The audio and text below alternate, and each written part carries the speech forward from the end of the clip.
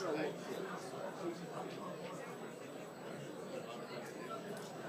Vidi sam da ti dolazi. Vidi sam da ti dolazi.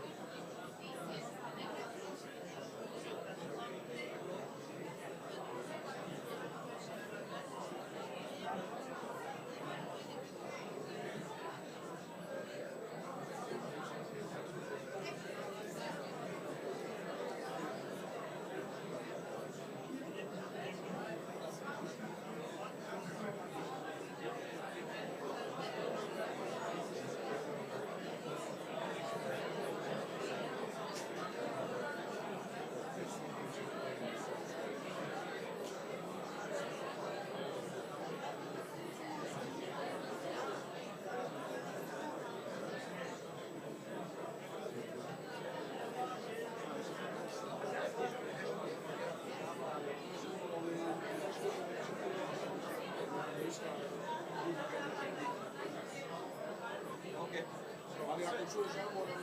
Mislim, ne čuje se zašto galama je kod mene. Da, ali vidiš da dobivaš signal. Vidi signal.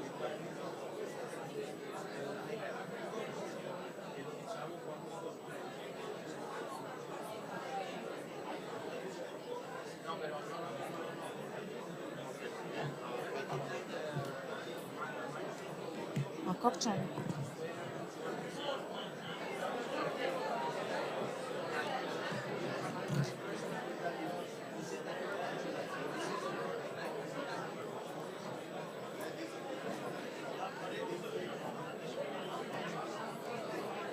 Ne. Jel ovo? A? Da.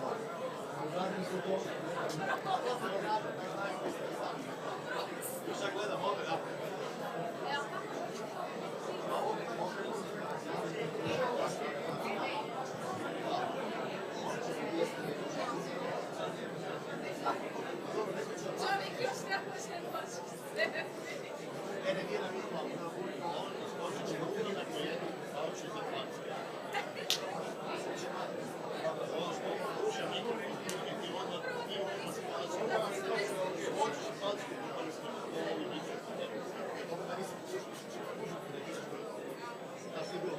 Nije najgore što je mogu. Ne, nije bilo. Pa ne, ide samo voda s prikom. Mislim, idealno ide. Ovo nije.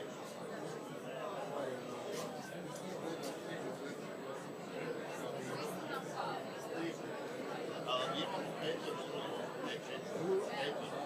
Čekaj, sad vidjeti što će.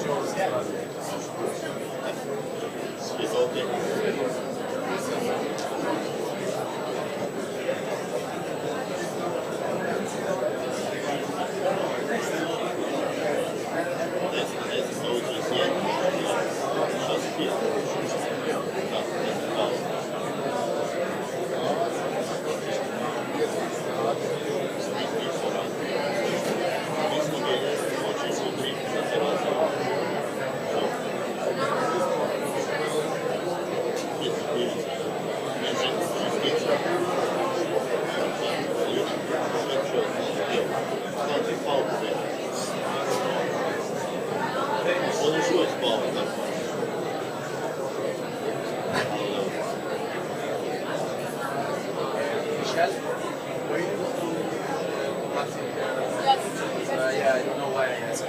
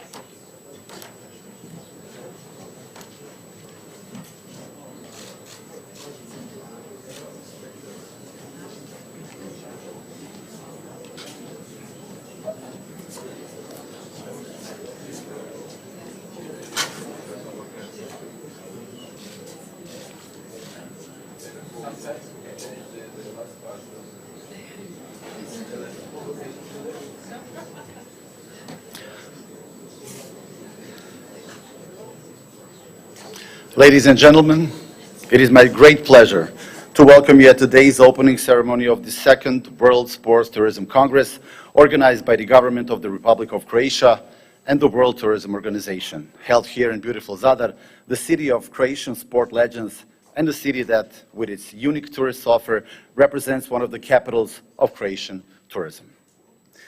It is my honor to welcome Prime Minister of the Republic of Croatia, Mr. Andrej Plenković.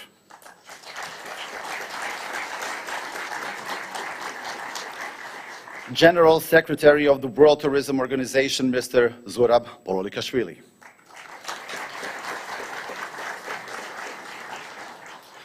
Members of Croatian Parliament, headed by the representative of the President of the Croatian Parliament, Mr. Gordan Jandroković, Ms. Branka Juričev-Martinčev.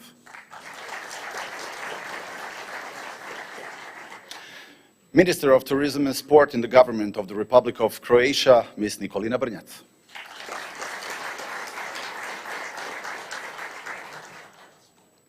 Minister of Foreign and European Affairs of the Republic of Croatia, Mr. Gordan Grlić-Radman. Minister of Economy, Tourism and Sport of Republic of Slovenia, Mr. Matjaž Han.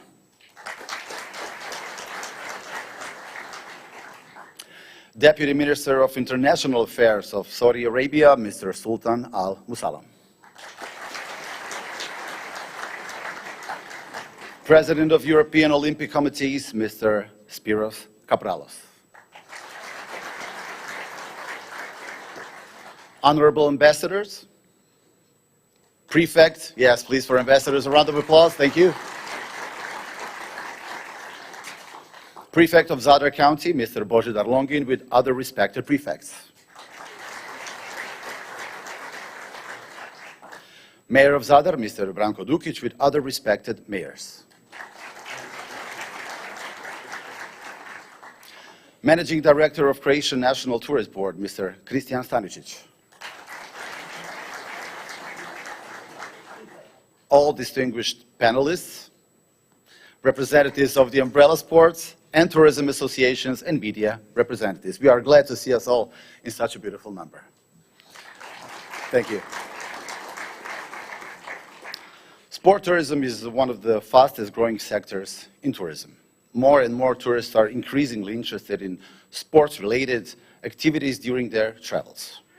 Sport events and different kinds and/or magnitude attract tourists, both as competitors, direct participants, and as spectators. And the destinations are increasingly motivated to take advantage of such opportunities. Mega sport events such as Olympics, Paralympics, and World Cups, F1 races, Sail GP races, or the LED tournaments can be a catalyst for tourism development if successfully leveraged in terms of destination branding, infrastructure development, and other economic and social benefits. Held, as you can see, under the theme Tourism and Sports United for Sustainability, the second World Sports Tourism Congress will serve as an ideal framework to deepen the study of sport tourism, a segment with enormous potential and one of the fastest growing trends, as well as to draw up insights and conclusions that may inspire destinations and, of course, private stakeholders. Now, let me invite the Mayor of City of Zadar, Mr. Branko Dukić, to say a few words. A round of applause, please. Thank you.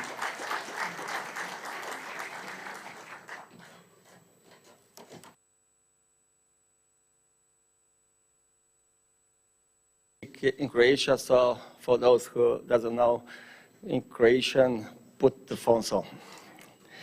Uvaženi Distinguished Prime Minister Plenković, dear Minister Brnjac, dear State Secretary Pololikashvili, ladies and gentlemen, guests and panel participants of this second World Sports Tourism Congress, I would like to warmly welcome you all. First of all, I would like to welcome everybody who has contributed to the organization of this very valuable sports event here in our city. It is no coincidence that sport and tourism make our homeland recognizable the world over, and Zadar has been creating its recognizability in sports and tourism over many years. Welcome to this sport and tourism city, the city of Olympic winners and sports achievements, and other than cultural and tourism attractions. We have for years had different sports events. Surrounded by a number of national nature parks with Mediterranean climate characteristics, the city has long recognized the importance of sports tourism, from hiking, sailing, rafting, and other sports. Following the COVID-19 pandemic, it is this type of tourism offer has become ultimative. Sports and recreation are a major part of daily life in the entire world. In the last 5 or 10 years, we have invested in sports infrastructure as a basis of this new sports tourism project. The newly built sports arenas have been accompanied by a whole range of world sports events. Our sports center at Višnjik are used by more than 3,000 people every day, and annually we have several hundreds of official sports competitions and events. We will continue to develop our sports infrastructure. We have the projects of soccer camp, an athletic stadium, and an open swimming pool with an Olympic pool already ready. We also have a diving pool. We have plans to build 3 more multi-purpose facilities for other indoor sports. We have also gained experience in organizing a series of sports events not only for top athletes but also recreational athletes of all ages, providing support to sports associations and the tourism sector for their own activities and events. The promotion of Zadar as a sport tourist destination has been expanded with professional conferences of sports and tourism associations and with international sports and media festival.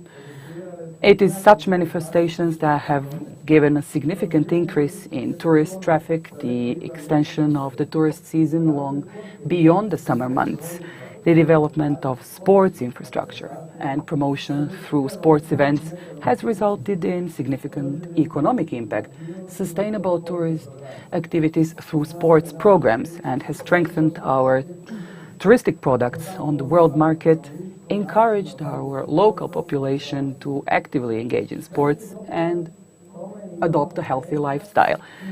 A big contribution is this conference, whose participants I wish successful work and a pleasant stay in our city of Zadar. Thank you.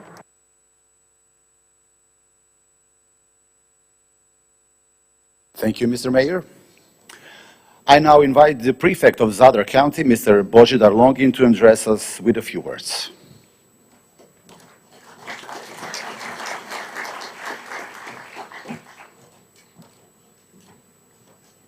Hvala lijepo. Thank you very much, distinguished Prime Minister of the Republic of Croatia, Mr. Plenković, dear Minister of Tourism, other ministers, the envoys of the President of the Croatian Parliament, the President of the European Olympic Committees, Your Excellencies, ambassadors, distinguished Secretary General of UNWTO, dear Mayor, dear Prefects, dear General Manager of the Croatian Tourist Board, ladies and gentlemen, welcome to the Zadar County, a county which is proud of its tourist but also sports accomplishments. And I think it was the ideal choice to host this Congress. This is the home county of Luka Modric, Dominik Livakovic, and several other famous Croatian footballers. Olympic winners in sailing, legendary basketball players, divers, and many other successful sports athletes. The topic of this Congress will include not only sports and tourism, but will focus on sustainability, which I am very pleased about. Even though the tourist results in our territory are increasing and getting even better, there is this question of the sustainability of this type of tourism with the increasing number of visitors and also the pressure on infrastructure. It's therefore important to work on increasing quality of our offer to attract as many high-quality guests. Selective forms of tourism with the increase of the quality of accommodation is what it is worth investing in. Sports tourism is one of these choices. This is a type of tourism that has great potential, and it's extremely important that we have this Congress right here to offer the opportunity to professionals in tourism and sports to exchange knowledge, come up with innovative ideas and best practices. Sport tourism focuses on professional events and competitions because these attract huge potential audiences which can increase the economic impact as well as the expansion of the season. These other counties especially good for this type of planning of successful development of sports tourism. We hosted many international events, world and European championships, basketball championships, and sailing, because sports tourism asks for high-quality infrastructure. And the sports center at Višnjik and the sailing club Uskog are excellent examples of how this should look like. Footballers have made us famous the world over, and this is where we can see an additional step forward. I also welcome the establishment of the international tournament in honor of Hrvoje Čustić, organized with huge contribution from the Croatian Football Federation. Another concrete example of developing sports tourism is the race Wings for Life that is going to kick off in maybe 10 days and will bring many thousands of competitors from all over the world. We also host the Crow Race and also a range of recreational competitions, including that on the island of Pašman. There is huge potential in adventure tourism, especially climbing sports at the foothills of the national park Paklenica, which already brings together thousands of guests from both Croatia and abroad. Of course, there is great room for improvement in the right direction. It's always to be focused on, important to be focused on our goal, and it includes quality strategy and thinking about sustainability and development. I would like to thank the organizers and thank all of the participants, and I wish everybody successful exchange of experience and knowledge. Thank you.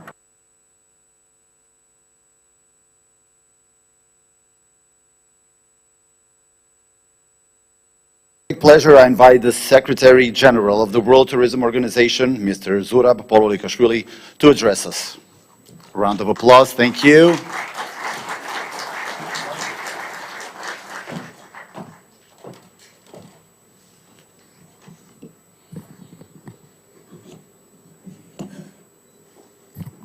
Good morning, everyone.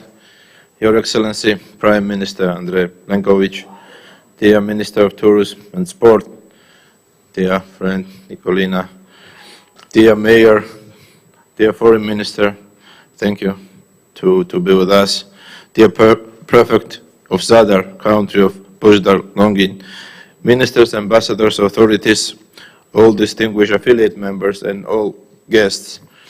It's a pleasure to welcome you in this important Congress. Let me begin by thanking our generous hosts. The government of Croatia, and in particular His Excellency Prime Minister Plenković, are valued supporters of tourism for development. And in Minister Nikolina Nac, we have a strong ally. As we mentioned yesterday, and I will repeat today, this is second edition of our sports and tourism conference. First one was in Barcelona 1.5 years, and when you heard the word Barcelona, what it comes on your mind? It's sports because of Barca, and tourism as well. Talking about Croatia, I would say the same.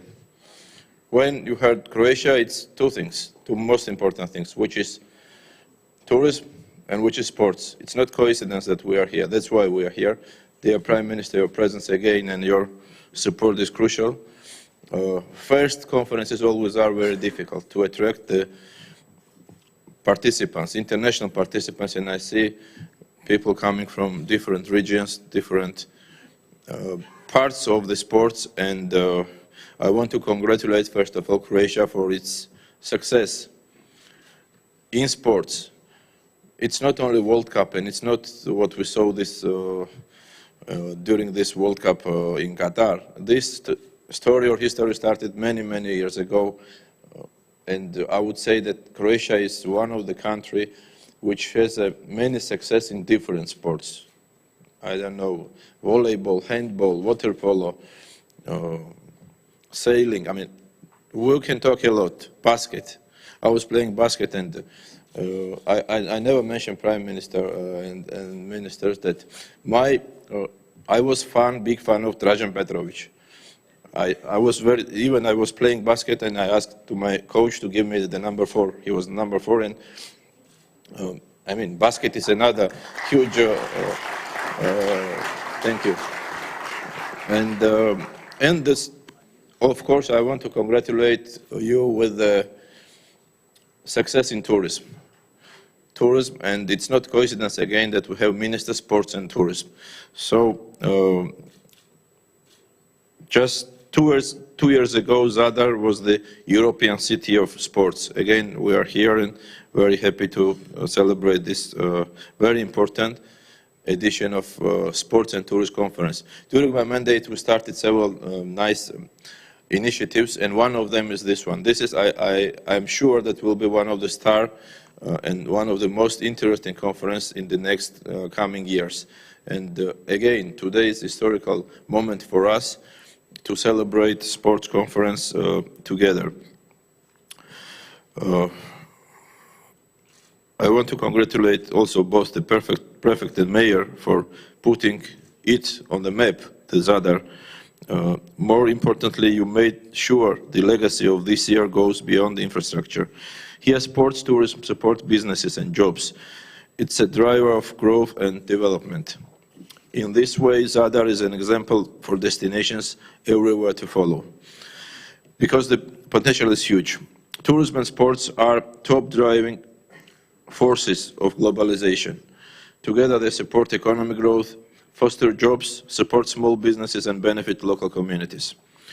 The numbers tell a clear story. In 2022, sport tourism was worth around $580 billion US. By the end of this year, we expect it to be worth more than 680 billion. At UNWTO, we are highlighting the unique power of combining sports and tourism. Leading names from the world of sports are proud to work as our ambassadors. It's just one example. With our very good friend Didier Drogba, we are the bridge between sports and youth empowerment and opportunity, especially in the African continent. And importantly, these benefits can often be delivered year-round. Sports tourism is one of the most effective ways to helping a destination diversify, to deliver benefits in cities and rural communities and cities and outside of peak seasons. But we cannot take it for granted. Instead, we must work together to seize the opportunities and to address the most pressing challenges. Above all, we need investments. That's why this year UNWTO will host World Tourism Day in September in Riyadh around this very theme. Thank you, dear Sultan, the Deputy Minister of Saudi Arabia. It's another very interesting country, and maybe only country who is investing today in tourism and sports especially. And your presence also very appreciated, and thank you to be with us. Investments are vital for delivering the infrastructure we need to grow sports tourism in size and in significance. Both the public and private sector have a role to play here. And so I'm pleased to see both well represented at this Congress. Thank you, dear Christian, and all affiliate members who are attending this very important, again, I will mention, for us, for our organization, for tourism sector and sports event. And investments will also be vital for facing up to another key challenge. Growing sports tourism is a sustainable and inclusive way.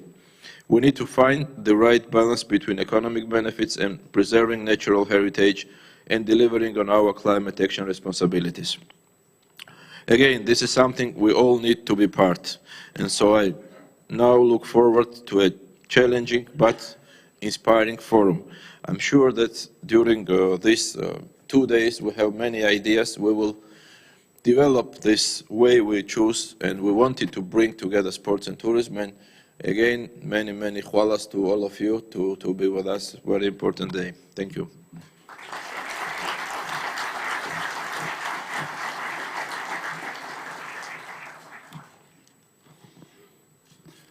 Thank you, Mr. Pololikashvili.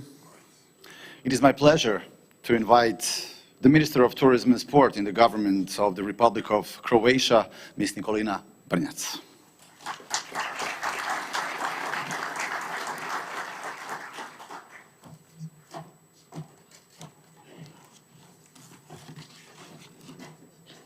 Poštovani predsjedniče, Honorable Prime Minister Plenković, Honorable Envoy of the Croatian Parliament, Marticev,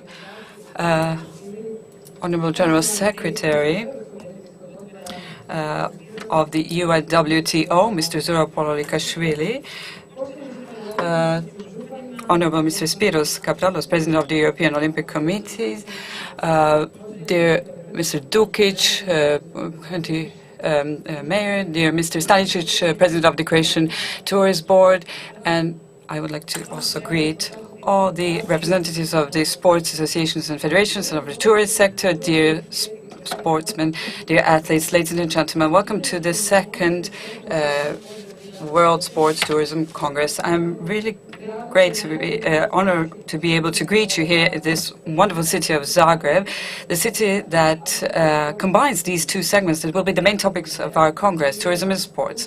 Beautiful sea, nature, cultural and historical heritage on the one hand side, and wonderful athletes, sports successes and sports infrastructure on the other hand side are something that Zadar is most proud of. As I mentioned, as it was mentioned by the prefect of Zadarska County, Zadar is the home of Luka Modric, and he's well known in all the countries of the world. But there are also many other athletes coming from this area: Dominik Livakovic, and his colleague from the national team, and there's Šime Fantela, the Olympic gold medalist in sailing, and his brother Mihovil. There's also Zoran Primorac, who won the Olympic silver medal in table tennis, and there are also a number of other sportsmen coming from this area. Zadar is also part city of the legendary Krešimir Ćosić, and also other top athletes who have made Croatia famous all over the world. Part of them are here today with us. You were able to see this yesterday in Providor Palace, and you were able to see how this small country of ours has made us proud. From football that made us proud in 1998, and then we have to mention Janica, Kostelic, and Goran Ivanišević, and there are also Sandra and brother Sinkovic. Please forgive me for not mentioning all of them, but there are too many. And therefore, there's no better place to organize this Congress, because we know that the athletes are the best promoters of our country. And because of all that I said, the government, since its very first day of its mandate, has focused on tourism and sports. It increased investment, it enacted strategic and legal documents, and made many steps forward so that we take better care of sports and tourism sector. We enacted a first strategy in the area of sports, a new Sports Act.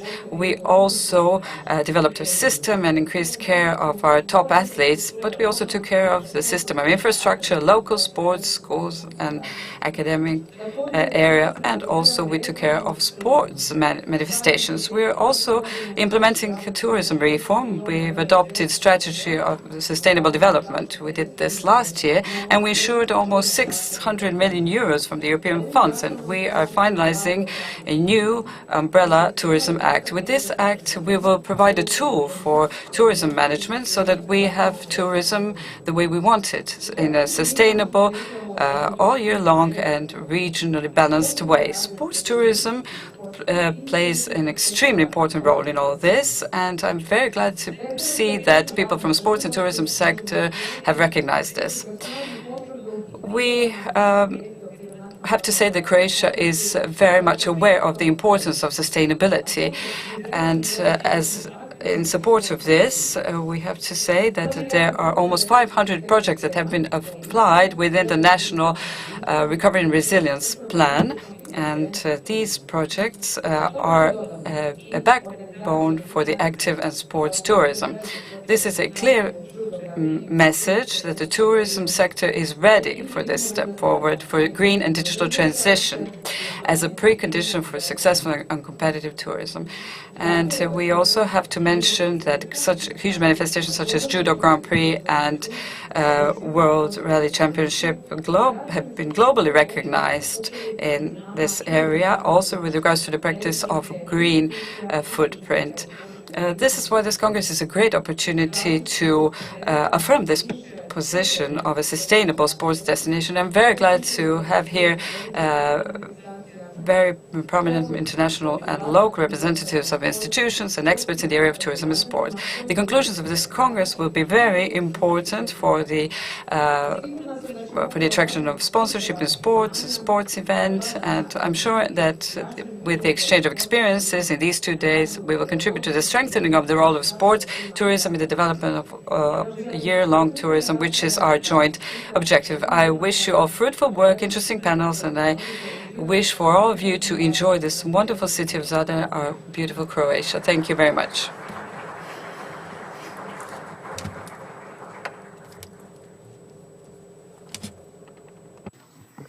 Thank you, Minister Brnjac. Please let me invite the Prime Minister of the Republic of Croatia, Mr. Andrej Plenković, to address us and officially open the second World Sports Tourism Congress. Welcome.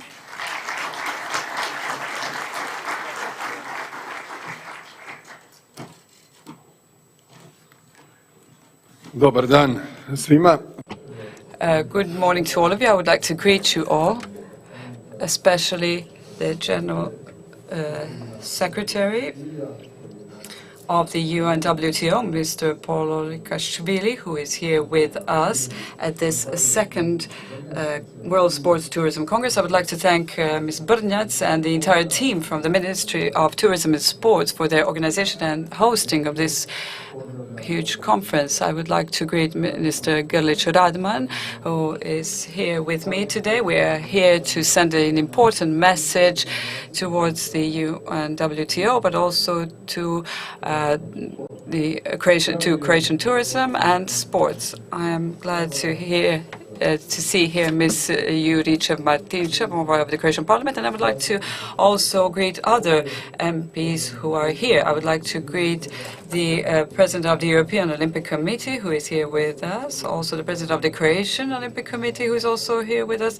Slovenian Minister of Economy, Tourism and Sports, and the Deputy Minister of International Affairs of the Kingdom of Saudi Arabia. I would also like to extend my greetings to Mr. Dukic and Prefect, and Mr. Stanicic, the President of the Croatian Tourism Board. I'm really glad to see many athletes here and many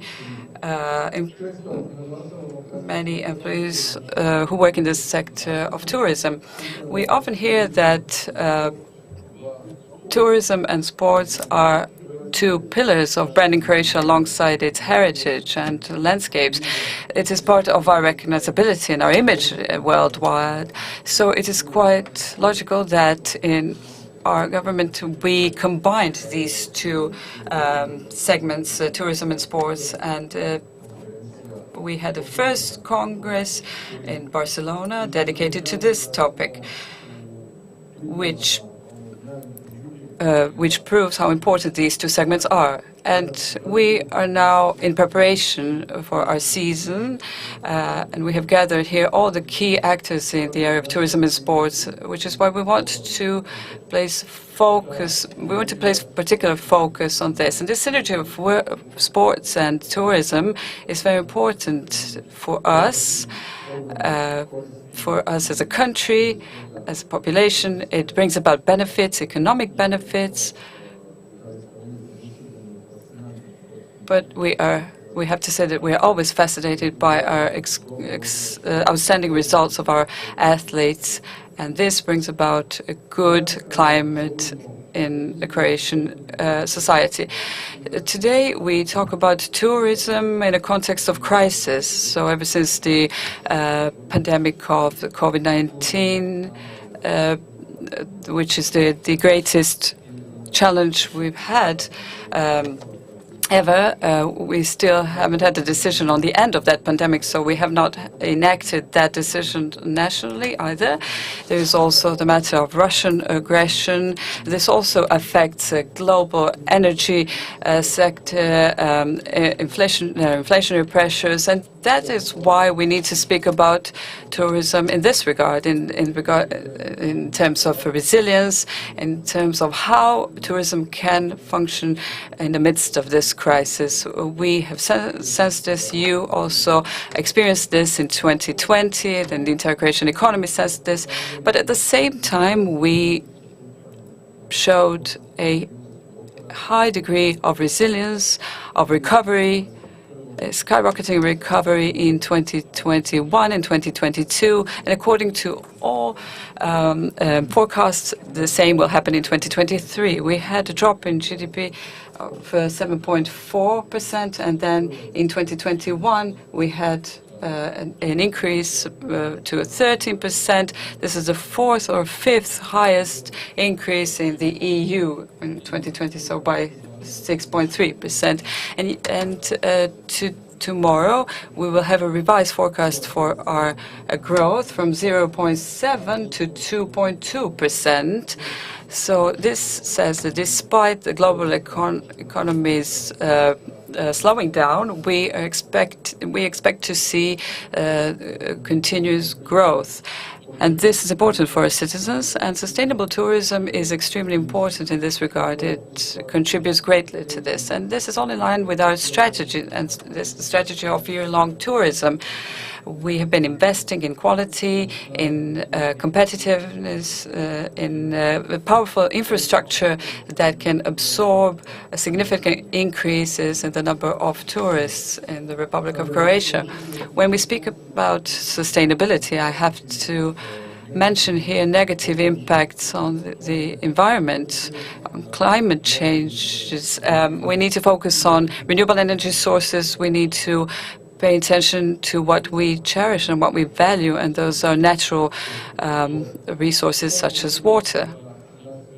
Therefore, it is very important to remind us that in the Mediterranean there is no such country that in tourism context that in the season we have a result that we have 5 times more tourists than the size of its population. So there is no other tourism destination on the Mediterranean that has such figures. So this says a lot about the importance of sustainability. That is why I would like to thank the Croatian Tourism Board and the Ministry of Tourism, because with their campaigns, Croatia Full of Life, and or other projects, they have been pointing to these important dimensions of the recognizability of the Croatian tourism. When we talk about the aspect of the government, I need to mention 2 main frameworks that have a transformative impact for the development of the Croatian economy and tourism. From the 1st of January, we delivered what we promised in our programs. These are the membership in the Schengen area and membership in the Eurozone. So Croatia, this is very important for Croatia, and because the Croatia as a destination has become even more accessible for our neighbors, for other countries. Everything has become even easier for them. We were briefed by a minister last week on the number of overnight stays we can already see in terms of revenues, and I can say with high probability that in 2023, when it comes to Croatian tourism, will be even better than the record 2019 when it comes to overnight stays, and it will be even better when it comes to revenues from both local and foreign tourists. This underscores the importance of Croatian tourism, and I will mention that we as a government, we've been following closely Croatian tourism. When we look at the funds available, we're talking about the state budget, multi-annual financial framework, and national recovery and resilience program. We're talking about 1,300,000,000 euros, which are dedicated to Croatian tourism. These funds need to be used wisely, in a smart way, in the best possible way, and also in a balanced way. We need to pay attention to littoral area, to our hinterland, to our islands, but also to our continental tourism, which is why several years ago we had days of Croatian tourism in Osijek, when we wanted to pay attention to the continental Croatia, and they have many things to offer. And I believe that in the upcoming years, this will continue to develop even more. When it comes to institutional and legislative part, after enacting Sports Act, Croatian government has started working on the Tourism Act, and Minister Brnjac will be discussing with all stakeholders in the sector. I believe this is a huge step forward when it comes to destination management and when it comes to multi-level management, because the tasks will be provided not only to the central government but also to all other levels. So counties and cities will play an important role, and the entire structure will be involved in this work. When it comes to infrastructure, we have made huge steps forward. We have connected the southern part with the northern part with Pelješac Bridge, and we have many other projects elsewhere in Croatia, from the improvement of the road infrastructure in Split-Dalmatia County. I'm talking here about Split-Omiš Road section, and also the part regarding Učka, which will also connect better Istria. Učka will be connected to Matulji, so Croatia, in that sense, will be better connected by roads. When it comes to energy transition, I must mention an important trend, and that is a trend of new generation of young people paying attention to which means of transportation they're using. There's a trend to use less air transport due to carbon footprint. So these are the new generations that who have new values and new mindsets. So alongside what I mentioned in terms of road infrastructure, Croatia wants to invest a lot in railway infrastructure, because this is one of the most acceptable transport means. So this will be, the investments will go towards this section. I would also like to thank all of our athletes. They have already been mentioned by county prefect and mayor, and our Secretary General UNWTO has mentioned Dražen Petrovic, and by the round of applause, you could tell that even after many years, this name means a lot to Croatian sports and Croatia in general. In our mandate, we've increased 3 times investment into sports. We continue to invest in this a lot. We have a plan on investing in sports infrastructure. The ministry will soon start talking about the ordinance on the public needs in sports.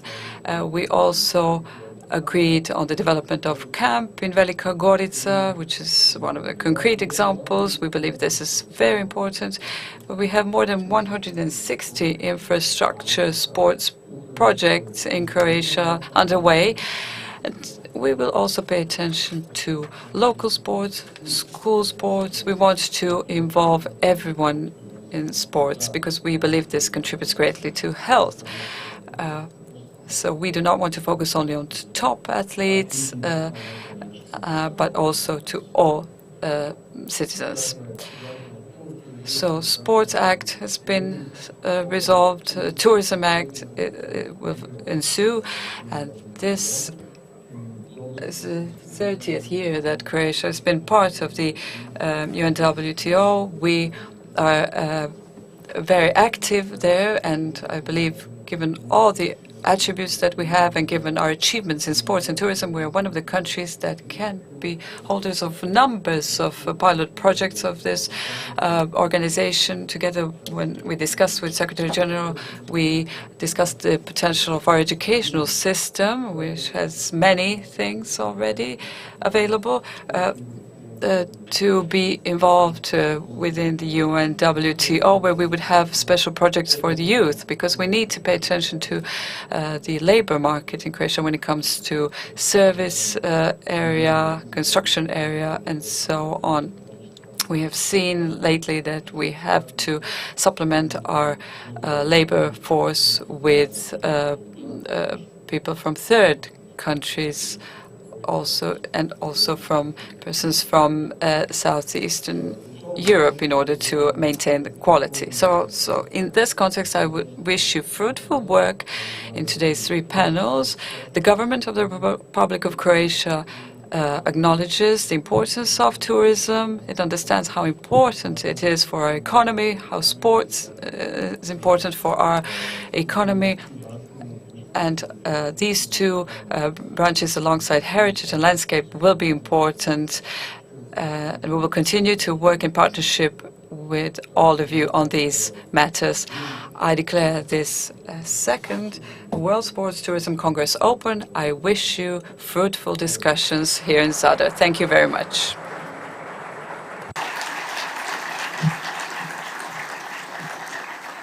Thank you, Mr. Prime Minister. So, ladies and gentlemen, the 2nd World Sports Tourism Congress is officially opened. We look forward to constructive panel discussions and invite you to actively participate in all of them. I will ask our distinguished guests to please head towards the exit to take the official photo, because such a huge and beautiful event should have a memorable and unforgettable photo. So please, in a few minutes, head towards the exit to take the official photo. I mean, photos, you can take a video, anything that will help us to promote it after. Za sve nas ću ovaj dio sada malo se I will now switch to Croatian to make it easier for everyone and to really speak from the heart when I introduce the next panel discussion. I have the honor of being the moderator here.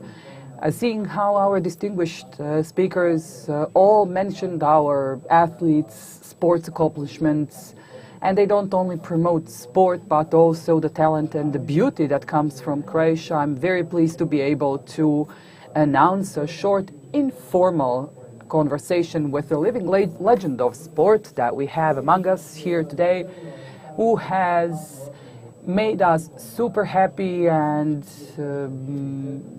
has made us smile in 2003 and 2004. These successes have been set in stone already, and I'm glad to use this opportunity to thank and introduce the gentleman who is one of the most valuable and the strongest handball player. I could actually sing his praises for forever, Mr. Petar Pero Metlicic. If you are here, please come to the stage.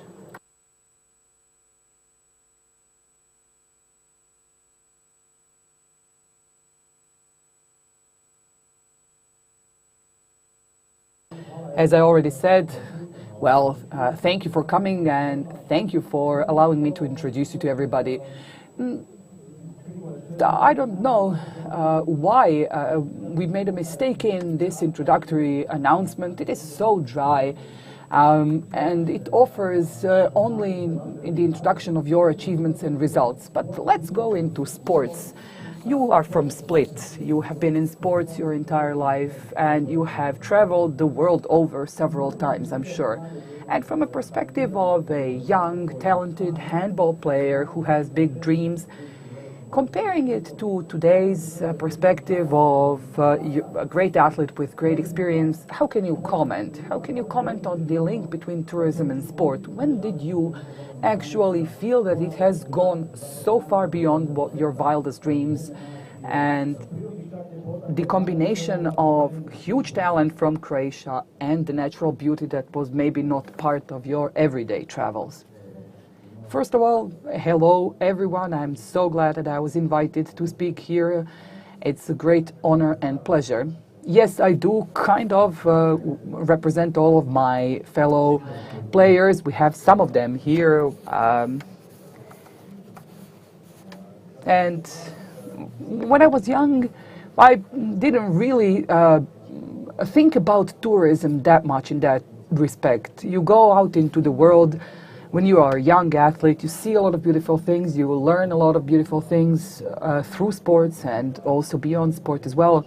And after a time you realize how much of a great nation we the Croatians are. Not only in terms of sports, which promotes the entire country and all of its population, but also the state as such. You look at it and you feel envious in some of the moments. Most of my career was spent in Spain, some of it in France and Slovenia. And I actually see sports through sports infrastructure, and I wondered, are we ever going to be like that? And I think things are moving in Croatia in the right direction. Of course, there's room for improvement. Now we have the Congress taking place. We are going to be talking about it, and of course we have to focus on using all of these natural resources, the beautiful resources that we have in our homeland, which represent huge potential. We have to focus on organizing different sporting events. I think we can do it. Of course, we need to work on enhancing our sports infrastructure.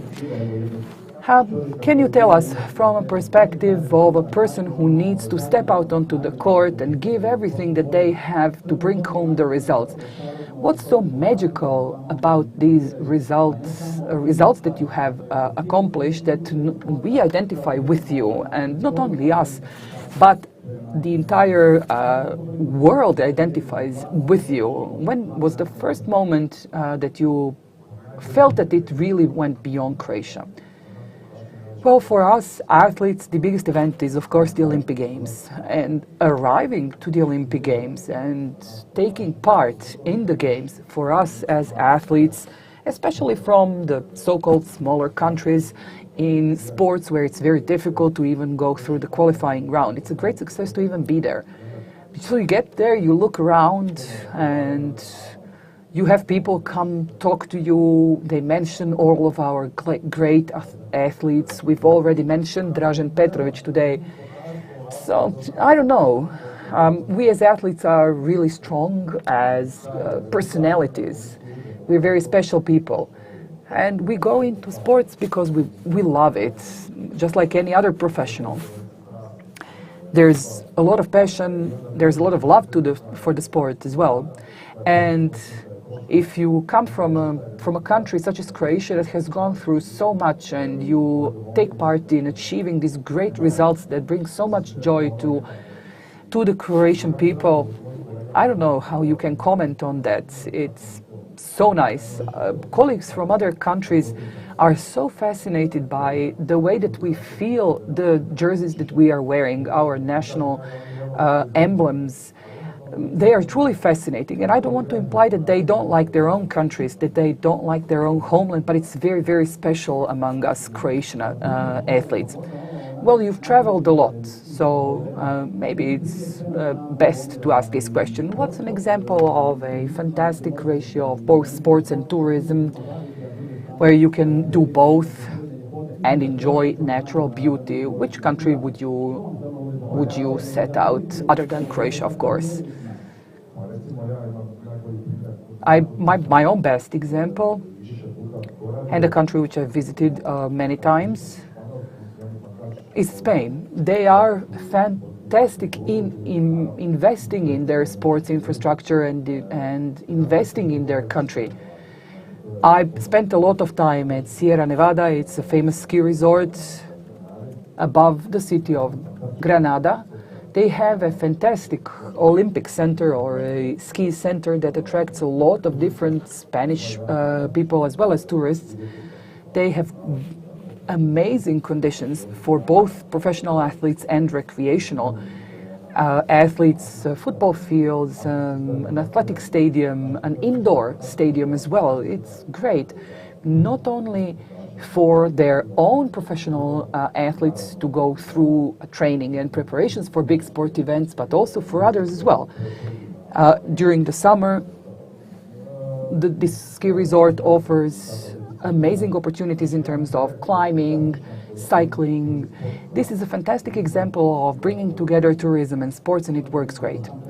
And just to end this talk, even though we could talk for 30 minutes or an hour, being a tourist as a professional athlete and being a professional athlete, what's the difference? When you're a professional athlete, you don't see anything. You are just in the sports hall and you see the inside of the hotel. Very rarely do we ever go out and see or go sightseeing. And on the other hand, when you leave professional sports, you think to yourself, oh, maybe I could go and see this or that. So unfortunately, we don't really use the sports events for sports tourism. It's not because we don't want to focus on other things. We've had a lot of opportunities. We've actually seen a lot of things during the years. I've gone through many, many different experiences, and the last big sports event was the Olympic Games, but I was not there as a contestant, I was there as the trainer. So we did have a lot of opportunities to see a lot of things. Well, we are envious of you being able to see these big cities, small towns, and small villages, of course. 20 years after all of these years, 20 years since I was watching you on TV, fighting for these great results, I would like to thank you from the heart for everything that you have done. Thank you for a wonderful performance. Thank you for giving us something that still means a lot to us. Thank you for all of the gold medals, and whatever people say, they remember gold medals the most, right? Thank you. Well, results are, of course, important, but that generation of athletes in handball was so special and so different.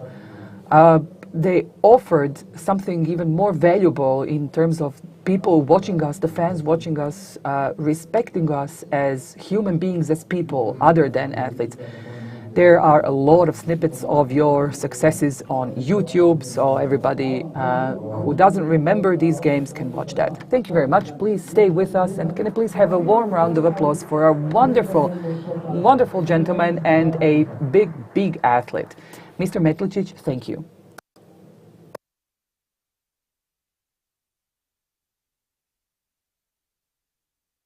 Okay, now I can choose my own microphone. Congress program is also visible on the LED screens in the lobby, as well as on the official websites of the Ministry of Tourism and Sport and the World Tourism Organization. Soon, here on the main stage, a high-level round table will be held under the topic United for Sustainable Tourism, which will gather representatives of state authorities around the world.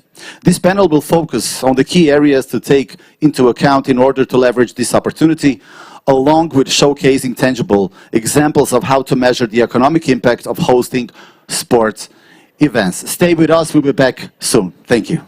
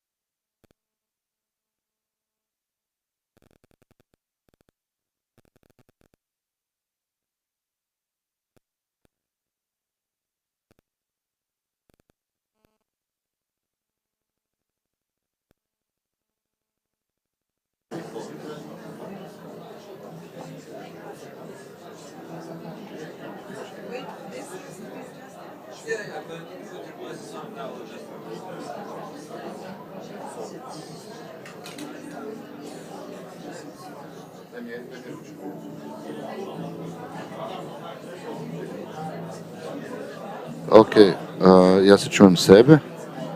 Nazad si prištekal ovaj direkt. Ok, ali ja nemam sad zujke. Ja nemam zujke sad. Čekaj da vidim, nema zujke. Evo, nema zujke. Čujem sam sebe. Miro? Ništa nismo ištekali. Nemam, stari, nemam pojma. Evo, uopće nema zujke. Mora engleski pričati. Čekaj malo.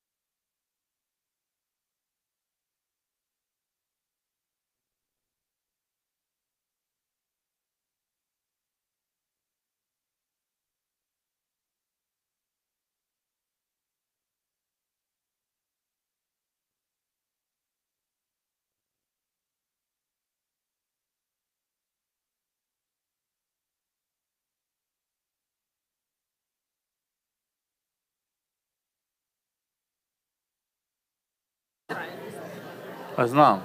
And behind us the luxury residence.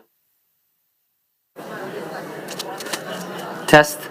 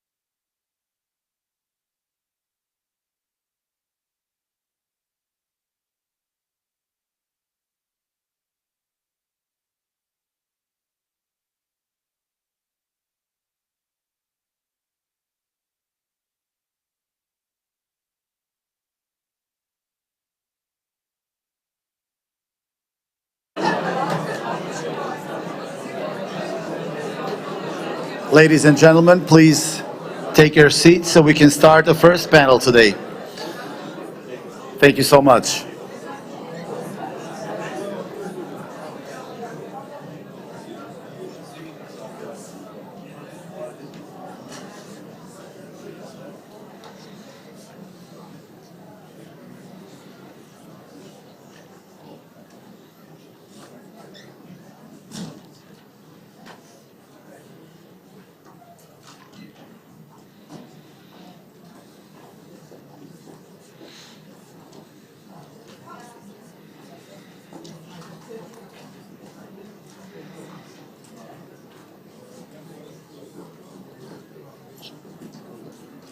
As we already mentioned, here on the main stage, a high-level roundtable will be held under the topic United for Sustainable Tourism.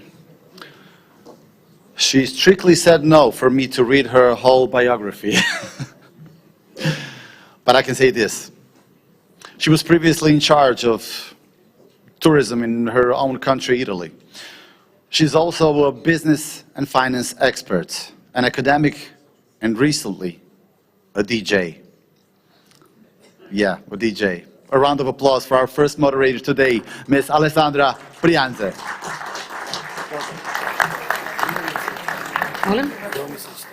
Thank you so much. Can everyone hear me? Thank you. Yes, and I'm currently the Director of Europe at the UNWTO. Very honored to be here, very happy to see all of you. And thank you for coming back from beautiful sun and coffee in fantastic Zadar. So, I'm going to share some housekeeping rules. We have very high-level speakers, but we also have a slight delay.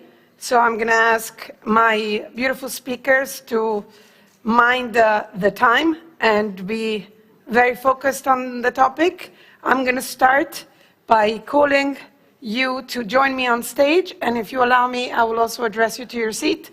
And I'm going to start with Mr. Spiros Kapralos, who's the president of the European Olympic Committee. Please join us on stage, Spiros. That's your seat. Grazie. Mr. Sultan Al Musallam, Deputy Minister of International Affairs of the Ministry of Tourism of Saudi Arabia.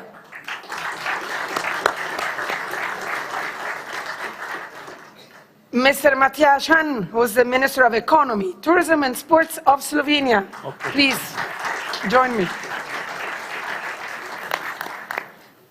Mr. Zura Pololikashvili, Secretary General of UNWTO. My friend.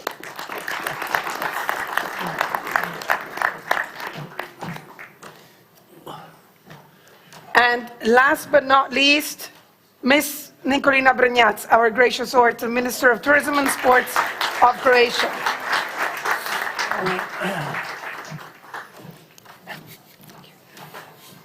Please take your seats. This is amazing. Thank you very much all for being here, and thank you very much to beautiful Croatia for hosting the second edition of the World Sports and Tourism Conference. We have a very demanding, I would say, panel, but mostly we have a very interesting topic. The topic is tourism and sports, and what can they do for sustainability? United for sustainability. So I'm going to start by addressing our host, Ms. Nikolina Brnjac. And Croatia is a co-organizer of this Congress, which is, of course, has sustainability as an underlining and very important thematic. You've been doing a lot for sustainability. Your Prime Minister has also shared with us not only the importance of tourism in your governance, but also the importance of sustainability through tourism within tourism. Can you share a little bit more about your strategy? Okay. So thank you very much and welcome you all to Second World Sport Tourism Congress. I'm honored to have all of you from the sports sector and also from the tourism sector here with us, and also sportsmen, all of the athletes and coaches which are going to be today and tomorrow with us. So when you said sustainability for us, we started a reform of tourism sector in the beginning of my mandate. And this reform is consisting of 4 main points. The first one is a strategy of sustainable tourism until 2030. As we adopted the new strategy in the Parliament, and this strategy consists of 3 main goals. First goal is the development of year-round regionally balanced tourism. Second is tourism that takes care of the space, environment and climate. The third one is competitive, and the fourth one is resilient tourism. So all components are combined together, and 3 main pillars were a main idea behind all of these goals, and this is a social pillar, economical pillar, and environmental pillar. So without the 3 balances, there could not be sustainability. What we did in the strategy is that we put the local community in the center. For us, it was very important to see how does the local community lives with the tourism sector, what is happening in the tourism sector, and this is the reason why we put it, as I said in the beginning, the person who lives in the tourist destinations, and then the tourist, obviously. And also, second part, we are doing the national plan. We, for the first time, connected all of the sources of funding with the measures from the goals from the strategy. And you heard the Prime Minister saying it was when you put together all of things, what we did, we negotiated with the European Commission, with the multi-annual financial framework, then with the National Resilience Plan, recovery plan, and from the state budget, we come to the number of 1.3 billion euros. But we started the reform already through the calls of National Recovery and Resilience Fund. We are speaking about something less than 300 million euros, which are going directly to the sector, private and the public sector. And the one thing that is most important, as you were heard also in the Prime Minister's speech, is new act on tourism. This new act on tourism is something that we are doing for the first time in Croatia. And this is the act which really needed to be done because of the further development of Croatian tourism in the direction of sustainability. You cannot develop tourism if you are not sustainable. If you're not sustainable, you are done, and you're not concrete on development of tourism sector, competitive. And so this is the reason why we are doing this act. This act consists of a lot of things that we are now putting in force, including the mayors, including the prefects in this law, because they are the presidents of their tourist boards. And we are doing this all by planning capacities on the local level for the cities. So every city, according to the Index of Tourist Development, and we have Index of Tourist Development in which we are measuring also which is the state, in which state are some parts, some cities. And also we are introducing in this law for the first time satellite calculations of sustainable tourism. So this is also important tool for measuring. So we will measure it for every 2 years, so we will know where we are now and where we are going to be in 2 years. But everything is calculated according to the resources. So resources are most important thing. So for example, resources of the water, resources of electricity. So everything is going to be calculated according to this. Ministry is going to put the methodology for every county, for everything. So they have to make the plan of destinations according to these capacities. And according to this, they are going to calculate and to do measures, but evidence-based things, how to develop sustainable development of their tourism in their destination. So in shortly, this is this, but it is combining a lot of instruments, a lot of measuring, a lot of planning, but with methodology that is going to be strictly written for everybody in all tourist destinations.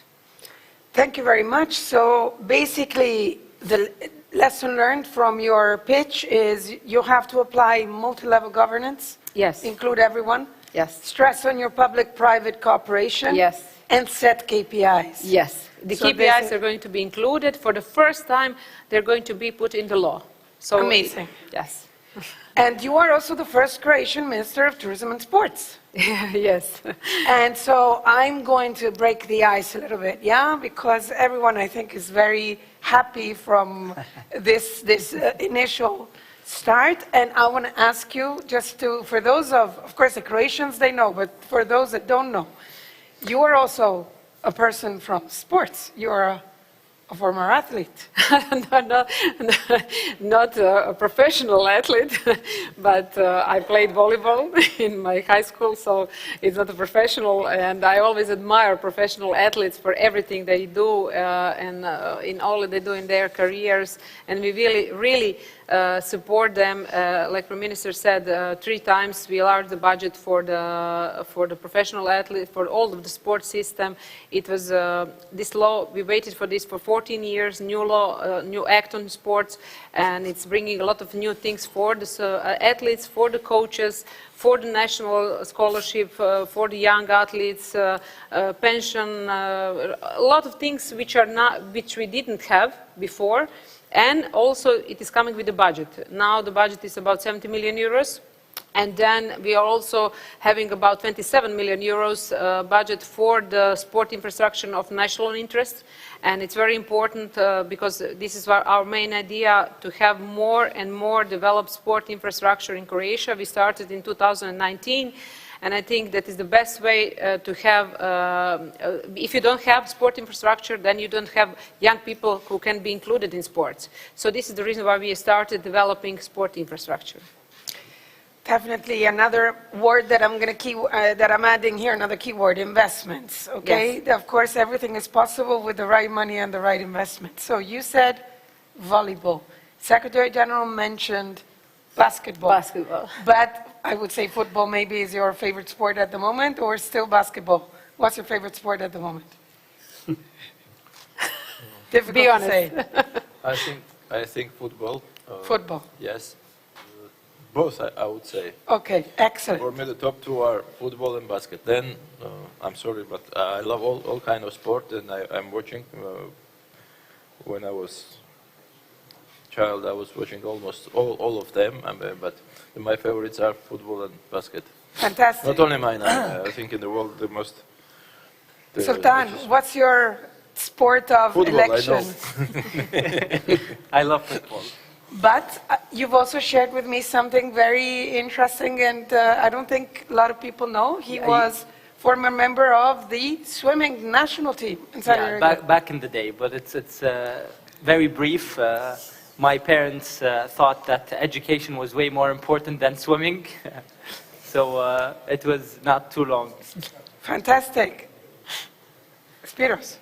I like all sports, but of course, being in Croatia, one of the popular sports of the country is water polo. And therefore, I used to be a water polo player. And we have some legends of water polo here, you see. And we have a big fan group. Yes, we are European Championship. Yes, yes. Matthias, what's yours? Evo, ja Favorite se sport? izvinjavam, ja ću govoriti po vašem. I'm sorry, I'm going to speak in Croatian. I think Croatian language is also very beautiful. I want to wish everybody a good day. Hello. And I would also like to wish a great season for both your minister and everybody else, because I see it's going to be a good season, as a lot of tourists from Slovenia have already started going south.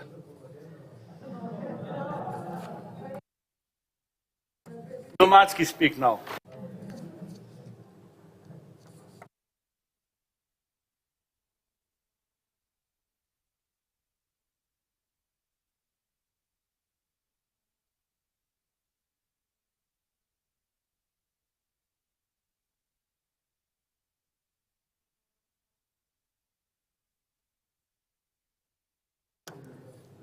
Okay, we'll wait for the last panelist. Great. Well, just because of here, my friends, we had to wait for a moment. Well, I wish Croatia a great season, and I have no doubt it's going to be amazing, because I see a lot of the Slovenian tourists already traveling down south towards Dalmatia. And let me tell you this, how can you recognize Slovenians on the Croatian motorways? Well, you see their bicycles on top of their cars. Just a short joke there. But to answer your question, I like all sports. In my youth, I played handball. I have many friends that are from the national handball team from Croatia. There's always been a bit of rivalry between Slovenia and Croatia in handball, not that much in football, in basketball as well.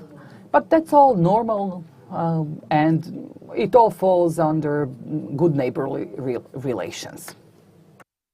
Excellent. So I'm going to take advantage of keeping the headset, and I'm going to continue with my question to you directly, because you have economy, tourism, and sports, and sustainability definitely is a word that in Slovenia you've used and you made come true, because you're a truly sustainable country. So how are you using sustainability at the moment in your tourism and sports strategy? Najprije, mi smo isto...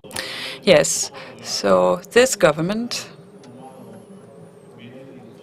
has changed slightly its structure, and we have now one ministry, Ministry of Economy, Tourism and Sport. These are the three pillars which I believe create synergy. And countries such as Croatia and Slovenia can truly use their athletes and create a true brand. Without a sustainable development, we cannot do anything, of course. But I'm more of a practice person. In all countries, we have huge pile of papers as to what needs to be done, but then we do not implement them. I have to say that in Slovenia, we are hands-on with all the projects. We have 7 high-level events. We had Volleyball World Cup, we had World Championship in a Handball Championship for women, we had World Championship in Nordic disciplines, we had World Championship high jump championship, then we now have a world championship in basketball for women, and we also have a cycling race in Slovenia. This is just one part of the large-scale projects that we have organized and we have financed, and I believe we've done a great job there. And all these championships that I mentioned,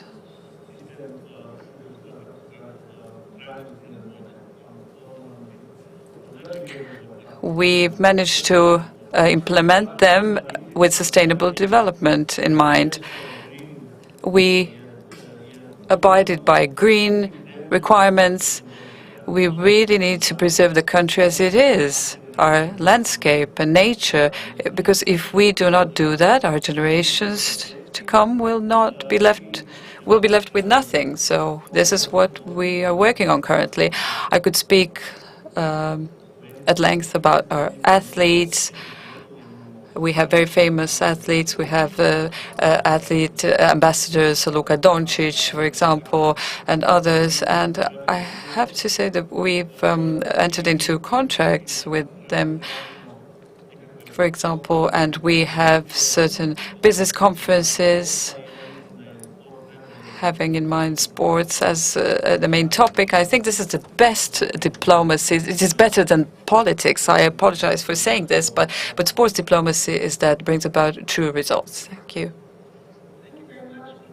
You actually allowed us to enter into another big element, which is hosting and the decision of hosting big events, including sports events, but not only sports events. What does that imply, and how you can actually do that in a sustainable way? And talking about sports diplomacy, well, we live in Spain, And one of the first things that I learned about when I first came, and the Secretary General was telling me about how it is to work in Spain. I will spare you the first two ones, but the third one, he told me there's a lot of sports diplomacy. So, for example, it is custom that all the ambassadors and the ministers, they get invited to the matches. Yeah. So, because that's a great place of meeting each other. So that is also very interesting. So talking about still being on the topic of strategy, Spiros, if I may, the newly developed EOC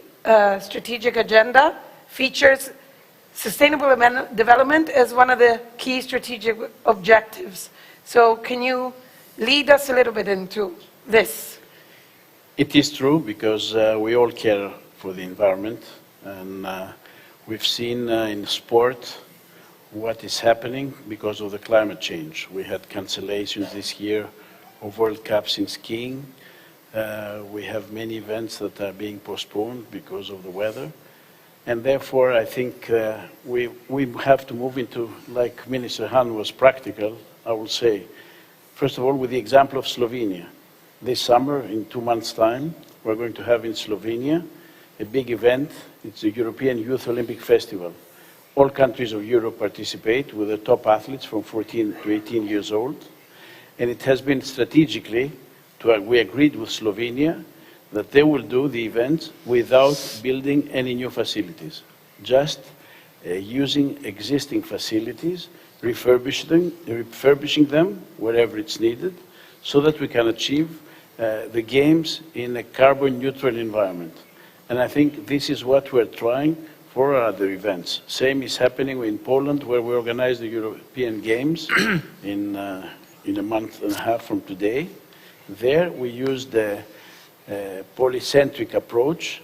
Instead of constructing facilities in one city, we decided to go into one region, going to different cities and organizing sport events. That will reduce, of course, the spending in unnecessary facilities, but also at the same time it will give the opportunity for the communities to benefit from the infrastructure that will be happening just to refurbish existing facilities, and also some road network and facilities that are helping not just for the games but also for after the games. So I think, and on the other hand, we give a message to all of our Olympic committees to measure their carbon footprint, and we give them specific ways what to do in order to reduce it going forward. So that's what we do for sustainability. And I agree, Minister Rani, that it's very important, and congratulations for what you're achieving, and thank you very much for having us here in this so important Congress. Thank you, Spiros. So, Sultan, Saudi Arabia's Vision 2030, tourism and sports. Where do you see Saudi Arabia positioning itself and also playing a leading role? Because you are, of course, now an emerging, for me it's difficult to call you an emerging destination because you've always been a point of reference, especially for the region, but also for the world in these times. Religious tourism definitely has played a great role, but now your new vision is far more ambitious. So where do you see tourism and sports really making the difference for Saudi Arabia? Well, I have to say that tourism and sports are what we call in Arabic two sides of the same coin, and this is an English idiom also that applies. And if just we take one step back and look at Saudi Arabia back in 2016, the vision was not there yet. And we were heavily reliant on oil and gas, and that was not sustainable moving forward. So Vision 2030 was a national blueprint for the country to diversify away from oil and gas. And two of the major sectors that provided an outlet away from oil and gas was tourism and sports. Therefore, we, in 2018, developed the first national tourism strategy. And that strategy was ambitious, as you said, and His Excellency, the Secretary General of the UNWTO, was actually the first official tourist in the history of Saudi Arabia. And it was back in 2019 when we first introduced the tourist visa. It now sounds strange because before 2019, we did not have tourist visa. What we had was religious tourism. That dates back to thousands and thousands of years ago. But the opening up to tourists from all around the world was a phenomenon in Saudi. And since then, we've witnessed immense interest from everybody to come and see the diversity in Saudi. In regards to sports, 20 years, if you go to Saudi 20 years ago, you will find that football was the dominant and prominent sport. You go to any neighborhood, you find kids playing football, but you don't find people doing different kinds of sports. So now, sports played a huge role in two key areas. The first is local communities started becoming healthier now that they're practicing more sports, because if you don't play well if you don't play football well in Saudi, you're doomed as a kid, because you're not part of the those who play well. And if you are a girl also, you're out of the loop. Now girls can play football, can play volleyball, can play basketball, and this diversity enriched the local community in Saudi, and it actually increased one of the KPIs we had in 2016, part of Vision 2030, was the number of times you exercise every week. That percentage was around 25% in Saudi. And since we started investing in multiple sports, that percentage increased to 48%. So almost 1 in every 2 Saudis, male and female, exercise at least once a week, which is part of the power of sports, not only economically, but also socially and individually, to become healthier and an contributing individual in the society. I would probably have done very bad in that sort of percentage of how many hours I exercise per week, per day, but I promise I will commit as well to be a little bit more Saudi. Allow me to stay with you a second, because I think you mentioned a very important aspect, still sustainability. So can I say that Saudi Arabia is definitely taking a closer look at involving its communities and therefore focusing on the social part of sustainability, also when you think about hosting events? 100%. We actually have 2 ways of approaching hosting events, and we go back to your point in regards to governance. We have a bottom-up approach and a top-down approach. The bottom-up approach is we look at the community and the heritage and culture of that community, and what stands out as a dominant sport in that community. And I'll give an example of Al-Ula, where we host Camel Cup. I don't know if you ever heard of Camel Cups. Raise your hands. Anyone? Exactly. Anybody? Raise your hands. You've seen a Camel here? Cup before? Okay, about 5% of the room. We invite you to come to Saudi and see camels racing, and it's quite intriguing because I was there in Al-Ula. And guess what? A Swiss female was one of the contenders in this Camel Cup. Who would have guessed? Who would have thought? When the commentator said it, I couldn't believe it, until I saw that lady on the back of the camel racing Bedouins. It was phenomenal. So Camel Cup is an example of a bottom-up sports event that we're hosting. We're not only going for the global tournaments, and of course that represents the other approach, which is top-down. We have, for example, the Club World Cup coming up this year in December. His Excellency already attended, I think, the Spanish Super Cup, Your Excellency. We have also boxing championships, Formula 1, and this represents the top-down, which also interlinks with tourism. This creates content for tourists to come if they know that such events take place. But if you go to Formula 1, for example, you will find the local community, the SMEs around that event are participating heavily, and they are part of the design of that tournament. Secretary General, you've been addressed to as the first tourist in Saudi Arabia. I would like also to share another element with you. Secretary General was also the president of Dinamo Tbilisi for a while. He really believes in sports, and I think in a way you brought the sports vision into your leadership of the UNWTO. Having witnessed all this, and having been, you know, an initiator of many things, including events like this, bringing tourism and sports together, what do you think are the next steps? What are our challenges? How can we work better with these fantastic member states? How do you see it? First of all, I want to remember that when I started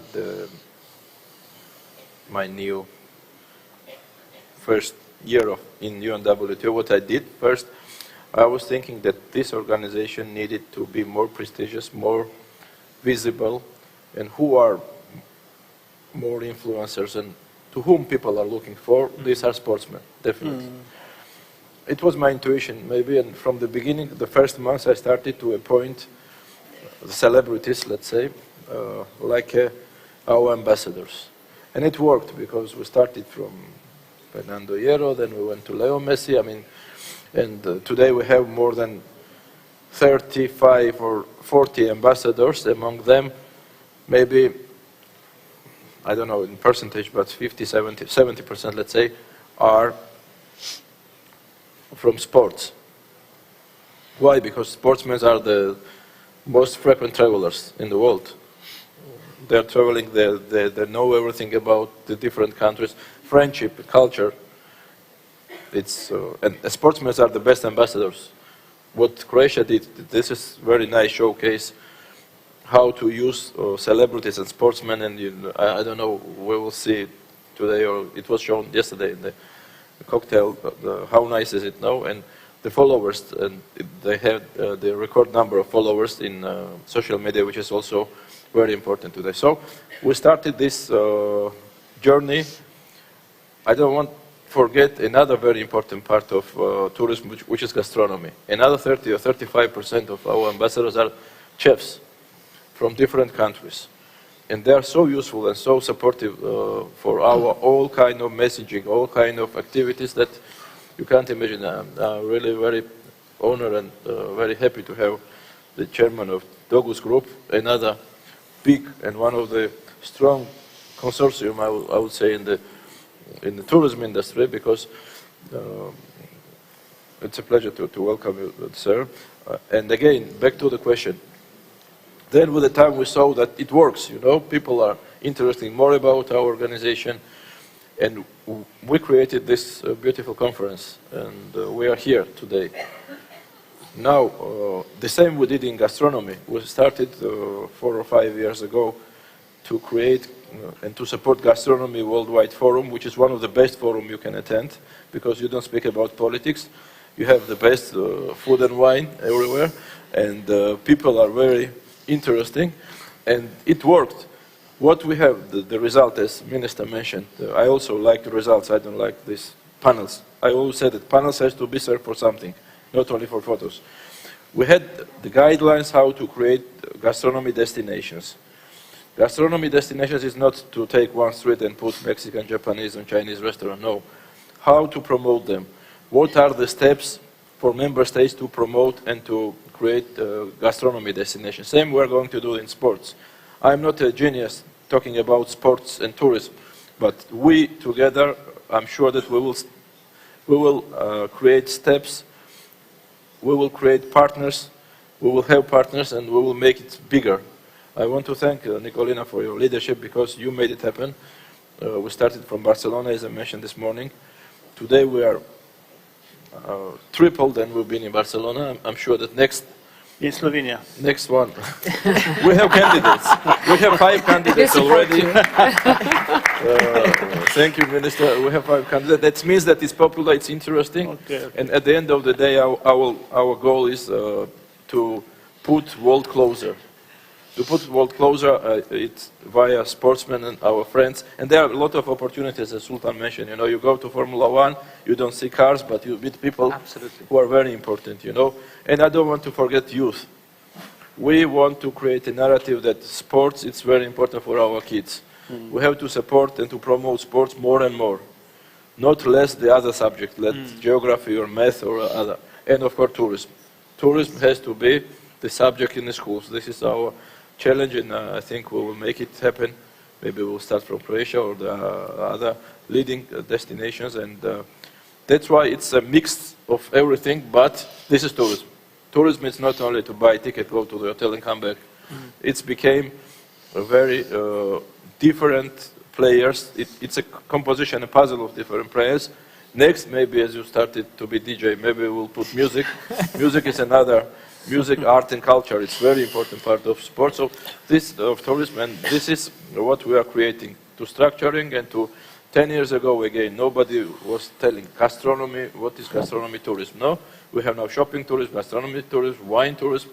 There are many different health and medical, parts. that was mentioned before. Yeah. Health and medical linked to Health and medical and spa, Yes. we will promote it in Bulgaria now in our Yes. commission. And at the end of the day, I want to invite all of you in Uzbekistan, where we will have the, our General Assembly. Again, we want to put world closer.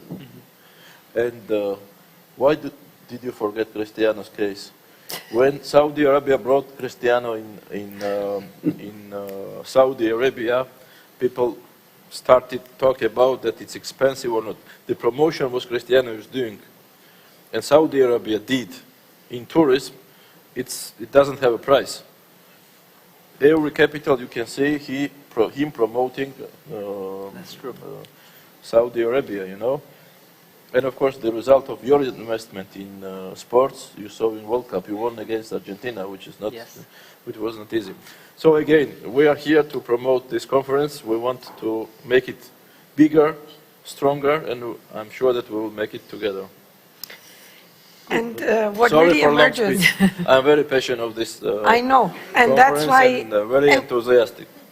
And that's why I wanted you to share your passion with everyone in the audience. And it's always very important because I think sports is also has many positive impacts.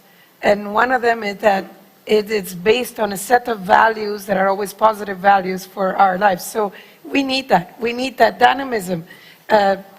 Minister, Mogu samo nešto reći. what Okay, equipment first? Thank you. Sve što je rekao predsjednik.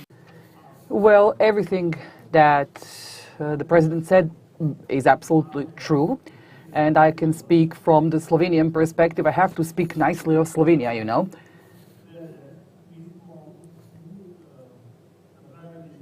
We've done everything that the Secretary General said. The athletes give us everything. They give us the recognizability. They give us the sense of unity whenever they have some success. They promote our country like nobody else can. And this year, or maybe a month ago, we hosted a big business conference. Or actually, we went to Texas to the conference, Texas Field, Slovenia. You know that Luka Doncic, one of our ambassadors, one of the best basketball players in the world. You know of him. And Texas has an economy that's the size of Germany and is comparable with GDP. And when the Slovenian delegation came to Texas, and my picture here is a picture taken for my US visa. And so when we came there, all of the representatives of the economy and everybody else, we truly saw what Luka Doncic really means there in Texas. It opens the door to business, you know. And when we were in the sports arena with Chicago versus Dallas, I think there's a huge amount of people, maybe 70% of those cheering on are wearing Luka Doncic's jersey. And what did we do? We concluded an agreement with with the Dallas Mavericks. And so what do we need? We need the Americans to show Slovenia to the world. And we are going to do that every year. We signed a contract for 5 years, and I think these are the right moves to make. This means also that, as calculated by the Faculty of Economy, every euro that the state invests in sport, you get 1.7 euro back. And what we now need is the mindset that everything that we invest now is not wasted. We are going to get it back. You get both the athletes, you get healthy population, and you get great promotion for your country. And of course, we have to know and be aware of that the athletes are very responsible for a lot of the things that we have done. I want to thank all of them. I don't know who of them is present here, but without you, not Croatia, not Slovenia would have gone so far. About passion. Now that is passion, as you can see. That's what we need. And this, I think, shows that we are definitely, your vision was definitely, once again, very forward-thinking. Minister Brnjac. Yes, I would just like to say to the State Secretary for Saudi Arabia, yes, you have Ronaldo, but we still have the best player in the world, and that's Luka Modric from the football team. Just to explain this. Let's have a bet that he will play in Saudi Arabia. Yes, but to say that we had a meeting in Madrid, I think, with the Secretary General regarding the sustainability and the tourism sector. We started for about 2 years thinking about the new direction of the tourism sector in Croatia, which is really needed, and we are very happy about this new act on tourism. And when we were discussing it, then the General Secretary mentioned also Sport Tourism Congress, and his vision was really excellent, and his vision is really great, because there's no better way to make tourism more sustainable, like in developing, in investing in sport, manifestations, large sport manifestations, sport infrastructure, which is really needed. And there is not enough what government can do, and what State Secretary said also, because what we are doing as a government, then the other small and medium enterprises and seeing, and there are also sponsorships, they are also investing in big and large sport in manifestations which are happening. So this is like a circular, like a wheel that's happening, and this is why I'm so happy that we today and tomorrow are going to learn how to attract more sponsorships in sport events, in clubs, which is really needed. Government support is there, as the Minister said, and General Secretary. It is much needed, but also for the others to see what are the opportunities through sports sector, and what are the sports athletes doing, and all of the coaches. I would say all of the coaches, not to forget the coaches in this picture, because without the coaches we couldn't have all of these achievements, sports achievements. And it is important to include in them in this story.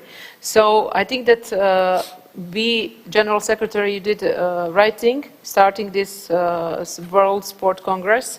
And I think that it's going to be for a long, long time with us. And we're going to be something that is going to be multiplied with all the economical effects of investing in sport in all other countries through all of the world, because I think this government, our government, saw what is the potential in sport, and we really support the sportsmen in all areas, like I mentioned, through the new act on sports.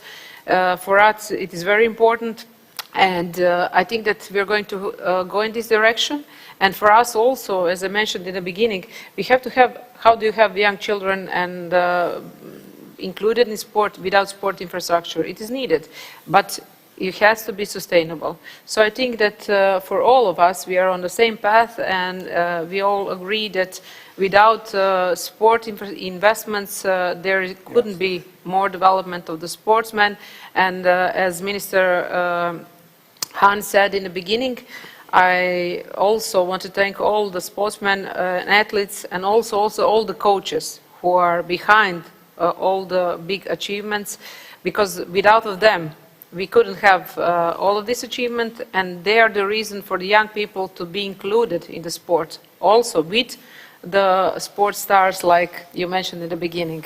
I'm sorry, but Luka is the best. Yeah. Yeah, we have two coaches, like ambassadors, which is, second one was Vicente Del Bosque and Diego Simeone. Yes. So we appreciate them, and of course both are great ex-football players, but the door is open, we need more friends like they are, and we will continue it, you know. And again, we want to promote via them countries, destinations, and you can't imagine, Nicolina, when Drogba, he attended our youth summit. Kids were so happy, and I mean, this kind of relationship creates some more things than we can imagine. Yeah. So this is what we are going to do, and this is what we are doing. And that's great. Very because thankful to all of them. Today, I think in the afternoon, we're having a surprise for all of you because the coach of the Croatian national football team is going to be with us. So we are very happy that he is coming, and so you will hear his side of the story. Excellent. Spiros, apologies. Spiros, I want to bring you in onto something as well that has been floating around but touched and left a little bit, which is, I want to have your vision and your opinion about when you host an event in a city. Definitely there's a lot of implications, positive, but also sometimes, you know, the cities are worried about what's going to happen afterwards. You do the event, and then what?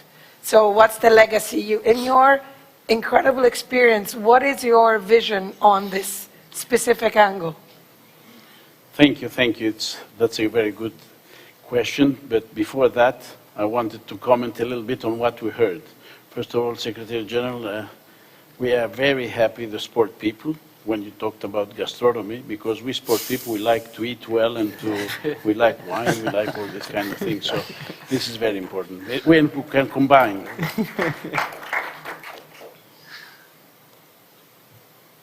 Also, sport, as you all said, brings joy, and especially the achievements of the athletes. They are role models for all of our society. Therefore, it's something that every country should build on the success of their own athletes, and this way to bring also the younger generation into sport, which is a healthy life. As you, Minister, said, investment in sport is also saving a lot of money in the future for the health system. So the more of society is getting involved into sport, the more you save later on the health system, and that's very important. Going now on to the legacies. I like to speak on specific examples. Again, I'll say from our experience on the European Games. The first European Games were held in Baku, in Azerbaijan. Azerbaijan was totally out of the map for sporting events. They had not organized any major event, except the Eurovision contest. When we went to Baku, there was a plan. The president of the country was involved himself, and he said, well, let's go for the European Games to bring Azerbaijan in the map. And they did so. They built new infrastructure. Mind you, Baku didn't have an indoor swimming pool by that time. Now, I went back this year. Now this pool is fully utilized. From the morning at 7 o'clock until the evening at 11, there are people going, swimming, new clubs, many athletes, and now they're constructing a second one.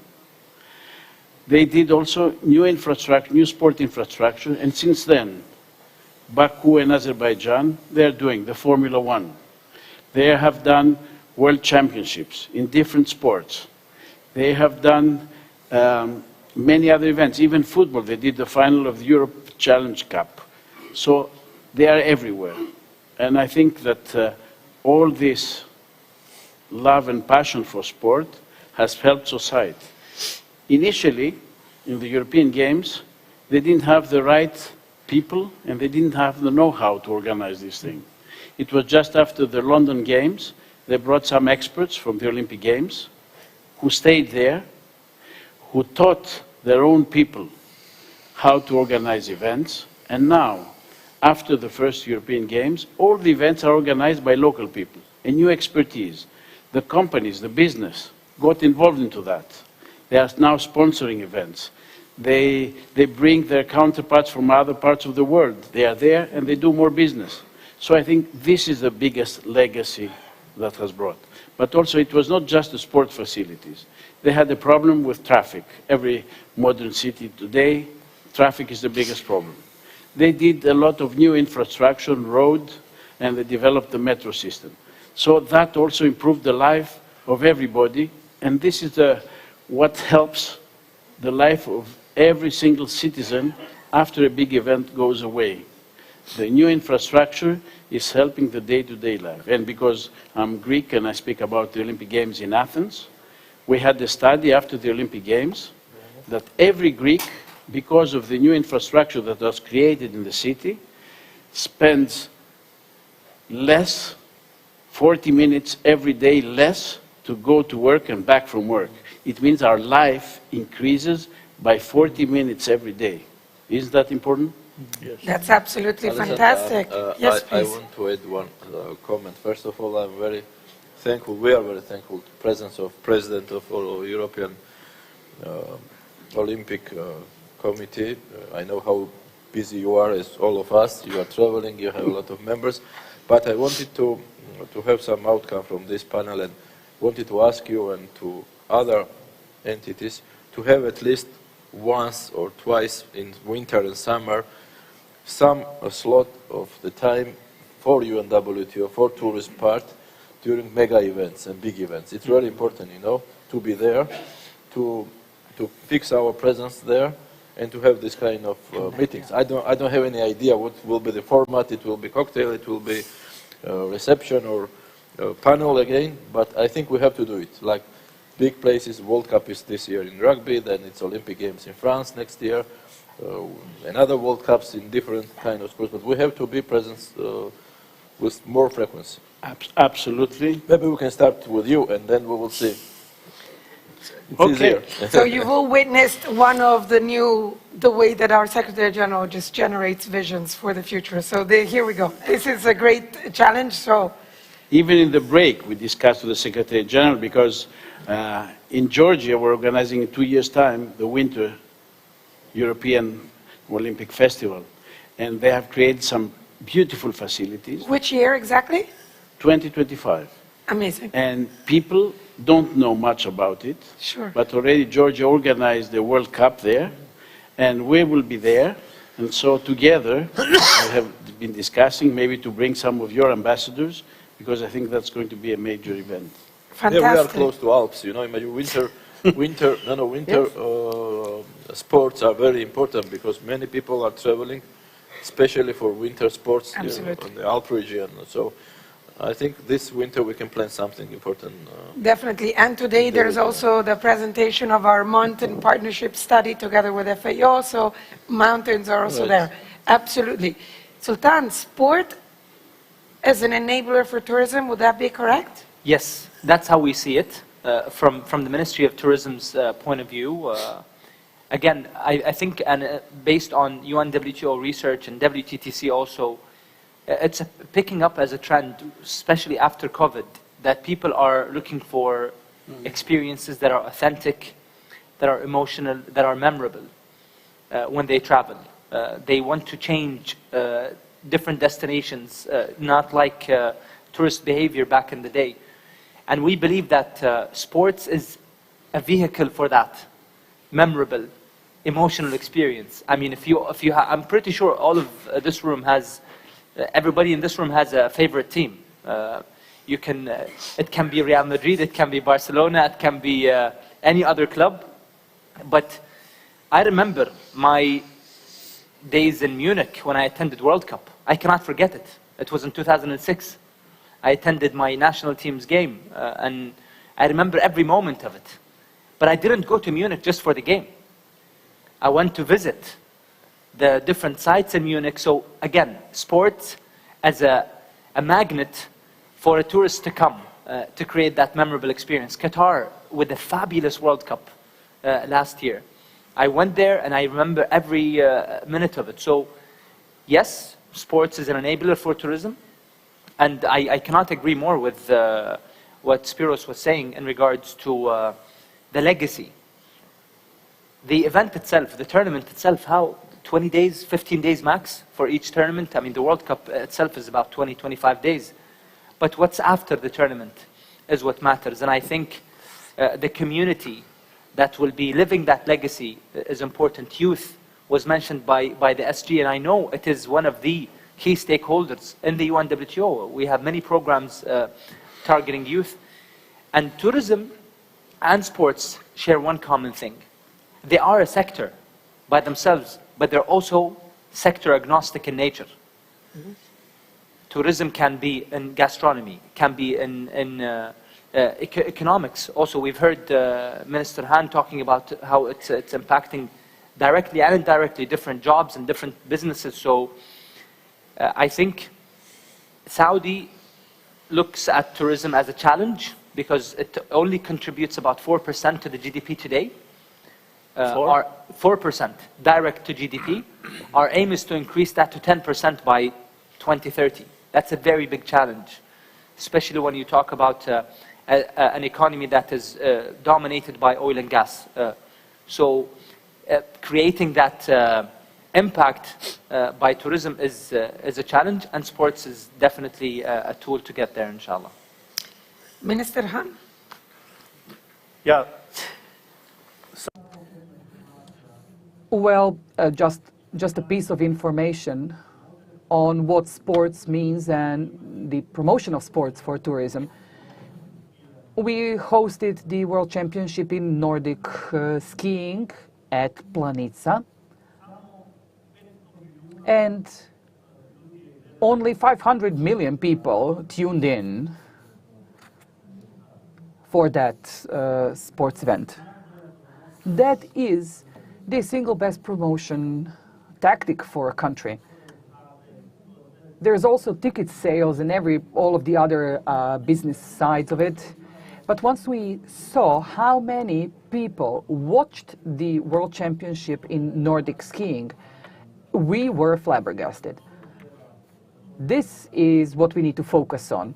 And also what I wanted to mention previously, and following on from what the minister said, I know for both in Croatia and Slovenia this is valid. Maybe we rely a lot on people doing volunteer work. And if we didn't have volunteers in sports in Slovenia and Croatia, there would be nothing going on, really. You know how many volunteers work with small children and working with them to become stars in the future. And this is something that we need to change in Slovenia.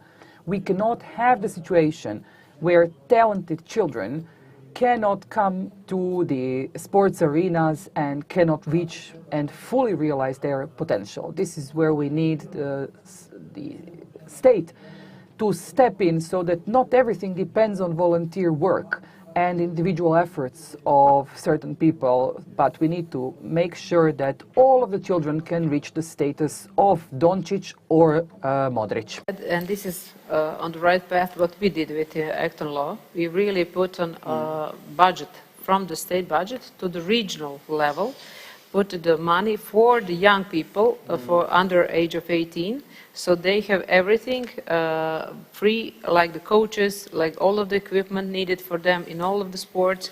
Before they didn't have it, so this is the new thing what you did with this new Act on Law. So all of the counties, and we have 21 counties in Croatia, have now this budget for the young people who are doing the sports. So we thought how to include them as much and more in the sport, and to be, because it is not possible for everybody. No. Yeah. So and now they are included. We pay for the coaches, we pay for all of the equipment for them, so we could have, like the minister said, new Luka Modric somewhere, and the others, not to mention just him. Absolutely. Minister Brynjas, just to follow up a little bit on building the legacy that, we were talking just earlier, is there any particular bit that Croatia is positioning itself for a large sports event in the future? What do you think? What can you spoiler? So we had last week we had two large sport events. We had the European Wrestling Championship in Zagreb. We had the World Rally Championship. We are going to have Crow Race again. We are going to have World Rally Championship again. We are going to have a lot of sport manifestation. We started from the beginning of, I think, of this mandate about more than 100 big sport events, manifestations organizing in Croatia, like in judo, like in wrestling, like in handball, volleyball, a lot of big things happening regarding the sport manifestation, and I'm looking forward to others which are going to come in Croatia. So, as Minister Han said, we are supporters of big sport events, and we fully support all sports and athletes which are coming to Croatia, and we think that without this, there is no development of sports tourism. Absolutely. And talking about spoilers, Secretary General, shall we spoiler something about, we're talking about mega events, we're talking about enabling, there's one area of your vision, which we haven't touched upon, which is innovation. So what, if you allow me, what do you think innovation can do exactly for the topics that we've been touching upon today? I think we will shortly announce the first time ever competition to attract all best startups and digital solutions for accessibility, which is very important for our events, for other kind of events. What does it mean? That we will have a possibility to evaluate the best solutions to access from plane to plane our trips, including conferences, general assemblies. This idea started from this badge, by the way, which is very nice with Croatian flag, but all time it's uncomfortable. And we started talking like, why don't we make easier? There are so many innovative instruments or products, which apps and QR codes, but finally we didn't find from plane to plane, and it will become. 10 or 15 years ago, nobody could imagine that 95%, which is very high percentage of our trips, 95%, we are doing by electronic and digital ways. So we want to announce this competition. We will have the best solutions again, and of course everything will serve to our member states, especially for sports events as well. When we are traveling, it was mentioned many times today, we are not going only to stadium. We want to go to museum, we want to go to restaurant, and everything is happening with phone. It's like a butler which we can have during our trips, including the official trips and official conferences and events.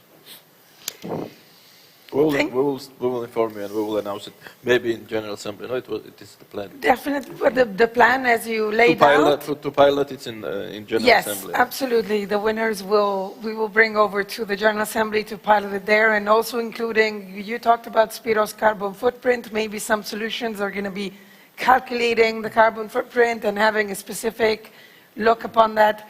We're open to the world. What Secretary General created is a window to the world of startups, innovators that are out there to provide solutions.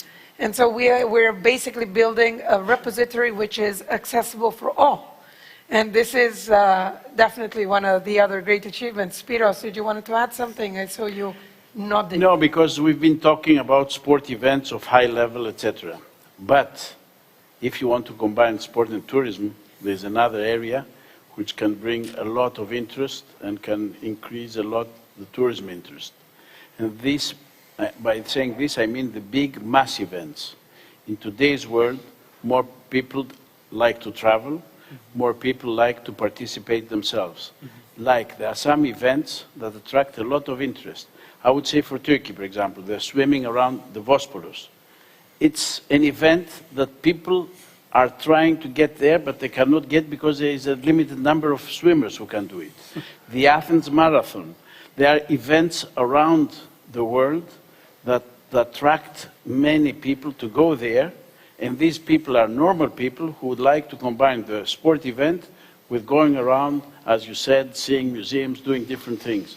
And I think these are events also that can produce a lot of revenues and a lot of interest and grow the tourist product. And the important thing, I'm sorry that, and I'm very thankful to Minister that she proposed to organize this event here in Zadar. It could be much easier to do it in Split or in Zagreb because of connectivity and many other issues. But this is another our approach, and this is another our goal to promote regional development. The best tourist villages is another excellent project we celebrated just 1 month ago in Alula.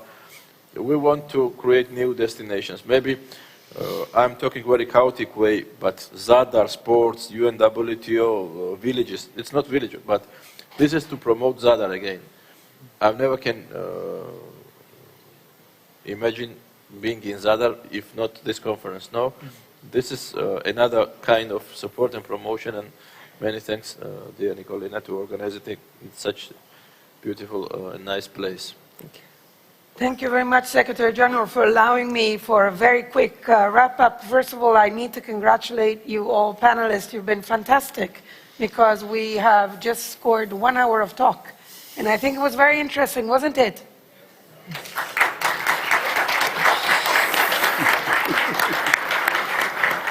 So allow me just to recap and leave a little bit of, we're talking legacy here, so let's talk legacy through concepts, through words. We spoke about the importance of governance, Croatia being one of the top references, I would say, for the whole world on how you actually focused, your whole government focuses on tourism at multi-level. We spoke about public-private investments, infrastructures, education, setting KPIs, the importance of events and legacy, youth, health, gastronomy. Of course, it's always a great topic of conversation. Values, and allow me to close this panel by mentioning and repeating one of the words that Spiros mentioned, joy. Yeah. So I think in this moment, we need joy more than ever, definitely in Europe. Very true. For all that is happening, but we all need joy for all of us in sports. They say doing sports kills cortisol, which is a hormone of stress. So we should all do more sports to be more joyful. Once again, thank you very much. Friendship. And friendship, absolutely. Thank you. Thank you, Minister Han. Thank you very much. Mr. Spiros, Kapralos, Sultana Musallam, Matthias San, Nicolina Brignac, and Zura Paulukishvili, please stay with me so we will do a group picture. Please, let's hear a round of applause for this first panel today, for our dear panelists, and our phenomenal moderator, Ms. Priante. Thank you for your attention. The next panel here on the main stage is at 3 p.m. Discussion on the economic effects of hosting major sporting events will take place. In parallel, on our second stage, a panel entitled Sponsorship and Commercialization in Sports will be held. Before you leave this main stage, please leave your translation headsets where you picked them up, and have a great lunch. See you soon at 3 p.m. Thank you.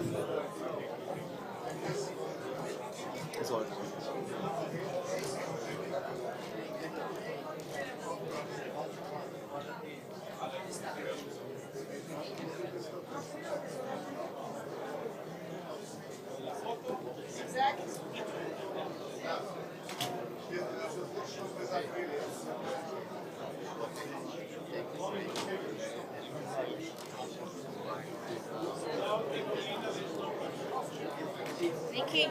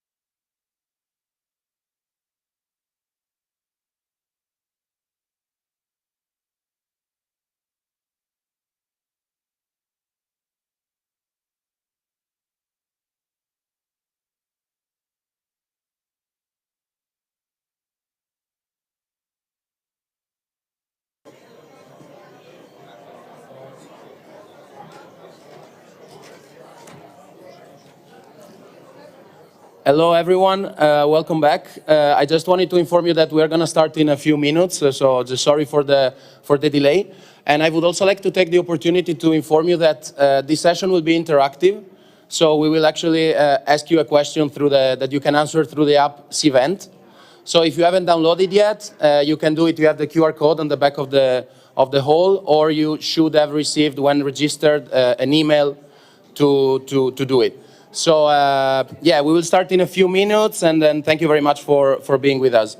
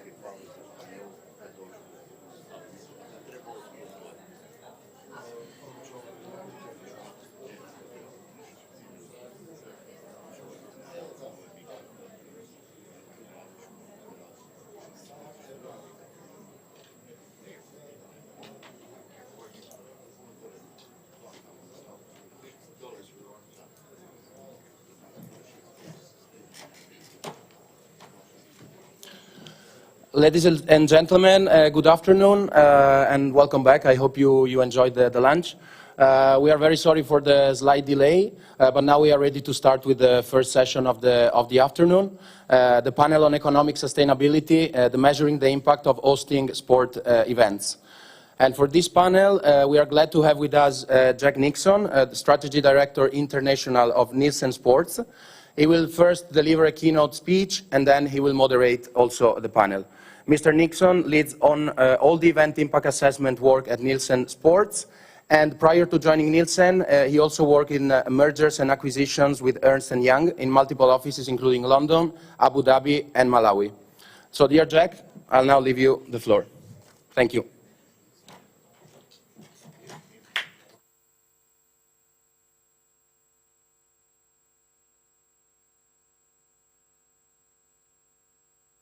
Još jedan panel koji se paralelno drži.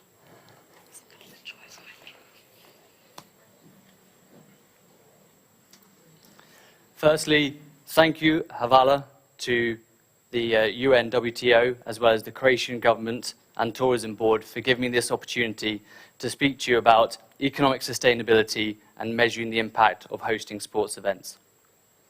I'm Jack Nixon, a strategy director at Nielsen Sports. Nielsen Sports is a digital analytics and consulting company who work with the leading rights holders, brands, and host cities in the industry.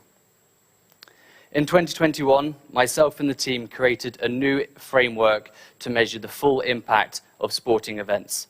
And since then, we have conducted over 25 assessments for the likes of FIFA, World Athletics, European Basketball, and some select Olympic committees. Before inviting some special guests to the stage, I would just like to take the next 10 to 15 minutes to talk to you about how we measure impact, the importance of measurement, some challenges we face, and how we can ensure success in the future. To give everyone some context of the potential economic impact that sports can have on local economies, we've looked at some previous reports and analysis that we have done, as well as some from the industry, to clearly demonstrate the three main categories you can see. When most people think around sports tourism and event impact, you instantly think of Olympics and World Cups. And it is true, these can have a wonderful impact on your local economy, sometimes in the tens of billions. We also have major events, so the likes of Grand Prix, marathons, and World Championships. And these can provide an impact anywhere between 100 million to 500 million. And then thirdly, we have localized events. They're called localized events because the majority of the spectators and attendees will come from the local area. These can have an impact anywhere from a couple of million up to 100 million, and tend to focus on elements like youth sports or emerging sports like Formula E and esports. So this is the framework we use at Nielsen. As you can see, we analyze 5 key cases. We have attendance, economic, social, environmental, and media. Within attendance, we look at analyzing the demographic data from spectators and participants. So this is looking at age, interest level, gender, and sporting behaviors. And this can be really insightful for cities and rights holders who are looking at maybe attracting a female audience or looking at maybe a younger demographic. Moving on to economic, most of you will be aware of the standard bed nights we use to calculate accommodation. We also have food and beverage, retail and leisure, and transport and logistics. In essence, what that person spends whilst in your economy. But we also have sort of the event budget itself. And this is where the local organising committee will be hiring local suppliers and therefore benefiting. And we also look at future tourism. So this is when the participants, spectators, or even TV audience are inspired to visit that host city over the next 5 years, whether for work or for leisure. Moving on to the social aspect, here we look to try and calculate the additional benefit to the local community. So for example, we look at health and well-being. So in the UK, we know for every 1 hour of additional activity a child does per week, they will save the National Health Service £1,400 per year. And sport events are a great way to inspire people to participate. We also look at volunteering, employment, and infrastructure, the redevelopment and creation of. Then we have the environmental, probably one of the most popular at the moment. And in short, what we're trying to do here is measure all the CO2 and other emissions that are produced from an event, and then turning that into a monetary amount through carbon pricing, we then come up with the total emissions. We also like to focus on any offsetting initiatives that we'll have, whether that's reducing single-use plastics or including transport in with the admission ticket. And these initiatives are offset against the final emissions. And then finally, we have the media section. So this is where our team will analyze all the footage of the event and work out what is the media value and exposure for the host city and the brand partners. And that's TV and streaming and social media. Underneath these 18 subsections you see, we have an ever-growing list. And at the moment, we have about 160 KPIs which we measure at each event. With regards to sources of information, we tend to rely heavily on surveys, as well as the LOC providing information, and any gaps are filled in with our knowledge and expertise and benchmarking against similar events. Apart from the attendance section, which at the moment just remains qualitative, each of the others we analyse and come up with an individual value, as you can see in the example on the screen. Combining these values brings together the overall impact on the local economy. And it is worth noting here that by adding the social, the environmental, and media sections, we can add over 50% as to a standalone pure economic assessment. Now, shifting our focus away from how to measure to the significance and importance of measurement, as I mentioned, the majority of events still just focus on the pure economic impact, and therefore are significantly undervaluing the full and holistic impact that sports events can have on the local economy. And this theme of undervaluing is sort of a knock-on and feeds into the rest of the 4 bullet points you see there. We all know that governments and private institutions have a finite amount of resources and funding, and therefore sport is competing against hospitals, community projects, and infrastructure. And historically, the latter ones have been accurately measured, whereas we only starting to understand the full impact that sport can have, and therefore making the comparative easier. This also leads us on to accountability and analysis. Once the business case has been put forward, we need to make sure that we are hitting those key KPIs. A lot of global sporting events are now saying they're the most sustainable or are going to attract a new, younger audience. Without measurement, we cannot hold these people to account and hopefully congratulate them when they achieve their objectives. We also look to maximize commercial opportunities. We know that through measurement, we can attract larger sponsors with bigger budgets and therefore demand highest fees when it comes to hosting. And this money can either be put back into the local economy or even put back into the sport to expand growth even further. And finally, we have improvement and efficiency. Last year, I sat on a panel with a director of a major events for a large European city, and he mentioned that we cannot improve what we do not measure. And therefore, using analysis, we can benchmark events against each other as well, maybe year-on-year analysis for repeat events, identifying areas of improvement. However, like most things, we face some challenges. Firstly, is the lack of standardization. I'm not here to say our methodology is the best, but there are multiple agencies and companies out there with their own methodology and approach. And this is not helpful for hosts and cities when they're looking to create their event strategy. The second is the over-reliance on the LOC and on surveys. A lot of LOCs don't have the capability or have not previously been asked to obtain such levels of information, and therefore makes the analysis that little bit harder. But things are improving. And also, given some metrics, and we talked about or heard about earlier in the previous panel, is around legacy and tourism. These require longitudinal studies.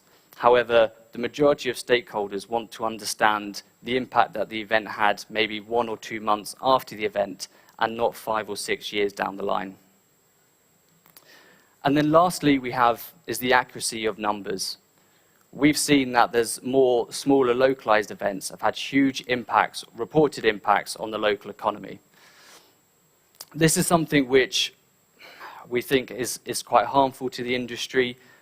These inflated numbers, even though there is substantial pressure on stakeholders to report high numbers, it doesn't help again when host events and hosts are looking to create their strategy. Now moving on to ensure how your events can be a success. My first comment is that each host should have their own bespoke strategy. Not every city wants to host or needs or wants a World Cup or an Olympics. In my opinion, a successful strategy will find the right balance for the following 3 areas. Awareness of the event. So this refers to your global TV audiences, your international visitors, and this is where your global events score very highly. But then we also have the return on investment. So this is variable and depends on several factors, including the capabilities of that host city to host the event, how much investment in infrastructure is needed to carry out. And then finally, we have the impact on the community. This is hugely important, and as mentioned in our framework, we look at employment, we look at volunteering. And one fact you see towards the right-hand side of the slide is interest of the general population. There is no point in hosting an event that your people are not interested in, as they will not attend. So in the likes of Croatia, we can look at things like football, handball, and tennis, which have a greater than 30% interest level on the general population.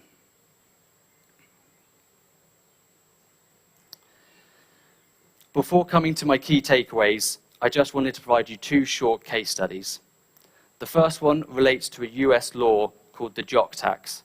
This was introduced in the 1960s, however was rarely used up until 1991, when a certain Michael Jordan took his Chicago Bulls and beat the LA Clippers in the NBA final. In return, LA decided to send Michael Jordan a tax invoice, saying that he had earned some of his earnings whilst playing in their state. In retaliation, Illinois decided to pass a bill called Michael Jordan's Revenge, which allowed them to also do the same and tax out-of-state players. This is still around today, with the likes of Steph Curry paying over $1 million to 17 states for his matches last year. And if you ever wondered why all or the majority of boxing fights happen in Las Vegas, it is because they have a 0% tax rate when it comes to jock tax. And therefore, the likes of Floyd Mayweather have saved over $25 million throughout their career. And then finally, we have Surprise. Surprise is a small town in Arizona. About 20 years ago, they had a population of 30,000 people. They then decided to embark on a strategy to bring sports to the area. They now host a number of Major League Baseball preseason training camps, as well as a lot of youth sports. Their population is now at 150,000, and 30% of those new residents stated that the main reason for moving there was that they had either previously been to Surprise to either participate or watch an event. Therefore, bringing myself to the key takeaways. To summarize, firstly, the holistic impact of sporting events has been undervalued historically, and only with measurement can we maximize commercial returns and focus on the return on investment. Secondly, there is no standard solution. Each host city will need to come up with their own bespoke strategy, focusing on those 3 elements of awareness, impact, and community, and decide what is their objective and which events best fit that. And then finally, we need events like this for great minds to come together to drive improvement, efficiency, and innovation in the space and throughout the industry. Thank you.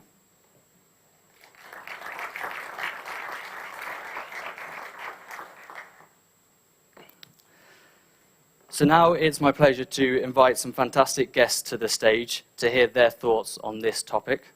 So firstly, can I introduce Zrinka Bokolic, who is the CEO and President of the Management Board of Amines Hotels and Resorts, one of the fastest growing groups in the tourism sector. She is also an active member of the European Hotel Managers Association, as well as multiple tourist boards.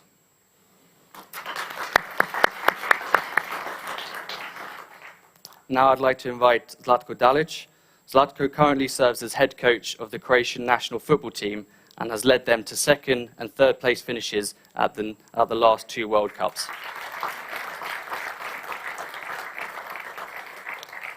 We are also joined by Lifa Özdemir, who is the CEO of Gloria Sports Arena, the first sports hotel in Turkey. She is also a member of the board of directors at the Turkish National Olympics Committee and Turkish Archery Federation.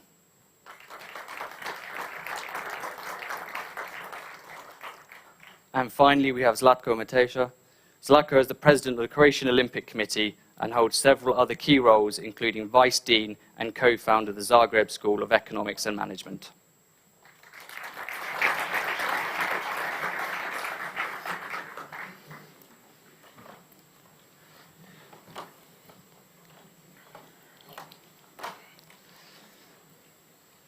Well, firstly, thank you everyone and welcome.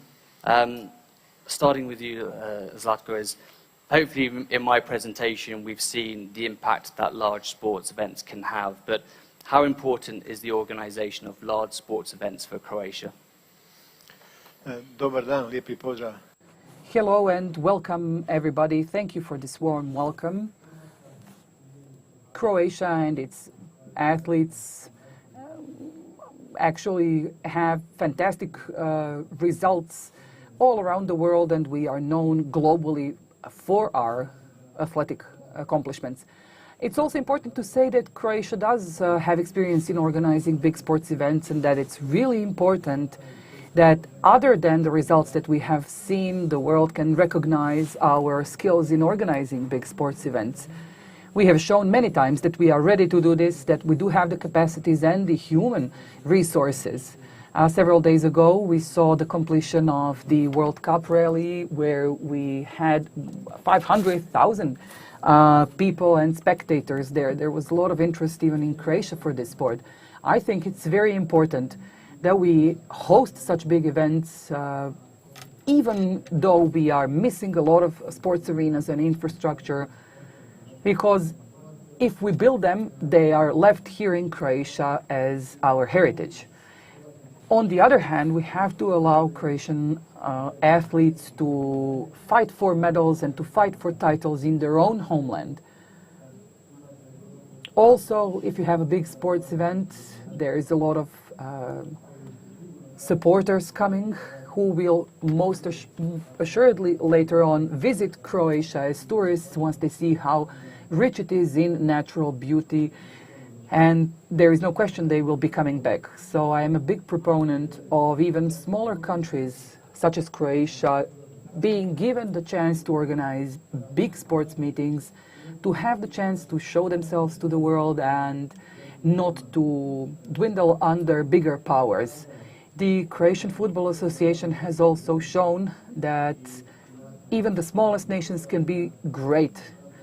I really, truly believe this, and therefore I am all for Croatia running for all of these big sports events and to host such big sports events. It's very important for our homeland, and I think it's also one of the key issues to be considered here. Thank you very much. And one of the things you mentioned there is, I say, building that legacy and that impact. And Angelinka, when it comes to you, sort of hotels obviously benefit when we host sporting events, but what extent has the sport shaped the contemporary tourism industry, and what are the effects on this relationship? Well, I'd say first that sport became a lifestyle. And when something becomes a lifestyle, then people are looking forward to continue this as the time when they work, but also when they are going for a vacation. So sports became one of the most important reasons to travel, or when people are not traveling because of sports, they try to go to the places where they can continue with their activity and to run some fresh air or things like that, or participate on some big event, or just to be a spectator. So I think that today tourism and sports are going hand in hand together.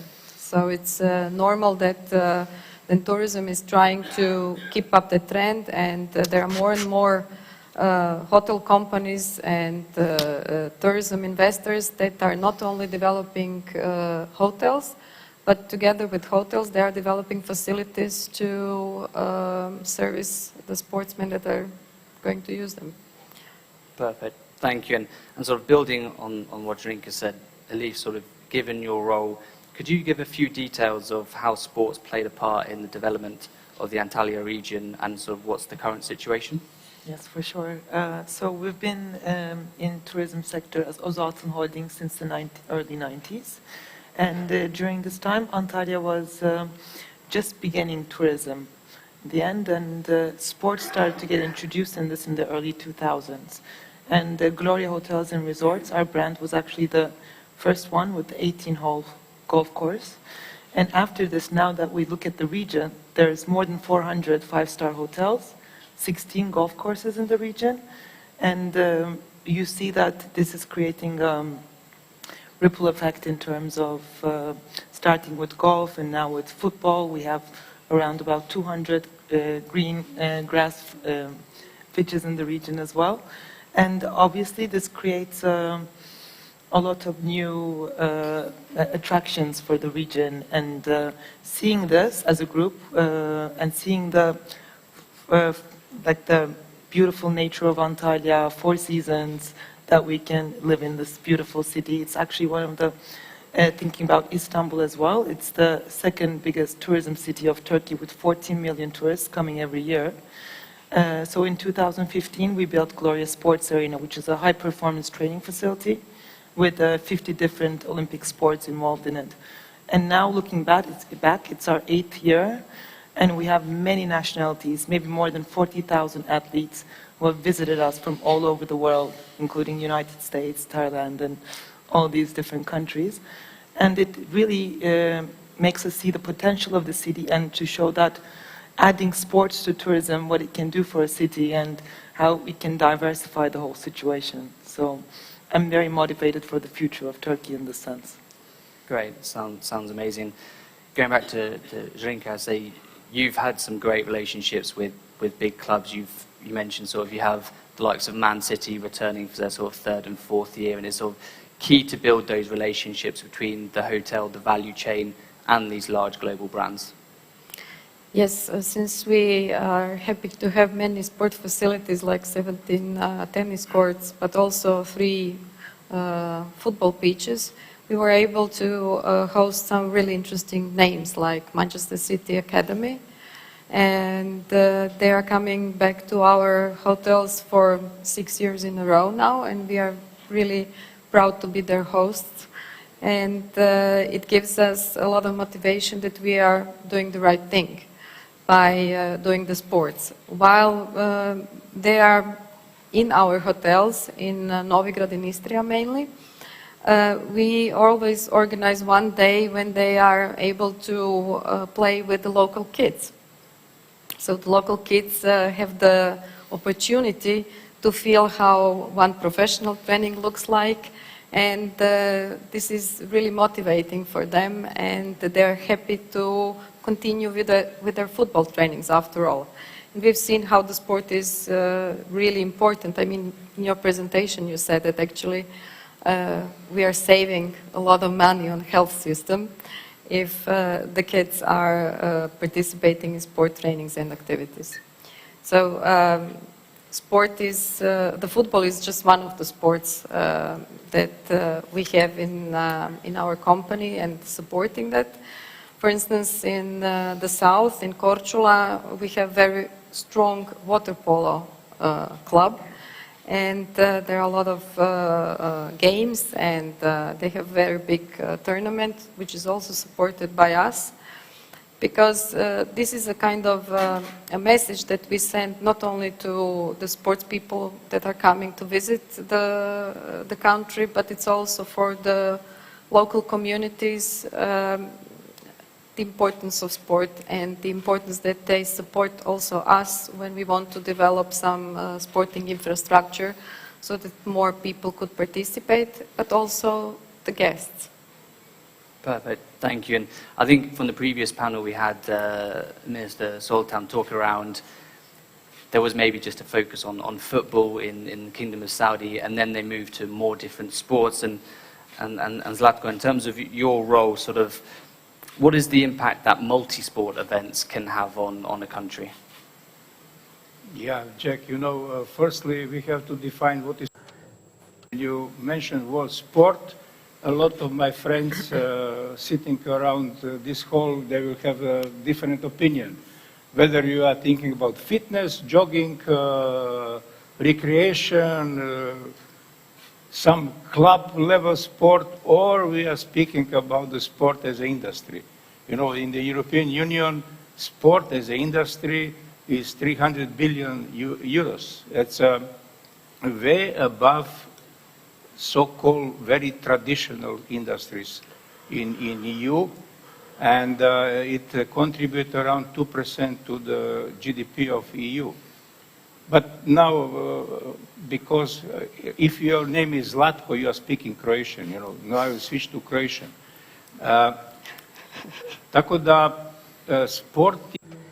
This then means that sports is primarily an industry, really, and that if a match headed by my good friend Zlatko here, for example in Russia, at the World Cup in Russia, and that the match has maybe 1 billion people watching, then we can see the strength of this sport.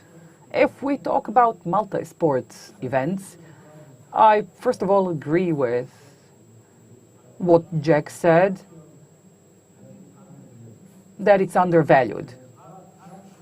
Because all of the later surveys carried out showed that the impact of large multi-sport events on the economy of a country and the promotion of a country, and with that also, of course, the sporting success of a country is great. It's very high. We have precise data of how much it contributes to the increase of GDP. We also know how much it contributed in London, for example. You know that in the past, the Lower Valley, where they saw the most construction for the Olympic Games, all of the things that were so beneficial for the local community has increased the value of their real estate, for example, and the increase and the rise in their GDP. It's a great intensifier and multiplier. I'll tell you a few examples of Croatian history where Croatia was the host of big multi-sport events, one in Split for the Mediterranean Games, and in today's value of the US dollar, it cost for about $1.2 billion. The second one was the Universiada Games in Zagreb, which was about $2.2 billion US dollars today. But the multiplier for all of this, and if you listen carefully the words of Slovenian Minister of Sports, the multiplier was huge. And the impact on the entire infrastructure of the cities, not only sporting infrastructure, was significant. This then means that all of this to say that I agree with what you've said, and that the impact of multi-sport events is very large, both on the economy and on the promotion of the country or the city and the benefit of the local communities. And coming back to sort of Zlatko yourself, obviously you've had some great on-field success recently. How does that success take to sort of off-field successes and breed that legacy and impact you mentioned earlier?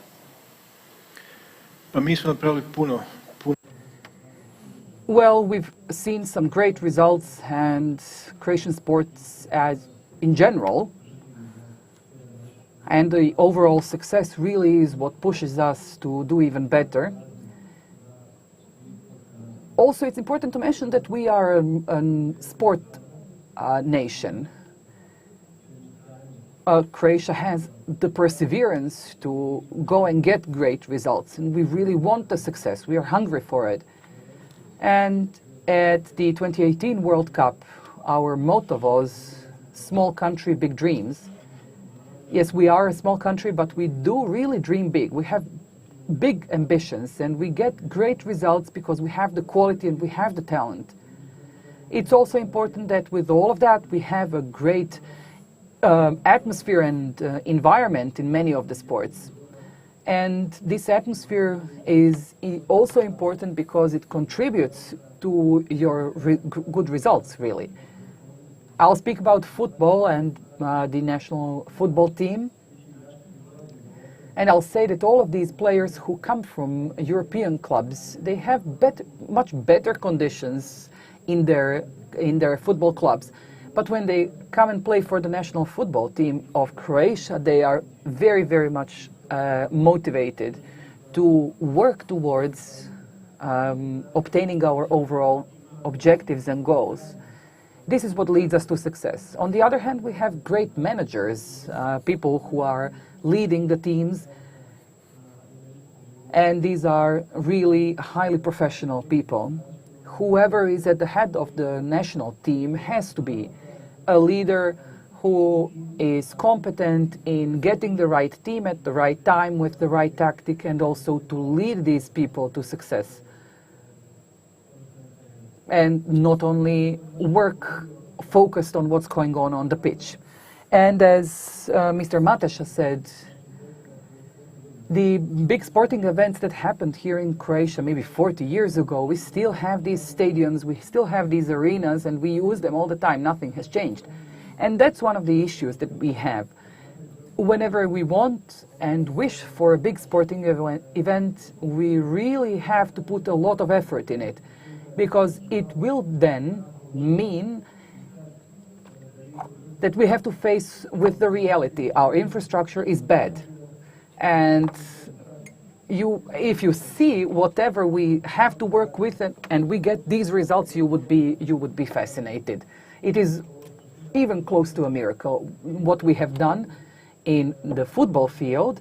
We have second and third place in the World Cup. We are really not. It has not really sunk in. It's science fiction for us. 4.5 million people in Croatia and this poor infrastructure, and to have such success, it's great. That's why I would like for Croatia to be the host of big sporting events in order to contribute to the development of tourism, because as I said, the people who would come to the sporting events would then later on come back to Croatia. With that, we mustn't also forget the love that we have for our homeland, our pride. We do our best, and then the outsiders actually ask, what's this about these Croatians? Where is this Croatia? They are curious to come and see what this country is all about. After the World Cup in 2018, we had a lot of people coming from China to come and see for themselves, because they could not understand how a country with a 4 million population could actually win the second place in the World Cup when their own villages are villages with 1-2 million people. They could not explain it to themselves. Croatia does have great candidates, and I think we really do not have any competition in that respect. Da nastavim ovo što je Zlatko govorio. Let me build upon what Zlatko has mentioned. He mentioned infrastructure, sport successes. I will just say the following. This national team of ours has contributed to the state budget. We have data regarding Russia. So when the national team played in Russia and they achieved historical success, the Ministry of Finance counted all the fiscalized invoices, and the difference between the average year and those months and the year in which Zlatko achieved our successes was around 500 million euros. So 500 million euros is what the Croatian state earned during the World Cup in Russia as compared to what they would earn in the average months of that year. So this is the economic impact of a positive sports result on the country. And the country has to recognize this, has to acknowledge this. So not only because our Minister of Tourism and Sports is here, but the fact that she is the first one to understand this. She is the first one who started all these changes. I have to mention this here now, because she was the first one who initiated all these changes.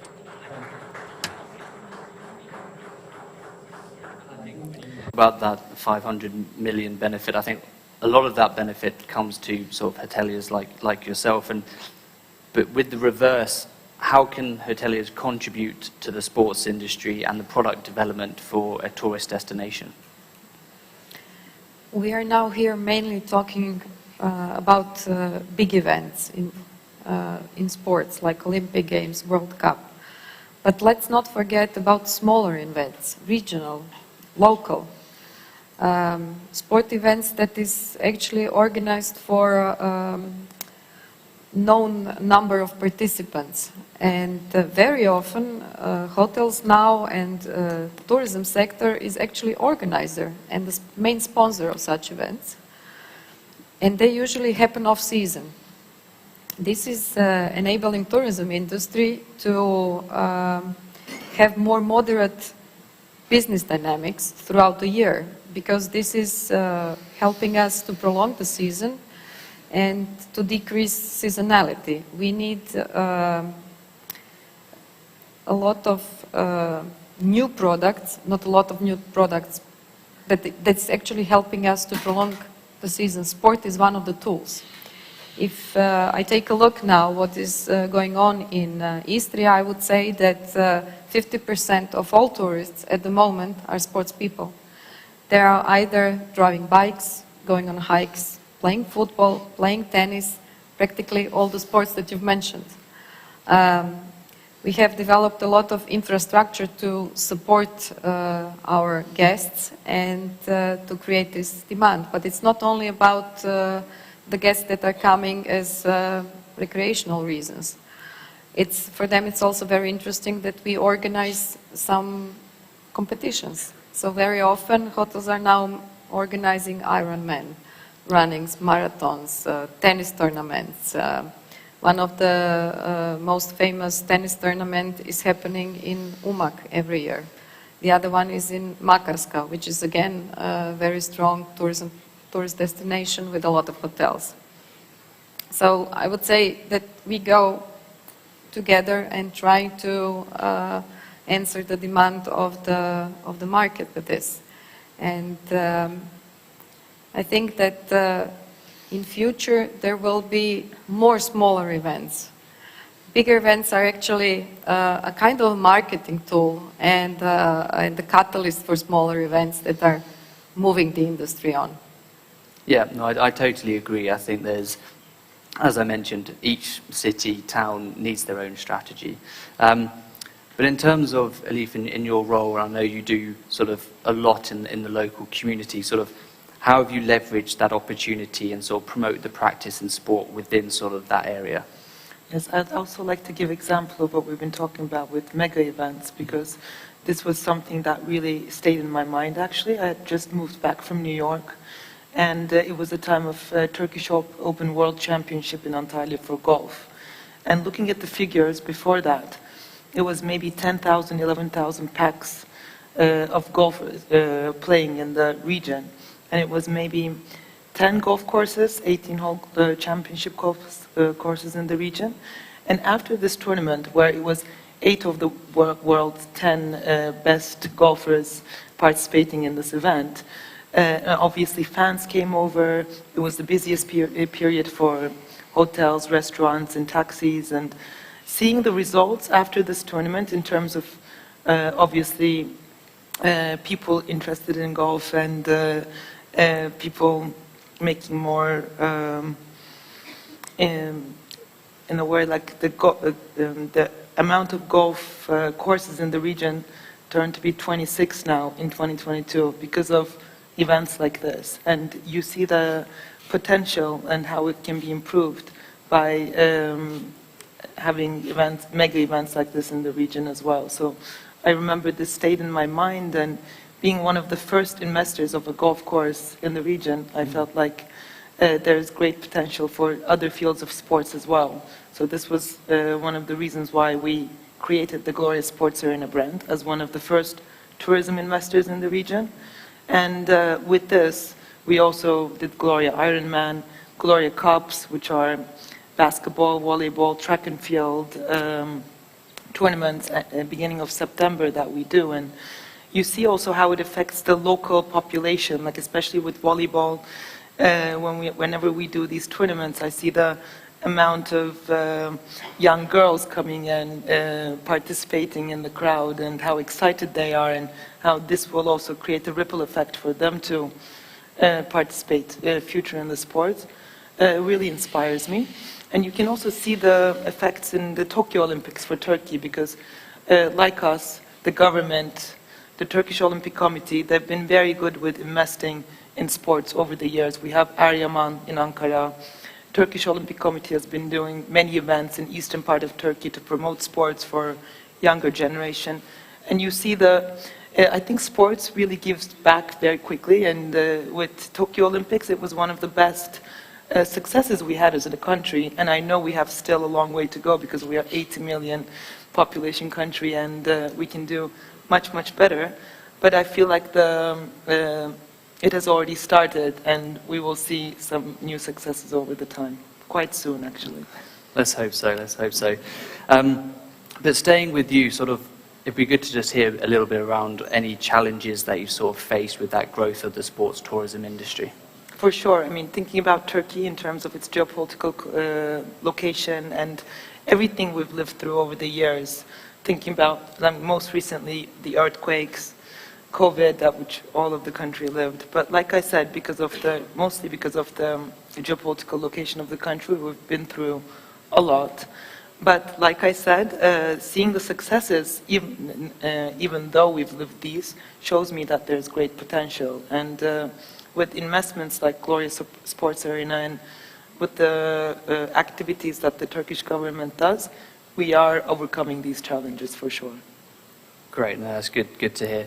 I think it would be probably a good time now to turn to the audience. I think previously we mentioned there was a question on the app. So if everyone is able to sort of get their phones or tablets out, if you click on the workshop or the panel that we're running, it should present you with a question which is around, in your opinion, could you select the 2 most important factors to be considered when measuring the impact of sports tourism? So if you don't mind trying to answer that question. In the meantime, Zlatko, if I could turn to you, we see a lot of rights holders now moving to a multi-country event. So we look at the World Cups, and we obviously move from Qatar, a single country, to 2026, where we're going to have the US. How does that amplify, multiply the impact? Do they share costs? It'd be good just to hear your thoughts on the difference between a single country and a multi-country model. That is an excellent question. Well, when we start our project with the European Games, and our Spiros Kapralos, our father of the European Olympic Committees, are sitting with us, we choose one word: flexibility. Ja mislim da fleksibilnost. I think that flexibility in approach is key when it comes to organizing large-scale sports events. So we have such events when we have multiple countries, and we have situations when we have multiple localities within the same country. Let me give you an example. In 200 days, from now in Poland, there will be European Games organized. The largest event of that kind in Europe. There are 18 sports that are to be qualified for the Olympic Games in Paris, and this will be going on in 11 localities, so on 11 different sites. This is this polycentric approach. Slovenia, Italy have announced that they will apply jointly for Winter Olympic Games, for youth games.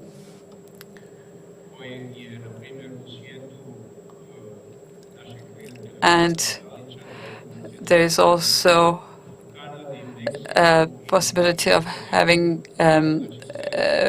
games in Canada, Mexico, and the USA. So you will have to fly from one location to another for 6 hours or so. And then you have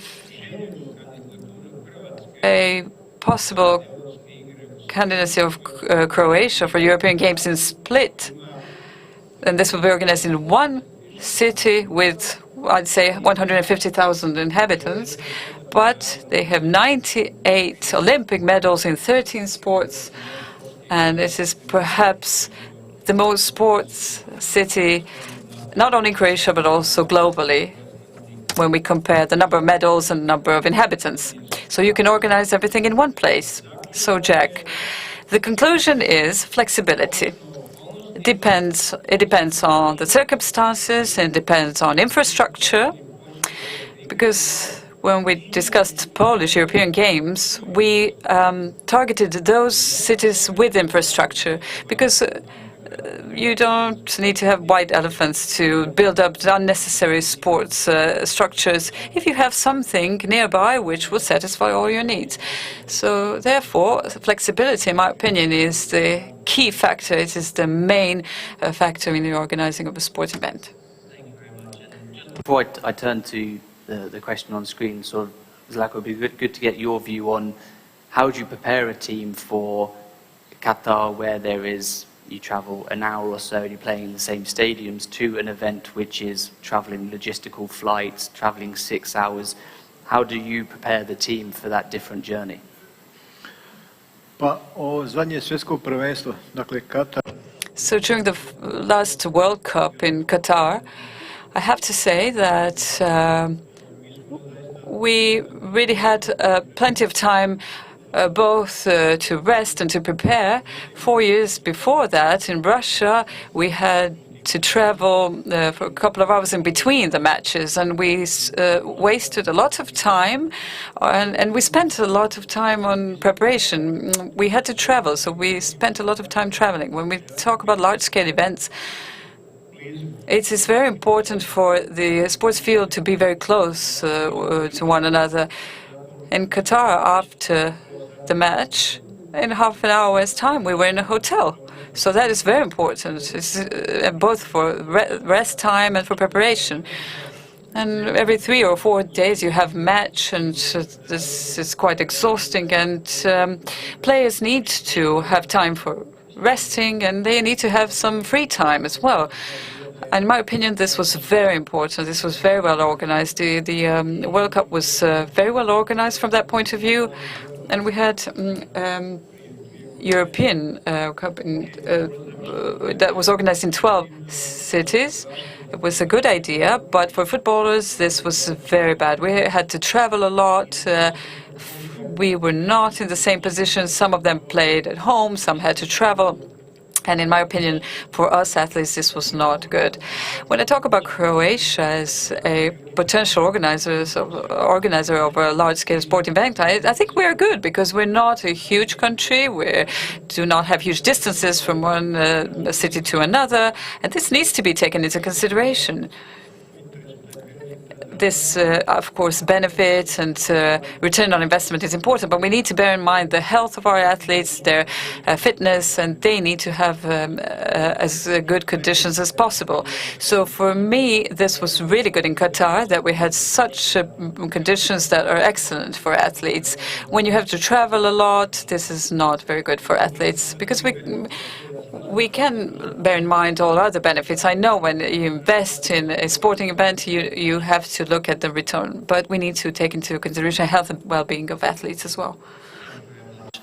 Turning to sort of the question from the poll from the audience, so we see that we have branding and visibility sort of winning with 33%, and then we have spillover effect on the economy with infrastructure development as well.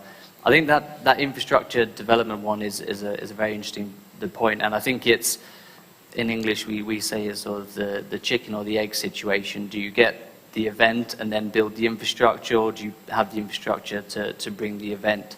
I think, Elif, from your perspective, sort of how would you see, obviously you've built the first and now a lot more have come, sort of what are those pros, advantage of going to a region which already has the infrastructure compared to going somewhere like an emerging market which may not have the infrastructure but is a new market for a sport? I da vidimo koje je to, kako možemo riješiti to pitanje. I would say the main point was the potential of the region, like I said, Antalya in terms of its nature and the weather conditions. But we first built the infrastructure, like I said, with the golf courses in the beginning, but then in 2015 with Gloria Sports Arena, and then with Gloria Ironman, Gloria Cups, the Turkish Open World Championship for golf in the region, which we didn't organize personally, but I think it was a winner for the whole region in total. You see that it's actually a bit of both. If the region has a potential, it's amazing to build these infrastructures because you see the fast-paced effects very easily. I feel like not only economically, but also for the local population. Like I said, immediately with the Tokyo Olympics, not only in Turkey, but we've received 132 medals from the athletes that have trained with us. There was also Croatian athletes in this group, and we've been hosting a lot of them, and hopefully in the future we will as well. But definitely the infrastructure creates a potential for the locals to join on the sport, but it's also vice versa as well from the events that I've seen in the region. And I think we're just starting the way, and there's definitely more potential to go in this, but we are looking forward to increasing the fields of sports in terms of Gloria Cups as well, because we've seen success in the ones we've done already.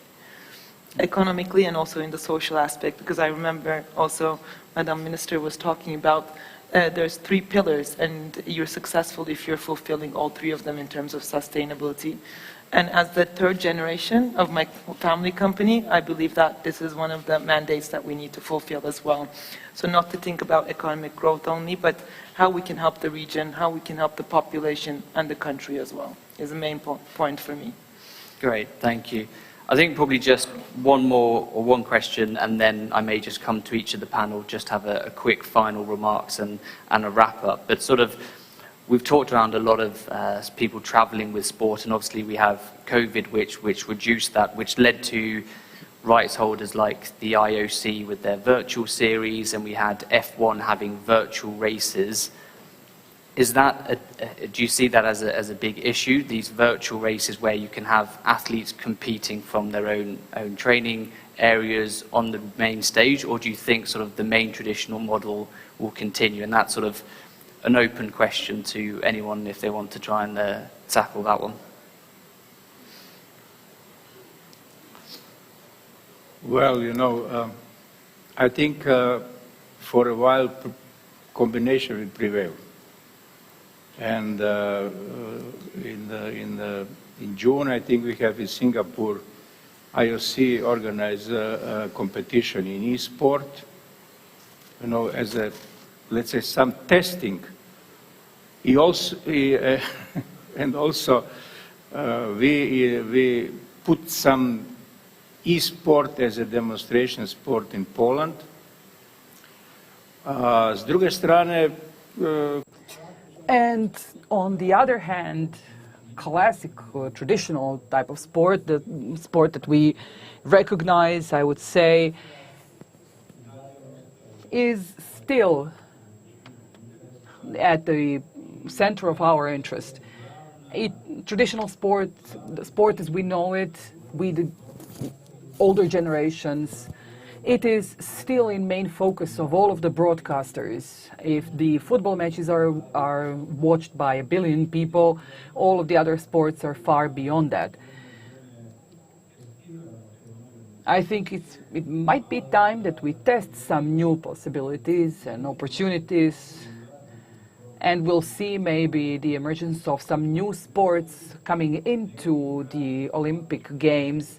Some traditional sports might lose their position of an Olympic sport, but for a certain period of time, classic Olympic Games with a classic organization of sports and other multi-sport events, or World Cups, World Championships as we know them today, are going to have the dominant role. Perfect. And just staying with you and then working our way back from the panel, what would be your sort of final remark or key takeaway for the audience on this topic? If you ask me, I will start with what you stated at the beginning, that multi-sport events are definitely undervalued. And I fully agree with that. I sva naša istraživanja. And all of our research really shows that this truly is so. It is so in terms of economy. It is so from the perspective of the social benefit for the local community and even beyond the local community as well. And that it is so in terms of educating the younger generations. As Mr. Capralo said in the previous panel discussion, we witnessed that Baku, as a city which organized a multi-sport event and has thus educated several thousand volunteers who later on went on to be the backbone of both F1 events and all of the other events that Azerbaijan hosted. And this is also measurable. I'll just finish with this. Recently, we completed a study with PricewaterhouseCoopers in terms of European Games in Croatia. And Jack, this survey shows us everything that we've talked about today in a very precise, economically acceptable way. Thank you. I won't hold it against you. You use PwC. It's not a problem. Sharinka, your key takeaway. Well, I'd say that big sports events are definitely a great marketing tool for branding and visibility of certain destination. It means that even after this big event, demand for this destination will most probably rise. And if the business people from this destination are smart enough, they will maintain the interest of tourists and travelers. Sport is also important to help tourism to create different kind of demand and to help tourism fight the seasonality, meaning our hotels are working much better if our season is longer than 6 months. Having the hotel open 12 months, everybody is much happier, including our staff, because they are very certain that they have full-time job 12 months a year. This is important. It's also important that the local communities where our hotels are located are sure that there is a certain amount of taxes and other revenues they can count on. So actually, with sports, we can level this economy and seasonality. Thank you very much. And Zlatko, any final remarks from yourself? Well, sport has become one of the big businesses, and sport and tourism definitely go hand in hand, and especially in Croatia, it's very important.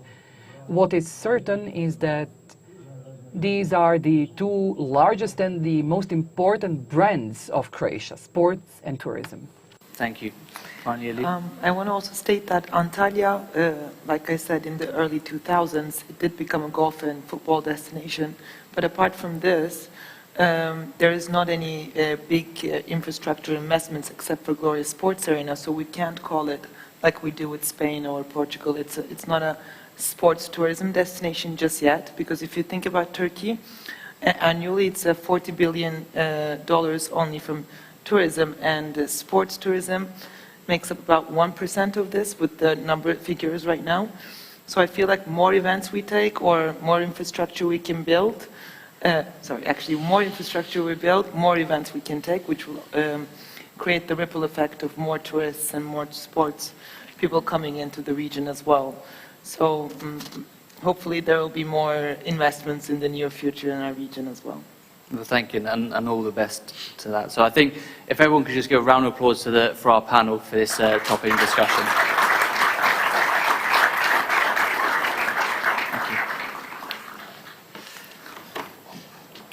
Thank you so much.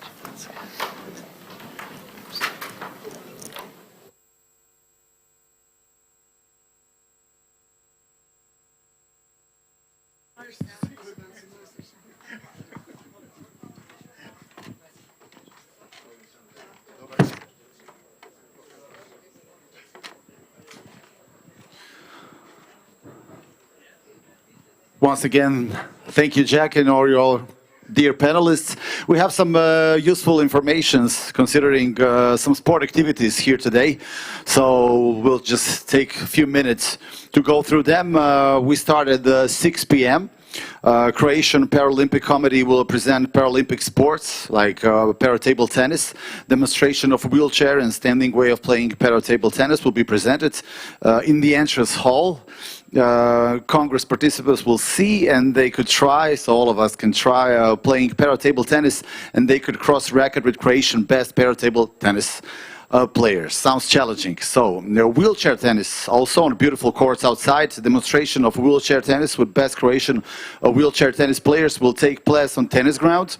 We could also try out and sit in a wheelchair and play wheelchair tennis and experience part of difficulties. For wheelchair players, trust me, you will admire them even more when you try something like that. Wheelchair basketball, 3x3. Starts at 6 p.m. We also have some sort of exaction packet format of 5x5 games. Also presentation of this dynamic activity, and we can also check their agility in this fast and interesting game. Para-arm wrestling, strong sport. Para-athletes are competing in sitting and standing categories with both arms on a special competition table, so we can measure one's strength with real para-athletes. The plan of sport activities will be organized by the Croatian Olympic Committee, also collaboration with local sports community of Zadar, with young prospective athletes, such as beach volleyball, men's or mixed, around 6 to 7 p.m. Women football at 6:15 till 7 p.m. Sharing on the same court with wheelchair basketball. It will be more like a showcase type of match or some kind of mini matches with reduced numbers, compositions of players playing a series of mini games. No, coffee break. Don't say that. Rules everything. There will be a coach who will organize the game, so we are strictly professional and everybody can participate. Just one additional info. We are preparing for our last panel today after this photo session. If my colleague is ready, I can see him with a mic on. The Madonna type of microphone is here, so he's in his favorite position.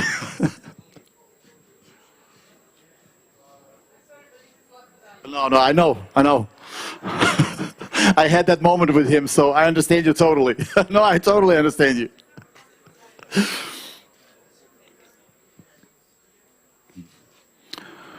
Croatian National Olympic Committee is organizing this in cooperation with the sports community of the city of Zadar, so we can be more adaptable, faster, and ready for quick reaction in case of need for any improvisation.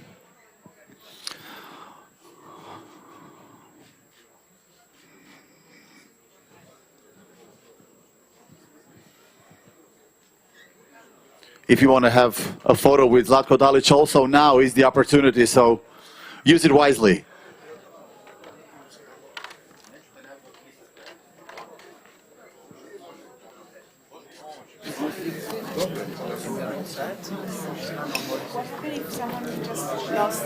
So you can see it because there will be Sure. Any of those says? He's a dear friend of mine. Lately he dances a lot. And he knows what he's doing. Here and on the dance floor. Give it up for Frano Rijan. Yeah. Hey. Enjoy yourself.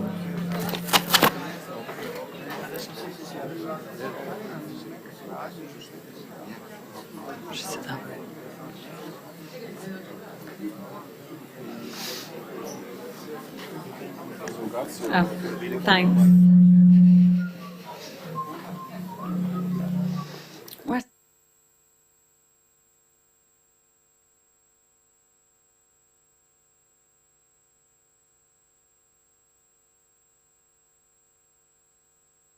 Okay.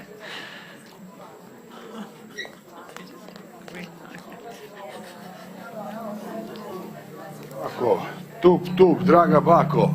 Tup. Vraćamo se nakon reklama. Čuješ li me? You might want to take them, because Boris said he's going to speak in Croatian. You might want to take them.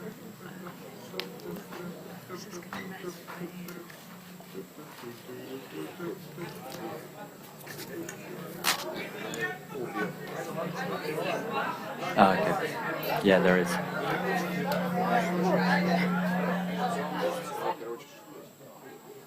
Tup.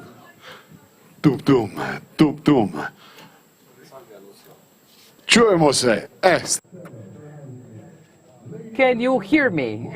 Ladies and gentlemen. Hey, the most brave among the bravest are here to stay, and hopefully after you take photos with the best coach in the world, you can sit down a bit because we have something to offer. We know it was a long day, a nice lunch, a beautiful weather in Croatia, but as you may have seen, in Croatia we are sometimes quite late because time is relative, not precious, but now we'll try to do otherwise. And it was a great pleasure to introduce you a lovely gentleman. He is actually director of the Croatian Tourist Board. He actually is a vice president of the European Travel Commission, but most important, he's a lovely guy who loves sports, and he's joining us now. And you can enjoy first in a keynote speech, and then we carry on with a panel discussion. Very hard communication way of taking your time and gathering knowledge. So remain with us and clap your hands for Mr. Kristijan Stanicic. We go with that one. Boris, you can sit down. We have 15 minutes more.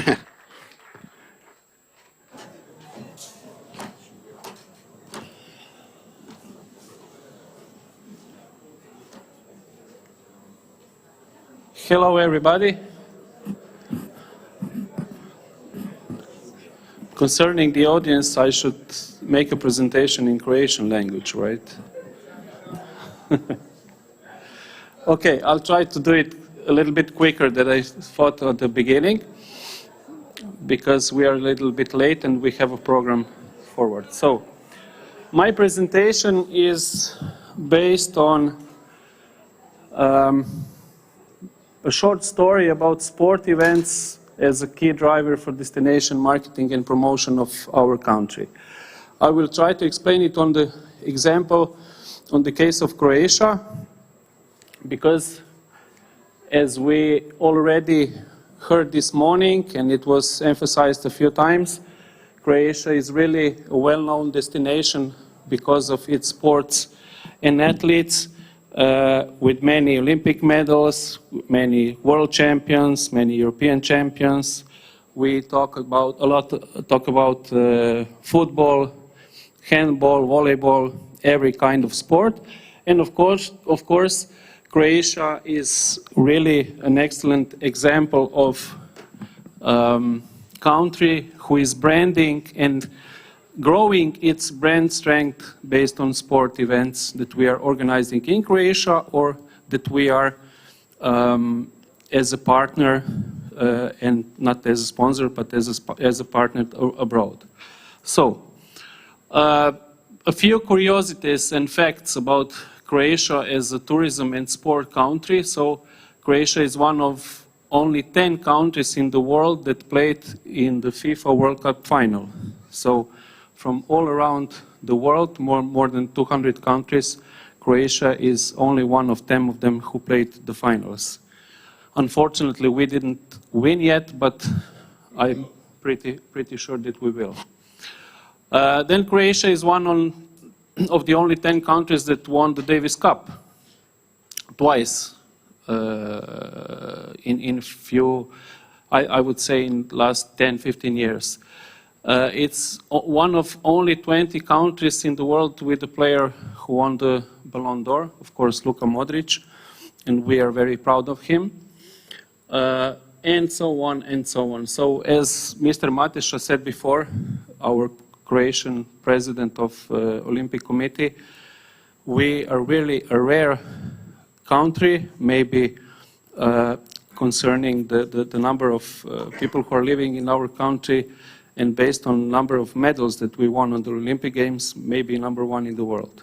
So these are facts that have a lot of impact of the strength of tourism brand about Croatia as a tourism country. So we measured the strength of our brand as a tourist destination, and I have to say that after, you will see a video at the end of this presentation, after the World Cup in 2018, in next 1.5 years, we grow for 10 positions on the global level and 9 positions on the European level concerning the strength of the Croatian brand as Croatia as a tourism country. About infrastructure, we heard many speakers this morning, and of course our Minister of Tourism and Sport, the Prime Minister, even other panelists who were emphasizing that infrastructure in sport is one of the crucial elements for growing and developing sport and even sport tourism in the future. So I would emphasize from that point that sport and tourism has a huge impact on other kind of tourism products that we can develop in Croatia, like health tourism.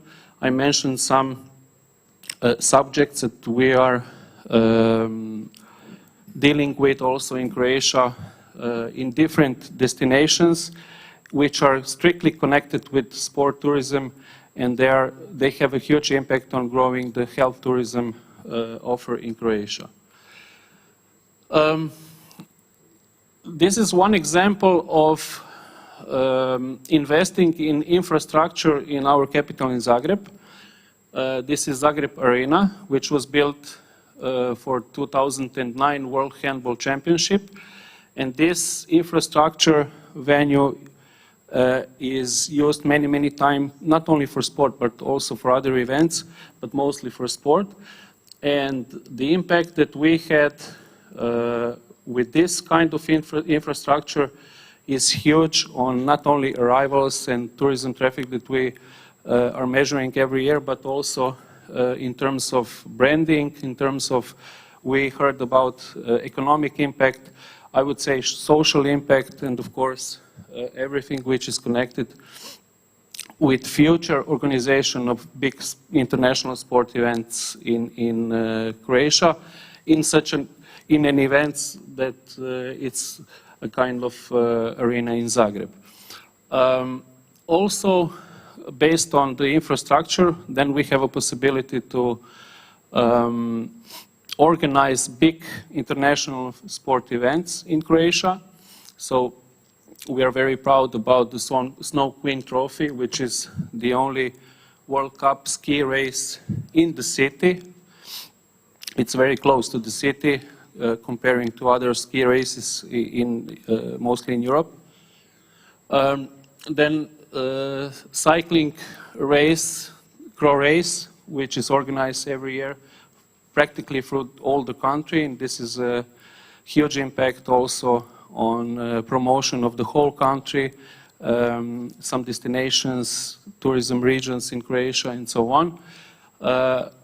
We are very thankful to organize committee and the organizers of World Rally Championship, Croatia Rally, which was organized last week in Croatia, which has also, you'll see a little bit later, a huge impact on visibility of Croatia as a tourism country, and many others like tennis tournament in Umag, in Makarska, Judo Grand Prix in Zagreb, and so on and so on.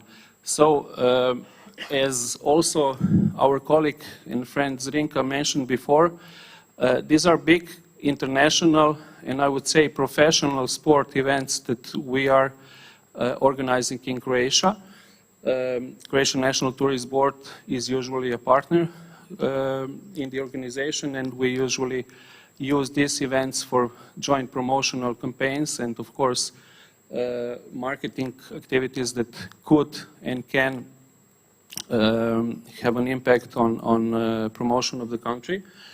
But I think the most important is that these events are producing much more smaller events which are not so visible at the global level. We mentioned some of them. For example, very interesting cycle race, mountain bike race on four islands. It's organized in the northern part of Croatian Adriatic Islands. For example, Istria 300, also cycling race, Pannonian Challenge. It's an extreme sport competition in Slavonia, so it's in the eastern part of Croatia. Ironman, we are very proud that from this year we are going to sign the contract with the global organization of Ironman for many events in Croatia. And these events have a huge impact on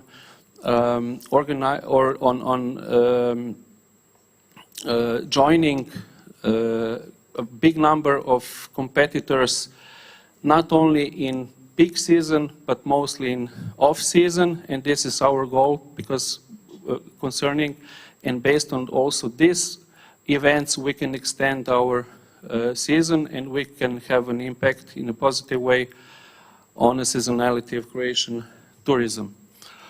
Here are some numbers and some facts about the biggest events that we organize in Croatia, as I mentioned, like Crow Race, Rally Croatia with over 310,000 visitors, a huge number of overnight stays, an impact on income, and of course on marketing that can be that usually we do not have enough fund for such a campaign, but also other sports and other tournaments, events that are not only sport events, but we usually connect it with gastronomy, with music festivals, with everything which can make a sport event even more interesting and even more attractive.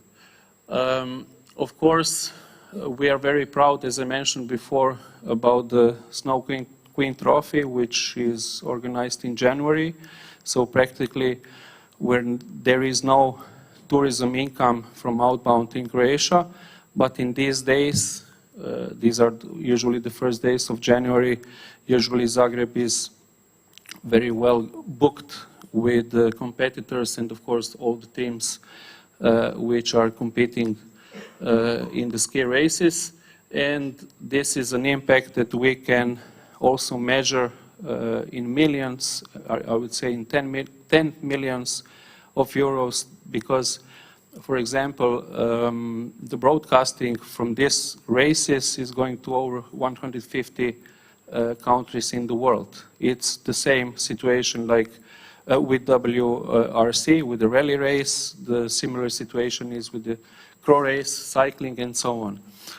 The next activity that we provide with our most popular athletes is joint campaigns on social networks and, of course, digital channels. This is one example of our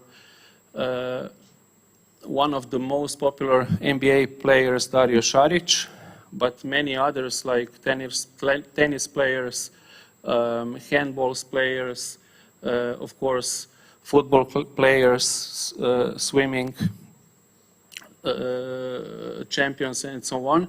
And we do have every year a cooperation with them because they promote Croatia, they promote Croatian destinations, locations, and then we use their posts, their announcement on our social media, so we have a multiple impact on promotion of Croatia as a tourism country. You can see one example of a campaign that we made in 2021.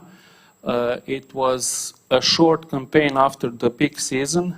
We called it Thank You campaign, Thank You Croatia. So where our champions were thanking with announcement and posts like those that you can see on the slide.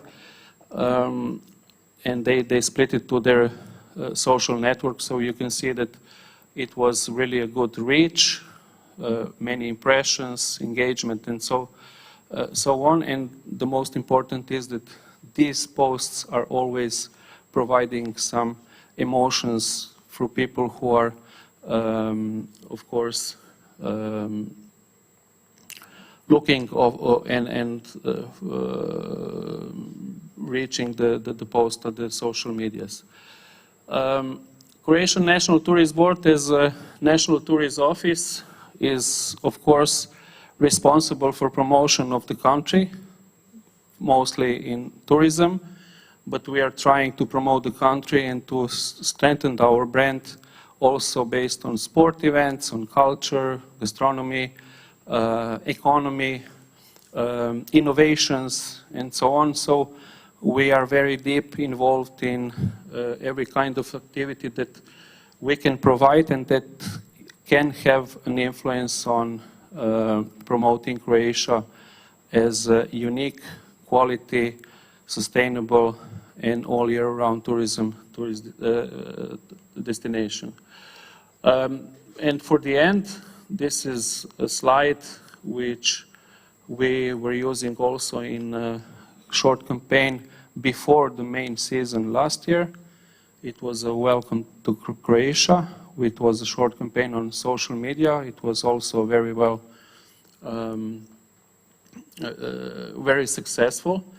But we are very proud about our video that we produced 5 years ago. It was 2017 on 2018, before the World Cup in Russia.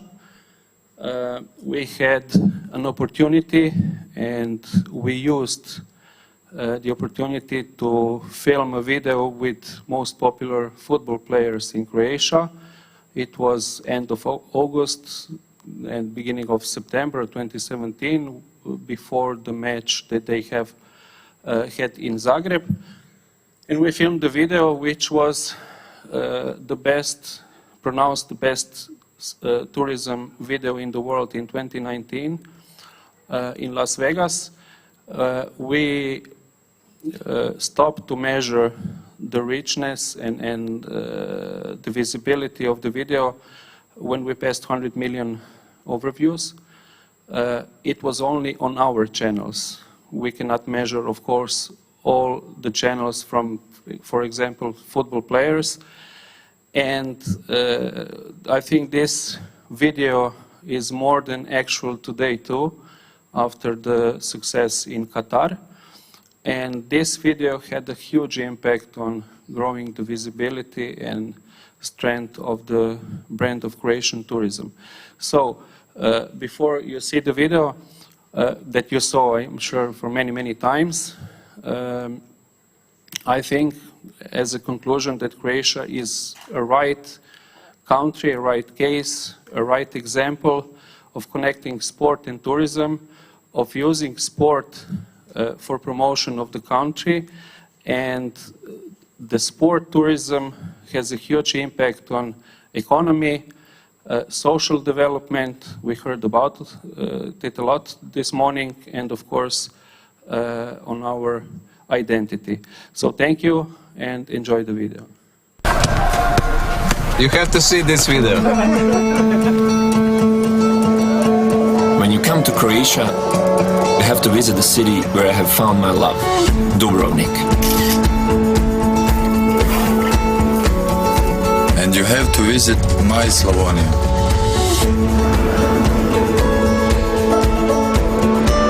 You have to visit our national parks. You have to taste our food.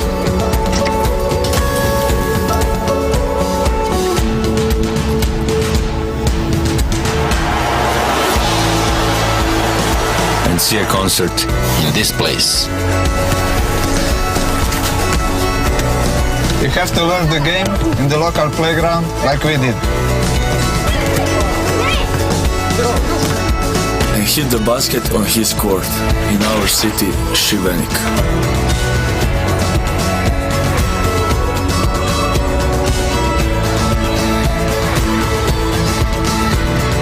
And visit one of the sunniest coastlines in Europe.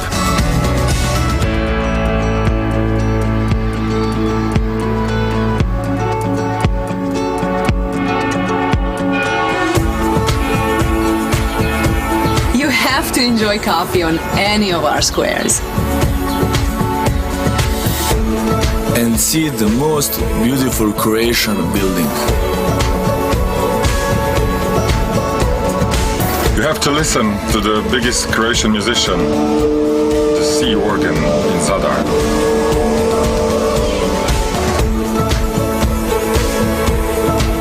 And see the great cannon fire off in my city, Zagreb.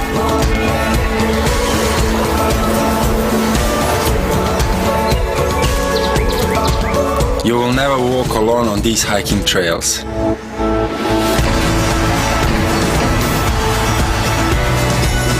You have to party all night. Relax all day. Skate like this. Climb like that. Swim here. Cycle there. Sail everywhere.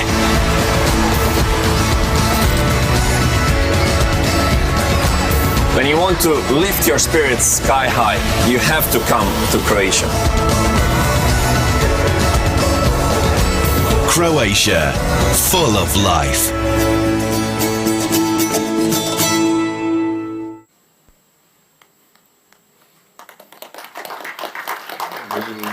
Ladies and gentlemen, welcome back live for the final panel of the day.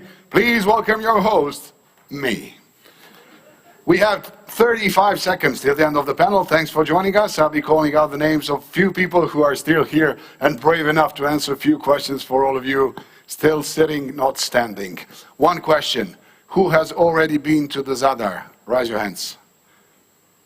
Nice, so you can stay here for 2 hours. Great. I prefer that one. So, I'll be introducing you a few of the lovely people who will be talking about a great theme and a very important theme for us in Croatia, which we can use in the near future, and that is, of course, how to do the destination marketing promotion through sports. Once again, I kindly ask you, clap your hands for this lovely gentleman, Mr. Stanicic, for a great presentation as an intro. And now I call to the stands a lovely lady. She's first time in Croatia ever. She will have at least 11 hours inside the hotel when she returns to her home, and we wish to ask her to come back again. She is the Ladies European Tour Commercial Director, former member of the Football Association. Now she knows a lot about how to do broadcasting and everything for us today. She'll be speaking not about the big ball, which all Croatia love, but a small one which we need to use in the future. We'll talk about golf as well. Ladies and gentlemen, clap your hands for Fiona Harold, Commercial Director, Ladies European Tour, European Solheim Cup. Welcome. Pleasure to meet you. Thank you. You can choose your seat. Oh. That's like I'll go in the best middle. we can offer right now. On the spot. Good. Great choice. Now, the first rule ever. When you see UEFA sign, you don't talk about UEFA. You just find great Croatian guy who actually was born in Australia and raised up. So I would love to join him here on the stage because he would like to speak how we can use sports in another dimension using marketing and everything you prefer. As a real Croatian guy, he also owns a tourism business, which is normal. You have to rent at least one apartment if you're a real Croatian. So, clap your hands for marketing manager at UEFA, Mr. Ivan Kraljevic. Welcome, Ivan. Hvala. To je to, evo govori naš. Dobar dan. Hvala Bogu. For all of you who don't understand Croatian, we're going to ignore you totally for about 45 minutes, so you can use translation of the lovely ladies and gentlemen who speak fluently, not only English, but Spanish, Italian, and Croatian as well. Okay, there is also one lovely gentleman who is in love with strategic planning, at least two of those he planned with his colleagues in Catalonia. So it's my great pleasure to call Associate Professor to join us as well. Please welcome Mr. Patrick Torrent, Executive Director, Catalan Tourism Board. Bienvenido, señor. And last but not the least, when you organize something, you need the help of a professional. He is a very good professional in that part. He's a senior manager. He's a guy who knows almost everybody in the industry. And if you want always to organize something big, you use, of course, a travel agency. So clap your hands for the President of the Association of Travel Agencies and Croatian Chamber of Commerce and CEO of the Uniline Group, ladies and gentlemen, Boris Zgomba. Boris, join us. Come on. That's the intro. If it's not on Instagram, it did not happen. Well. Boris, it's nice to have you here as well. Welcome to the panel. Thank you very much. So, these are the brave men and women who separate you from the party, dinner, and everything you plan to do in the evening. So we decided to do it quickly, efficiently. Is 45 minutes enough? Are you okay with that? Okay, so we do it in 30. Great. People will love us. So we're going to start with something that is very known to us now because Mr. Patrick, as I heard, this is the second one and the first one was in your lovely Barcelona. Can you just give us a short briefing about what are the legacy stands from 2021 and how was it in Barcelona? Thank you very much, Frano, for this presentation, and thank you for letting us the opportunity to share with you some of the conclusions of the first World Sports Tourism Congress celebrated in, not exactly in Barcelona, but in Lloret de Mar, just 60 kilometers to the north of... We know all the Croatian youngsters go there for partying, so it's okay. No, but it's important to explain that because one of our strategies as a Catalan Tourist Board in order to diversify the activity in these destinations that used to be known as a mass tourism destination are the capacity to specialize these destinations in some specific aspects in this occasion in sports tourism. It's a great opportunity to develop a segmentation strategy for these destinations and to enlarge the activity during the whole year round and focusing the promotion and the positioning in this term on sports. I think sports is benefiting a lot this kind of destinations in Lloret and in the south.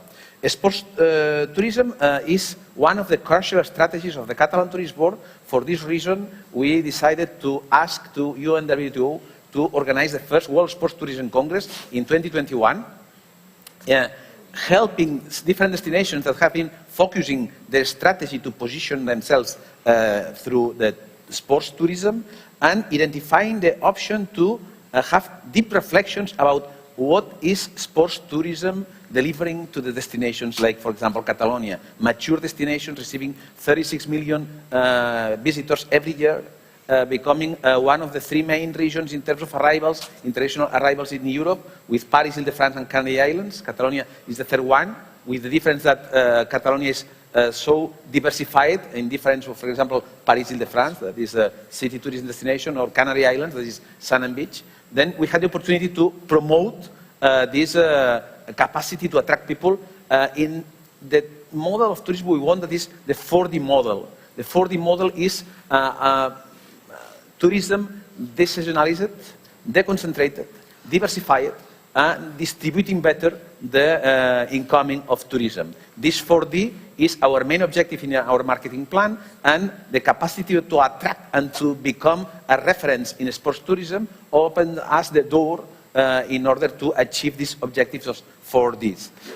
In the reflection we had in Lloret de Mar in 2021, one of the main elements was the importance of the governance of sports tourism. What we need in order to be attractive as a destination for sports tourism, especially to have good infrastructures, but to have as well an important ecosystem of companies that could help us to give the best hospitality possible for the visitors. We think that it's important to have a good muscle in terms of local culture in sports. It's important to create a brand without nothing before. If you are thinking that if you don't have culture and sports in your land, you could achieve good results in terms of promotion as a destination, I think you are wrong. It's absolutely important, first of all, to improve the sport culture with the local residents in order to attract. And that is important for that, the governance. It was thanks to the Olympics in 1992 in Barcelona, when the transformation, the global transformation of the local culture in Catalonia was the main facility to become a sportive community, a community that plays sports and attract sport events. And this, for the reason, one of the elements that was considered in our Congress. The role of the local community then is crucial. Local community must live the event, close to the event. 50,000 volunteers in the Olympics Barcelona 1992 was the best ambassador to expand the culture of sports in Catalonia. Another element that is absolutely crucial, the capacity to think in the legacy of the sport events in our land. We cannot plan any event in terms of sports in our destinations if we don't have taken into account the result the day after the event, what we can benefit the society and the local community after the event, after the Olympics or after the World Cup, or after everything. That's absolutely crucial. Another element is important for us in order to become competitive in the future for sports tourism, that is innovation. Innovation and technology in order to give the good answers to the new needs of the new consumers and the new sport visitors in Catalonia, and research. Research in the field of sports tourism now is rich, but underfunded. We need more resources, we need more investment in order to give the right answers to the new sports, to the new e-sports, to the new development of the capacity to enlarge the experience and to improve the experience of tourists in our destinations. There are some of the main conclusions of this event related with the global commitment we have with our community, that is to give well-being to the community through the values of travel, through the values of sports. Okay, that's great to hear that we need 4D. Sometimes in Croatia, I think we only have 1D because we are very domestic, lovely people who love to take money from guys who are coming here. But thinking about sport and what sport brings after the event, it's the crucial thing. Sometimes we forget that we need to have a big championship. But what shall we do next day? Nobody knows, we just need to do it. So we need to think in advance. Dear Fiona, you said to us that you changed a field of sports to something new, something interesting. Actually, who of you plays golf? One. That's actually lovely, because we have a ladies' topic to do, and I just wanted to ask, in this part of the world, golf still is not seen as something we can use and gain some more money or experience. We still, oh, that's expensive one. Can I ask you, when you change the football world with the golf world, especially consider the ladies, can you tell us does it bring something good to the community if we call the Ladies European Tour? Do we get some visibility, or what can you say from your experience now? Of course. Thank you for having me, Frano. I think good to see a lady playing golf. That's one more than me, by the way. I don't play yet. And I say yet because I do intend to learn. Yes, so we were talking earlier about football and golf being very different sports, different products. I think actually golf is very niche. It's not mass participation. It's not team sports, aside from the Ryder Cups, the Solheim Cups. It's a very individual solo sport. It is regarded as quite an affluent sport. But I think what I've found really interesting and I'm relishing is working with female athletes and making sure that female athletes are put onto the global map in the same way that men are. And I think from a Ladies European Tour point of view, certainly our objective is to grow our footprint globally and to guarantee a minimum number of tournaments on our tour every year in as many countries as possible, to make sure that these incredible athletes are given a platform, a stage, to make sure it's a viable career option and to make sure that they are role models for inspiring those future generations and building that legacy that Patrick just alluded to. So even though it is considered as perhaps inaccessible by some, I think when you go to one of these live golf events, you see the impact that the athletes and these tournaments are having on the local communities, whether that's clinics with young girls, local schoolgirls, supporting environmental projects such as in Kenya and more broadly in Africa. And certainly we heard from Sultan earlier in terms of Saudi Arabia and opening themselves up to the world. We have a very strong relationship with Gulf Saudi in empowering women, bringing the grassroots through, and in turn they're going to use the Ladies European Tour as a platform to drive that narrative around tourism for years to come because they're developing world-class golf courses. So hopefully that shares a bit more about what golf can offer. It can offer a lot, because Patrick said we have to move from the massive tourism, massive sport events, which we do not have any good conclusion or good things to the local community. You now said the perfect word, which we need to use, is niche. Sometimes we can find ourselves a sport that can actually help grow community better. So, lovely gentleman from Sydney, as I remember, Ivan Kraljevic, logical, from Sydney, yeah, where we're from, down under. Ivan, I just wanted to ask you, you have like a huge experience not only in football, but in many other sports activities and marketing engagements. Can you just share us, is this the right path to go? What are like key aspects to take in consideration? Will it be global like football? Shall it be niche? Or what can we use to make a destination use the sport event longer? Yeah, I think a little bit of what Patrick was saying earlier, the brand is really the number one thing that you have to consider before everything else. So what is your destination's current brand? What do people think of it? What are the perceptions around it?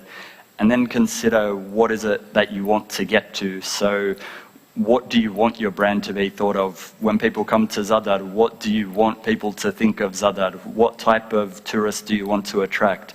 What type of fan do you want to attract? And then based on that, you need to look at, okay, what sports events are out there that are going to best match up to that? So I think if you look at something big like a UEFA Champions League final, not every city can host that, but there's lots of other sort of niche elements that you can get into there as well. Consider things like commercialization in the future, so not just now, but exactly as Frano was saying before, once you move on after the event, what is it that's going to keep it going? We've got a potentially non-sporting example, but maybe a good one or a bad one in Dubrovnik here with Game of Thrones. Clearly we can still commercialize that long after the series is gone. Consider elements like that when you're going through it. I think they're some of really the key points around that. But then when you've chosen an event, think about the target audience in that. Think about all the stakeholders that are there. What are their objectives? What are some of the collaboration opportunities that you can come up with? If you work together with the destination, the rights holder, and all the other stakeholders, media, partners, and everyone else, it can create a much stronger event and a much stronger visibility for your destination as well. So think about all of those things. Again, target audiences, even within an event, there may be multiple target audiences. Think of football. You'll have people that want to take their families. You'll want people that really want to go and be in the hardcore fan section. So they're very different targets, and considering what you want out of that event in the future is really important in terms of how you set everything up, what you choose, but then also what your promotional strategy around it is. That's cool. So each part of Croatia can actually choose a special sport niche, and maybe we can call Fiona to join us in the eastern part of Croatia where there's a lot of flats, good for green and everything, so we can do golf there maybe. Not every part of Croatia has to have a big football match, right? No, that's not the way of thinking, right? You can come play golf in Slavonia. I'd love to see that one day. Nearby Đakovo. He's from Đakovo, so that's local promotion. Always promote the place where you're from and where you're from. Dear Boris, we're listening to these lovely people because they all talk about organization, about thinking about what to do. But then, without the good travel agency, you cannot do a single thing because you are still left in the country after the sport event goes. So can you tell us, please, dear Boris, you appear as an organizer, co-organizer, sometimes as a partner in the huge sport events. Can you tell us what do travel agencies actually do for the sport events and for all the guests who come to Croatia? Thank you very much for the question. Good day to everybody, to our colleague and to the audience. I will proceed on Croatian because the whole audience is Croatian. Okay. If you can put the headphone. You may want to use the headset as well. I think you have here to the translate because it's... I think Mr. Kraljevic is good. Okay, dakle... If we take into consideration the role of sports, well, sports and tourism are very much intertwined. There's a huge potential for branding, for the development of infrastructure in the Republic of Croatia. If we look at it from this point of view, then we have to mention organizations. If we talk about the event, be it a large-scale sports event or a smaller-scale sports event, Mr. Mateša mentioned in the previous panel what are the events that we're expecting to see or we're expecting to apply for. There's a World Handball Championship in 2025. So the organization of large-scale events is an expensive ordeal. It is a combination of many smaller units that need to be part of a bigger puzzle. So the role of these agencies to gather all these small jigsaw pieces and combine it into a large-scale puzzle.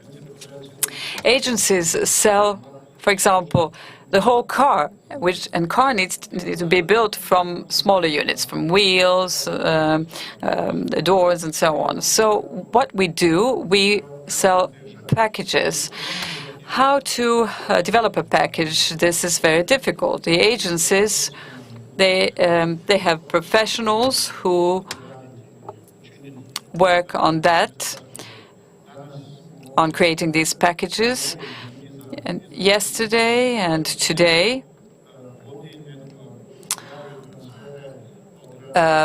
during these 2 days, there was someone who was working behind the scenes, and, for example, in logistics, transport, and so on. So the role of agencies is to do this, to bear in mind all these little details that will then make part of a bigger puzzle.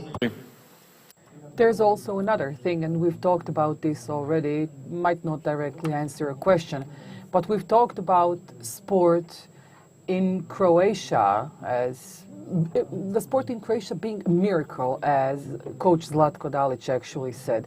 But we also create miracles in tourism as well, because we don't have measurable values like destinations in World Cup, but tourism is full of well-earned golden medals, because it doesn't only keep track and move along with the times, but it is a significant contributor to our GDP.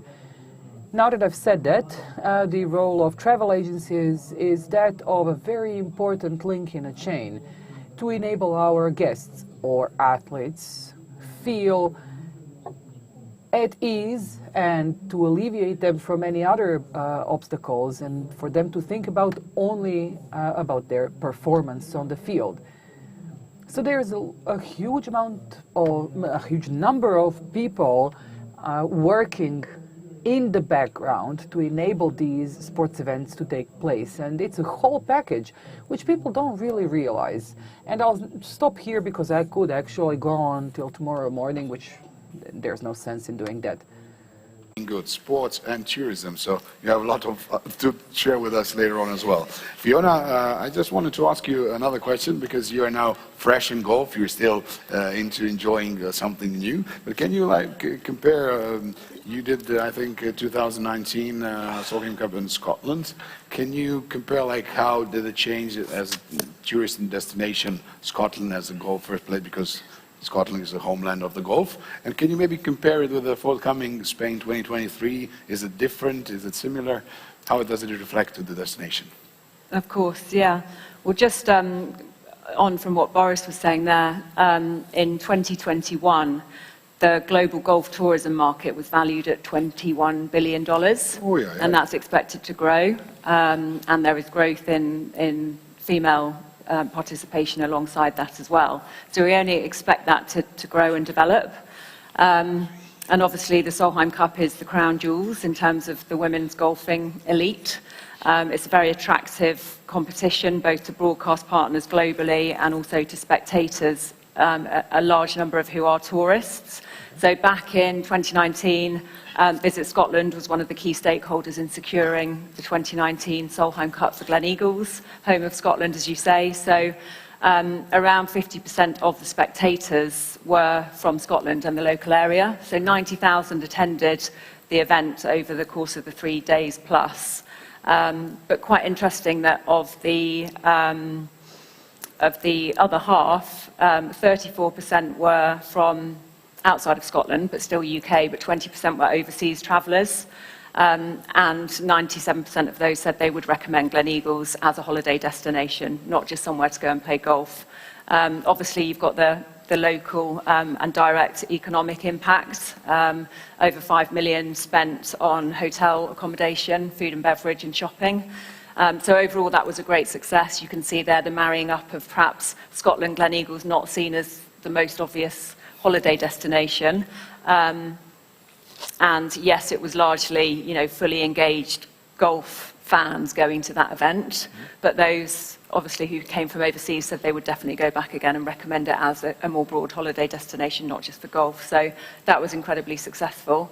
Looking ahead to September, the bidding processes and the way that host countries secure Solheim Cup is slightly varied over the years, and actually with the COVID challenges, the choice of Spain had different variables in the mix, and it lines up with our broader partnership with the Costa del Sol Tourism Office around our Order of Merit competition, which is the title partnership essentially that we have across the Ladies European Tour that celebrates the winner at the end of the season with a closing event in the Costa del Sol.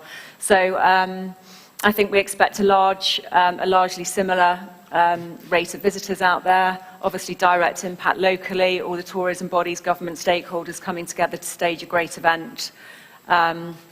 But I think Spain is firmly established on the map in terms of being a golf destination. Mm-hmm. So I guess some of the more broad social development, grassroots factors won't necessarily come into play there. But looking ahead to 2026, we go to Holland. And again, that's all about sustainability, developing golf for juniors and girls, along with the local federation there. So there's many different factors that come into play, but really successful to have that sort of crown jewel event, both from a tourism and a golf development point of view. Mm-hmm. That's really something. If you don't have sea and sun, you can do changing the way of people think about Scotland as a tourism destination through golf. Patrick, you told us a few words about the Barcelona Olympic Games. You know that we Croatians are very in love with Barcelona Olympic Games because we achieved some great results there. But can you maybe comment how that impacted your not just local but global community thinking of Barcelona? Because I've been to Barcelona, everybody waits for hours for the fountains to play with the music, and that was actually built from the Olympic Games, and a lot of parts of the town were renewed. How was that important for changing global opinion about Barcelona as a destination? First of all, because the visibility. Before Olympics, Barcelona was just known as a fair and congress destination for business, MICE meetings, incentives, congress and events. More or less, 70% of the occupancy of hotels was thanks to the corporate travel, and just 30% for leisure. Now it's 70% of leisure and 30% of corporate, but corporate growing at levels of 150%. That seems that the global amount of tourism in Barcelona has multiplied by 10 from before the Olympics. And the global positioning of Barcelona as a brand was built thanks to the Olympics. And that's especially important in our case because without a leisure brand before Olympics, we had the opportunity to build a new brand thanks to the values that we exported to the world thanks to the Olympics. And it's for the reason that the values that we have from sports and the values we have for tourism are almost the same. And it's easy to have this marriage between sports and tourism because it helps us to build a brand thanks to these values, like, for example, opening for dialogue, comprehension, inclusion, diversity. All these elements helps us to create a particular image of Barcelona that is, I think, the main reason of our success as a destination. I think it was a great opportunity. I think we had another great element that helped us to develop this brand, that was the involvement of the local residents to the Olympics. 50,000, as mentioned, 50,000 people as a volunteers helping not only the athletes but the visitors and being so well involved in the Olympics. It was the first Olympics with this amount of volunteers. It was the Olympic with this involvement of the local residents to the success of the event. Was, I think, an inflection point for the CEO and an inflection point for the development of the next events in terms of Olympics. We was invited in Da Nang, in the Asian Games in Vietnam in 2017, just to explain this success and how can destinations involve the local residents in an event like Olympics in order to develop the capacity to transform society and to transform community thanks to the sports. This brand is, thanks to the Olympics, strong, but you cannot then, after this kind of events, to leave your strategy to the hazard. It's crucial to maintain it, to develop the capacity to reinforce these values and to reinforce the positioning of the destination. In our case, in Catalonia, we're working close to the local community, close to the different associations, close to the civil society. The civil society is crucial, close to the sport entities and the sport event manager, the sports venue managers, because for us are crucial in the development of the competitiveness of our destination as a sports tourism destination as well. Okay, so everybody goes now to Catalonia because they love great food. That's another strategy which always is good for foreigners. But a lot of people are really keen and love the club Barcelona. They go to the stadium. So Ivan, can you please just maybe compare and tell us how do actually sports properties after the huge events can help to build the tourism sectors? Like we built Arena Zagreb in 2009 after championship in handball. Some other towns build huge stadiums for concerts and everything else. How is it important to not only use just the stadium, maybe to think about sport camps or club special parts like in the town? How is that important? Sure. I think maybe just to start off with, when you think about it, the sports industry is actually a lot smaller than what people realize. One Apple, one Microsoft is much bigger than the global sports industry, and I don't think people really take that into consideration. What sports brings them is really the media circus around it.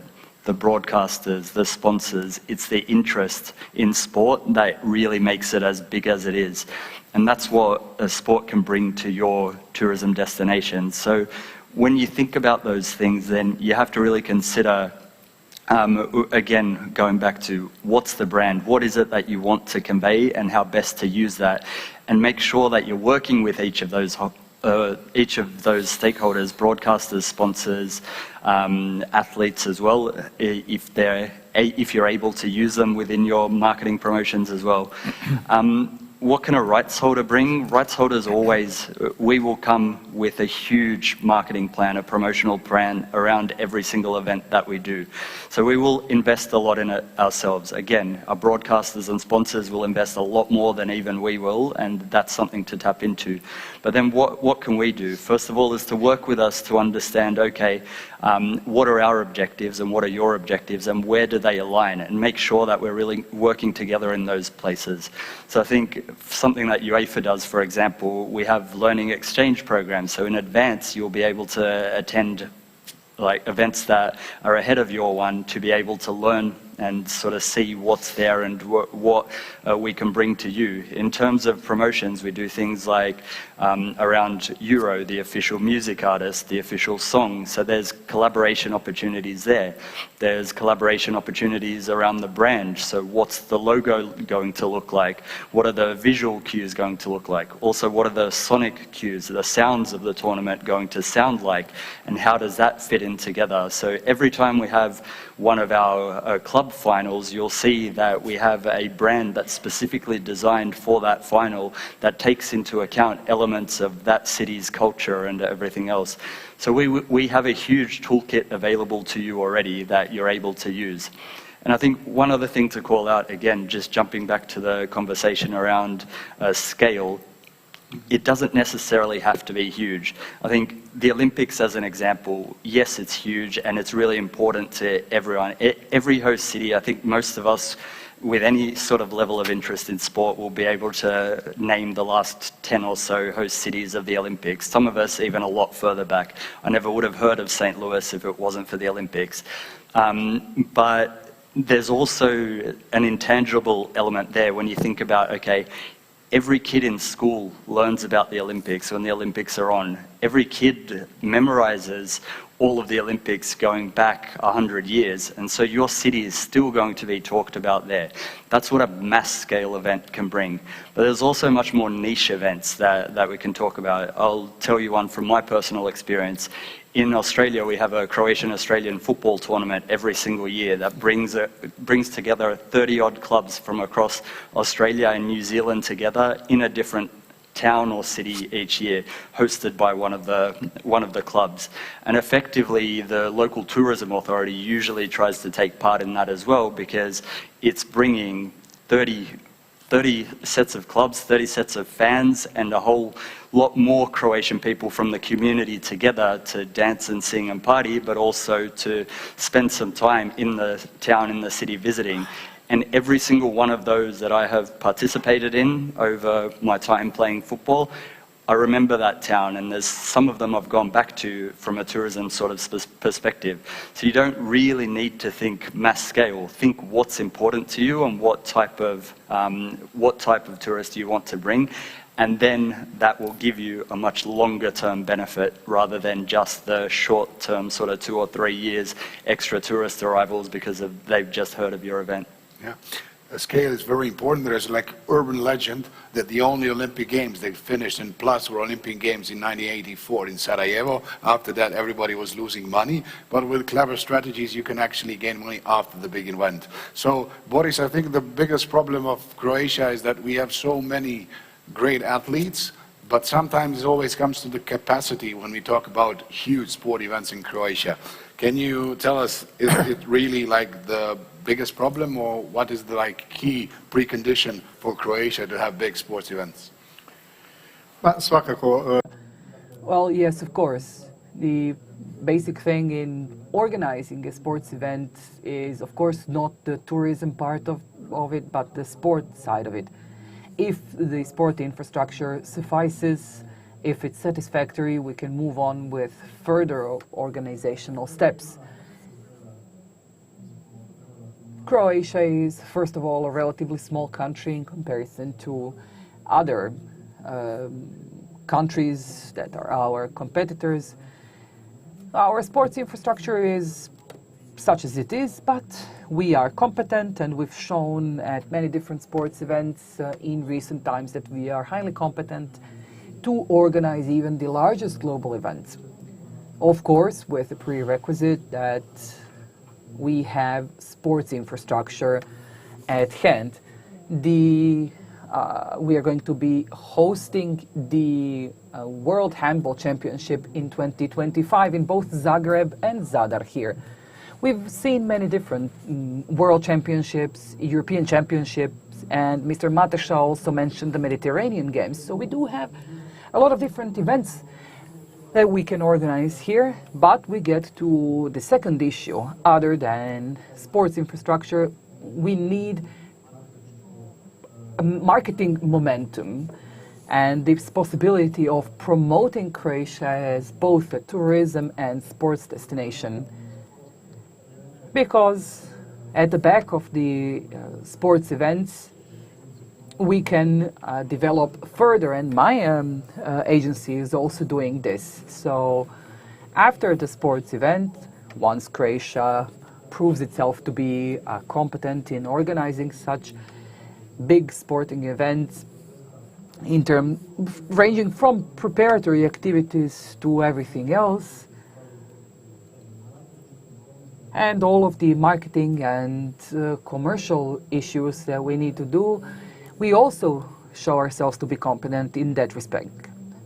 And thirdly, the handball championships hosted here saw the construction of big sports halls and arenas. For these purposes, existing infrastructure can be refurbished, or we can go into constructing completely new infrastructure here in Croatia.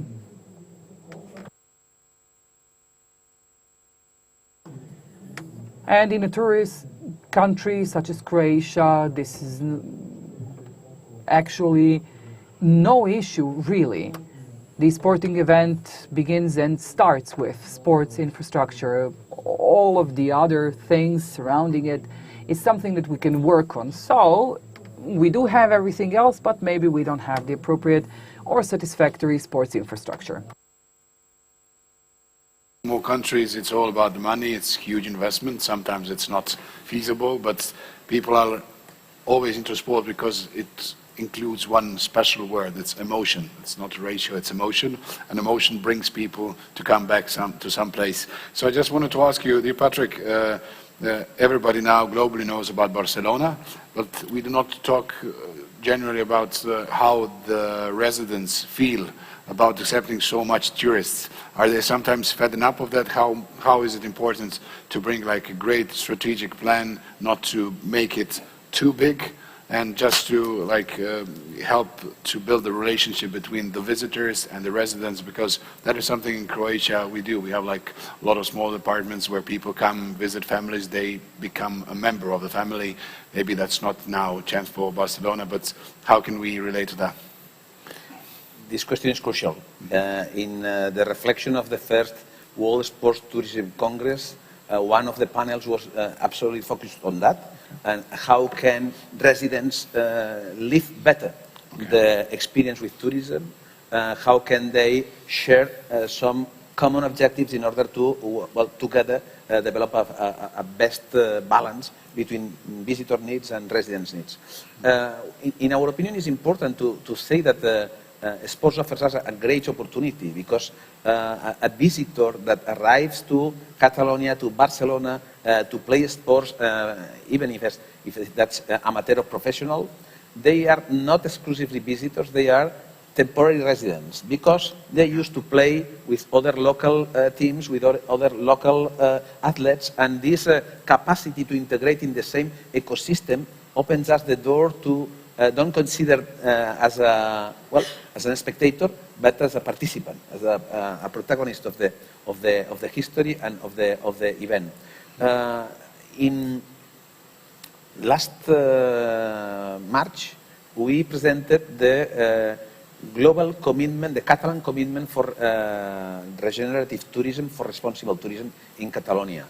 For us, it was a crucial moment because you know that in Catalonia, and in particular in some areas of Barcelona, like Sagrada Familia, Ramblas, Gothic Quarter, or Barceloneta, close to the sea, we have problems with the residents because some part of the neighbors identify tourism as the main factor of the loss of quality of life because, the restaurants are full of people, people on the street, the mobility is more complicated and everything. We think that it's important to work together with these residents in order to build the tourism model we want for the future for our destinations. And we need a global commitment about what we want to be as a destination in the next 10, 15, 20 years.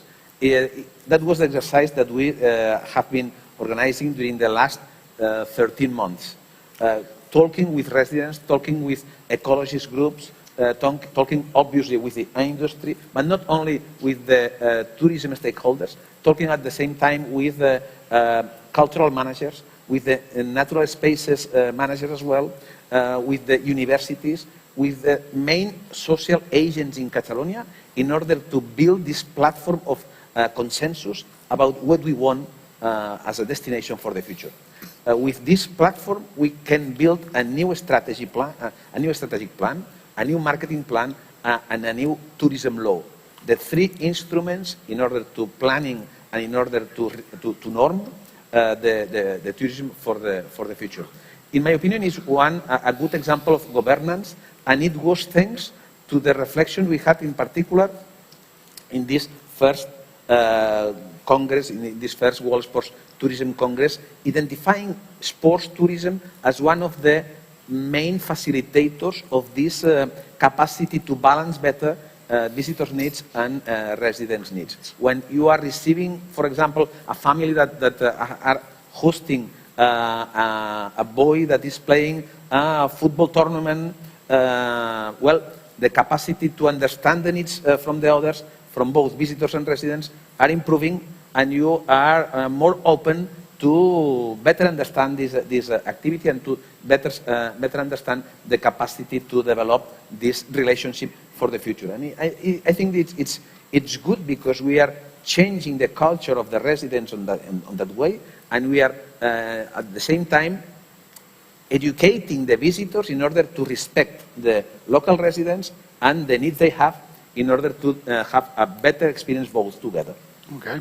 Everybody talks about sustainability now, but regenerative tourism is something which is also important for some parts of Croatia already, like the citizens of Dubrovnik are fed up because they cannot live and enjoy, especially in some parts of the year. So that is something we also need to emphasize and think about. So Fiona, I just wanted to ask you before we start the conclusion. I know that when you're like doing a ladies open, then you think about empowering women. I know that you work with youngsters, like building a new society of future golfers, but you're also a manager and you do your business trying to make every tournament look good, be promoted good, broadcasted well. Can you maybe just tell us how do you do like promoting a destination and promoting just the event? Does it follow up each other, or just do you need to do parallel thing? What do you think about it? Sure.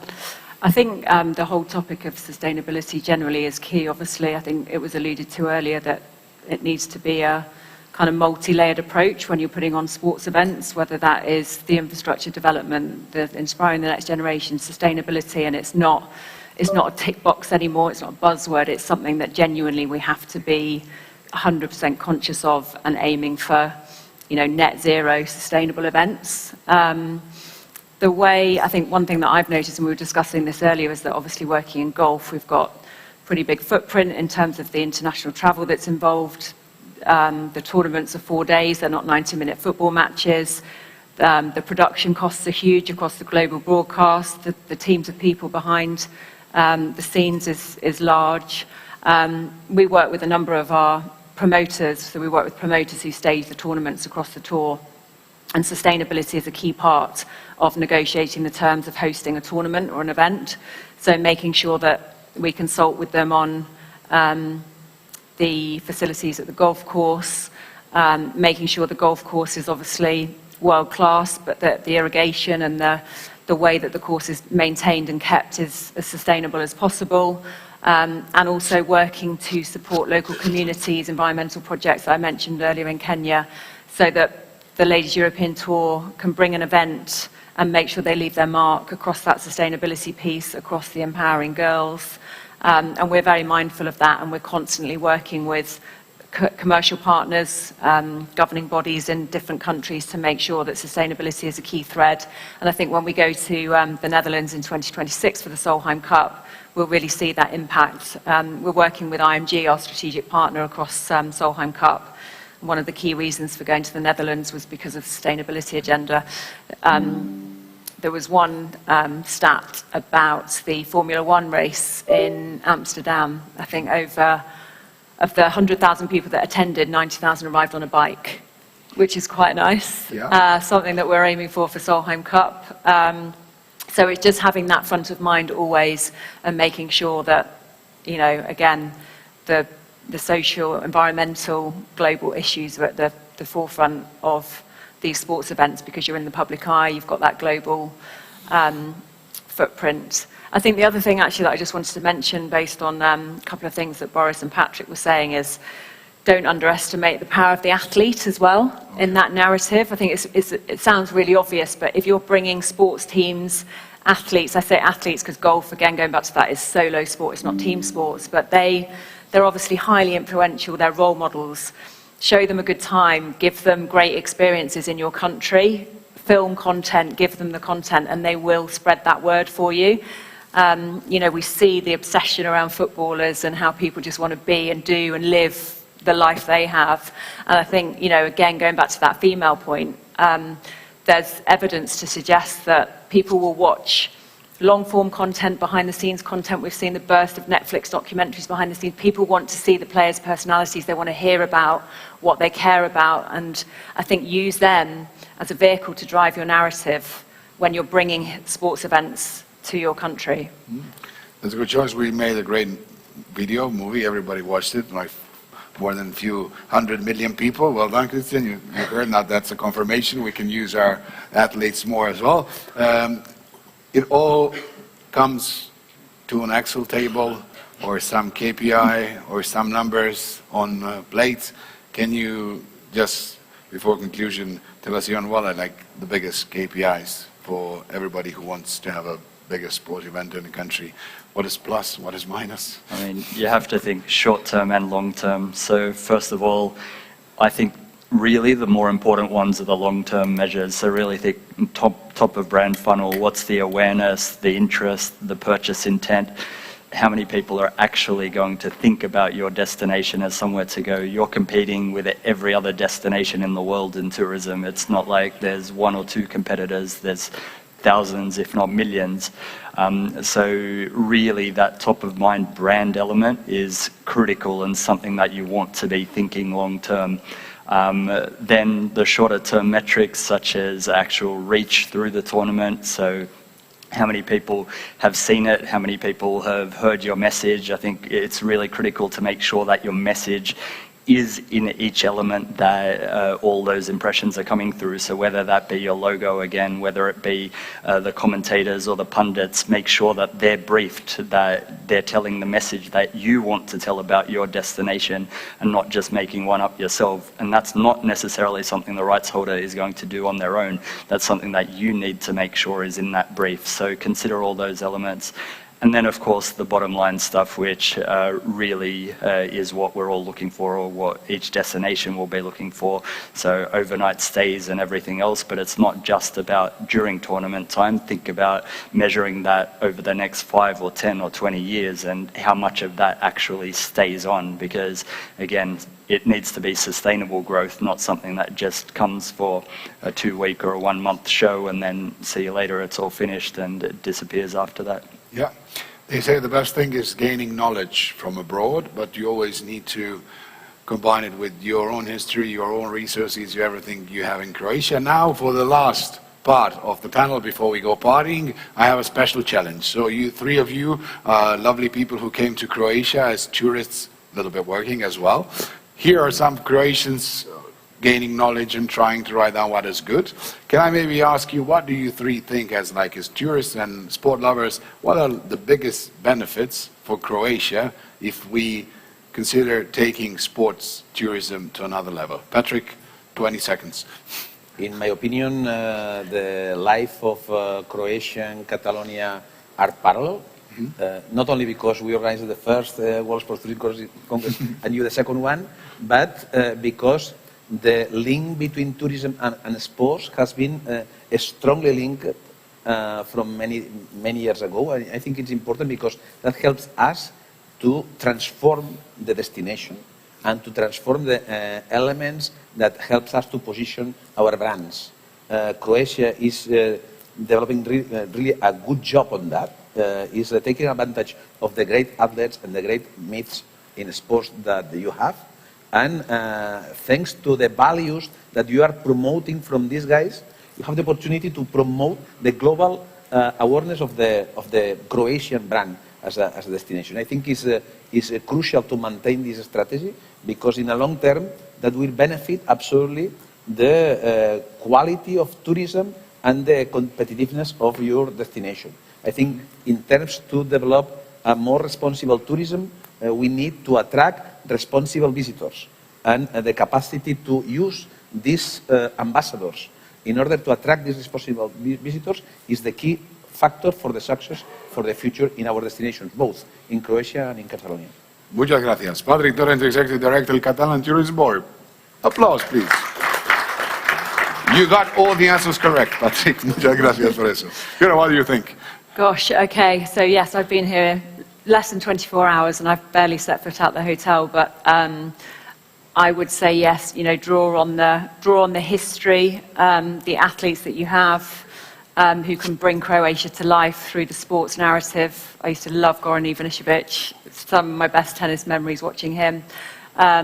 Use your stars and be that responsible tourist destination, as Patrick said. Make sure that you are looking across the board at how to be as diverse and inclusive as possible, appeal to the women as much as the men, use role models from across Croatia, men, women, children, all different sports, tell their stories from when they were young to where they've come from and why they love their country so much.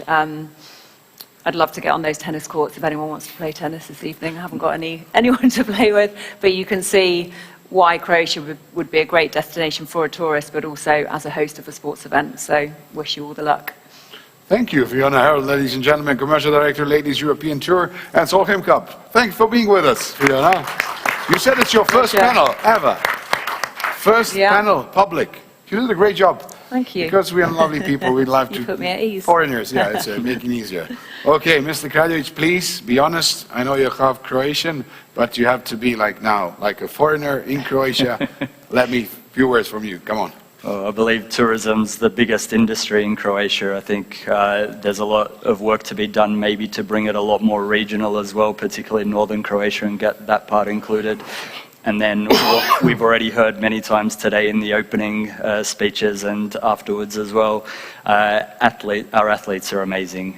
We really have wonderful sporting successes throughout, and we need to know how to use that. There's not many people in the world that will get the kind of attention that Luka Modric does. We watched the match in the last couple of weeks, or months now, in Turkey, where he got a standing ovation in a completely different country when we won a match, and that happens wherever he plays, which really is amazing. That kind of power in sport is amazing, and we know in this country that for whatever reason our sports stars are much bigger stars than any other celebrity could ever be, which is quite different in a lot of other parts of the world where musicians and other elements are going to be much bigger than sports stars. So we really do need to use that for the benefit of the whole country as much as possible.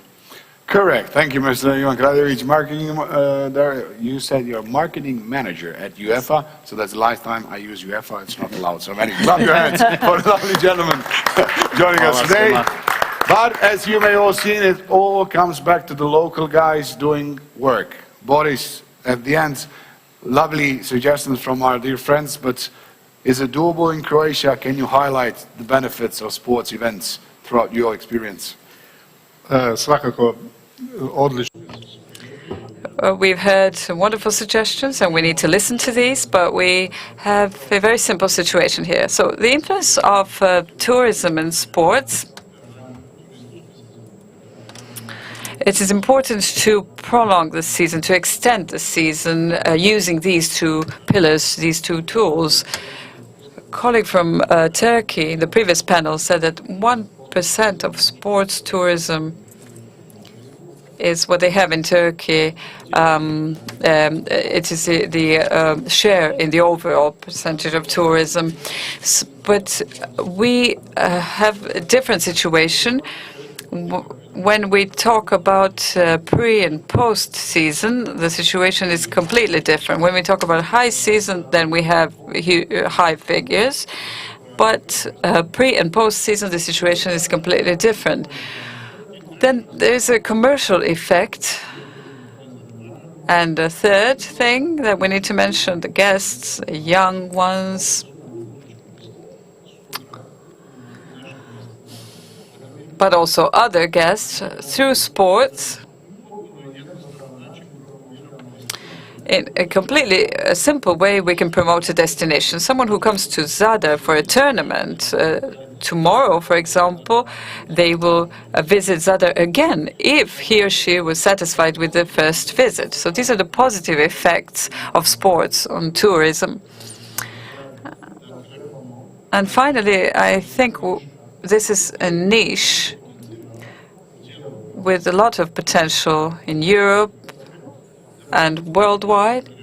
We haven't even touched upon this. We haven't tapped into this potential. So this is a huge potential and we need to use it wisely. Mr. Boris Gomba, who will be organizing many sleepovers during the future Sport Championship in Croatia. The grand conclusion of this panel is you should transform your local community with a huge sport event or a small sport event. Make it globally recognized as a destination, not just a part of the country. Maybe take it a little bit more globally. Use athletes. Smile to lovely ladies who play great sports and make great sport results. Find your niche and use the best industry in the world to combine sports and tourism, media. Thank you for being with us. Lovely gentleman arrives with more info. Hope to see you again. My name is Frano Ridjan, and as you may see, all the good-looking hosts were occupied or too expensive, except Ivan and me, so that was it. Well said, Frano. A round of applause, please. Once again, great panel. This is it. It's a wrap, ladies and gentlemen. Thank you for being with us throughout the whole day. Tomorrow morning, the main hall, 10 a.m., we're going to talk about social sustainability, environmental sustainability, and many more. Enjoy the rest of the day. It was sunny before. Hope it's we have like maybe 2 or 3 hours of nice sun to catch it. Thank you once again. I hvala lijepa, vidim da su manje više domaći ostali. Hvala vam. Thank you very much.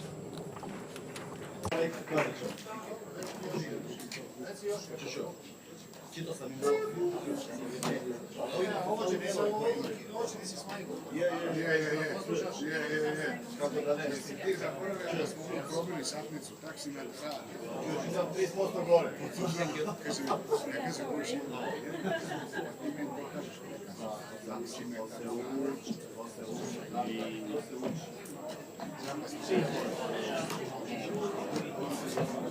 didn't get an official one, did we?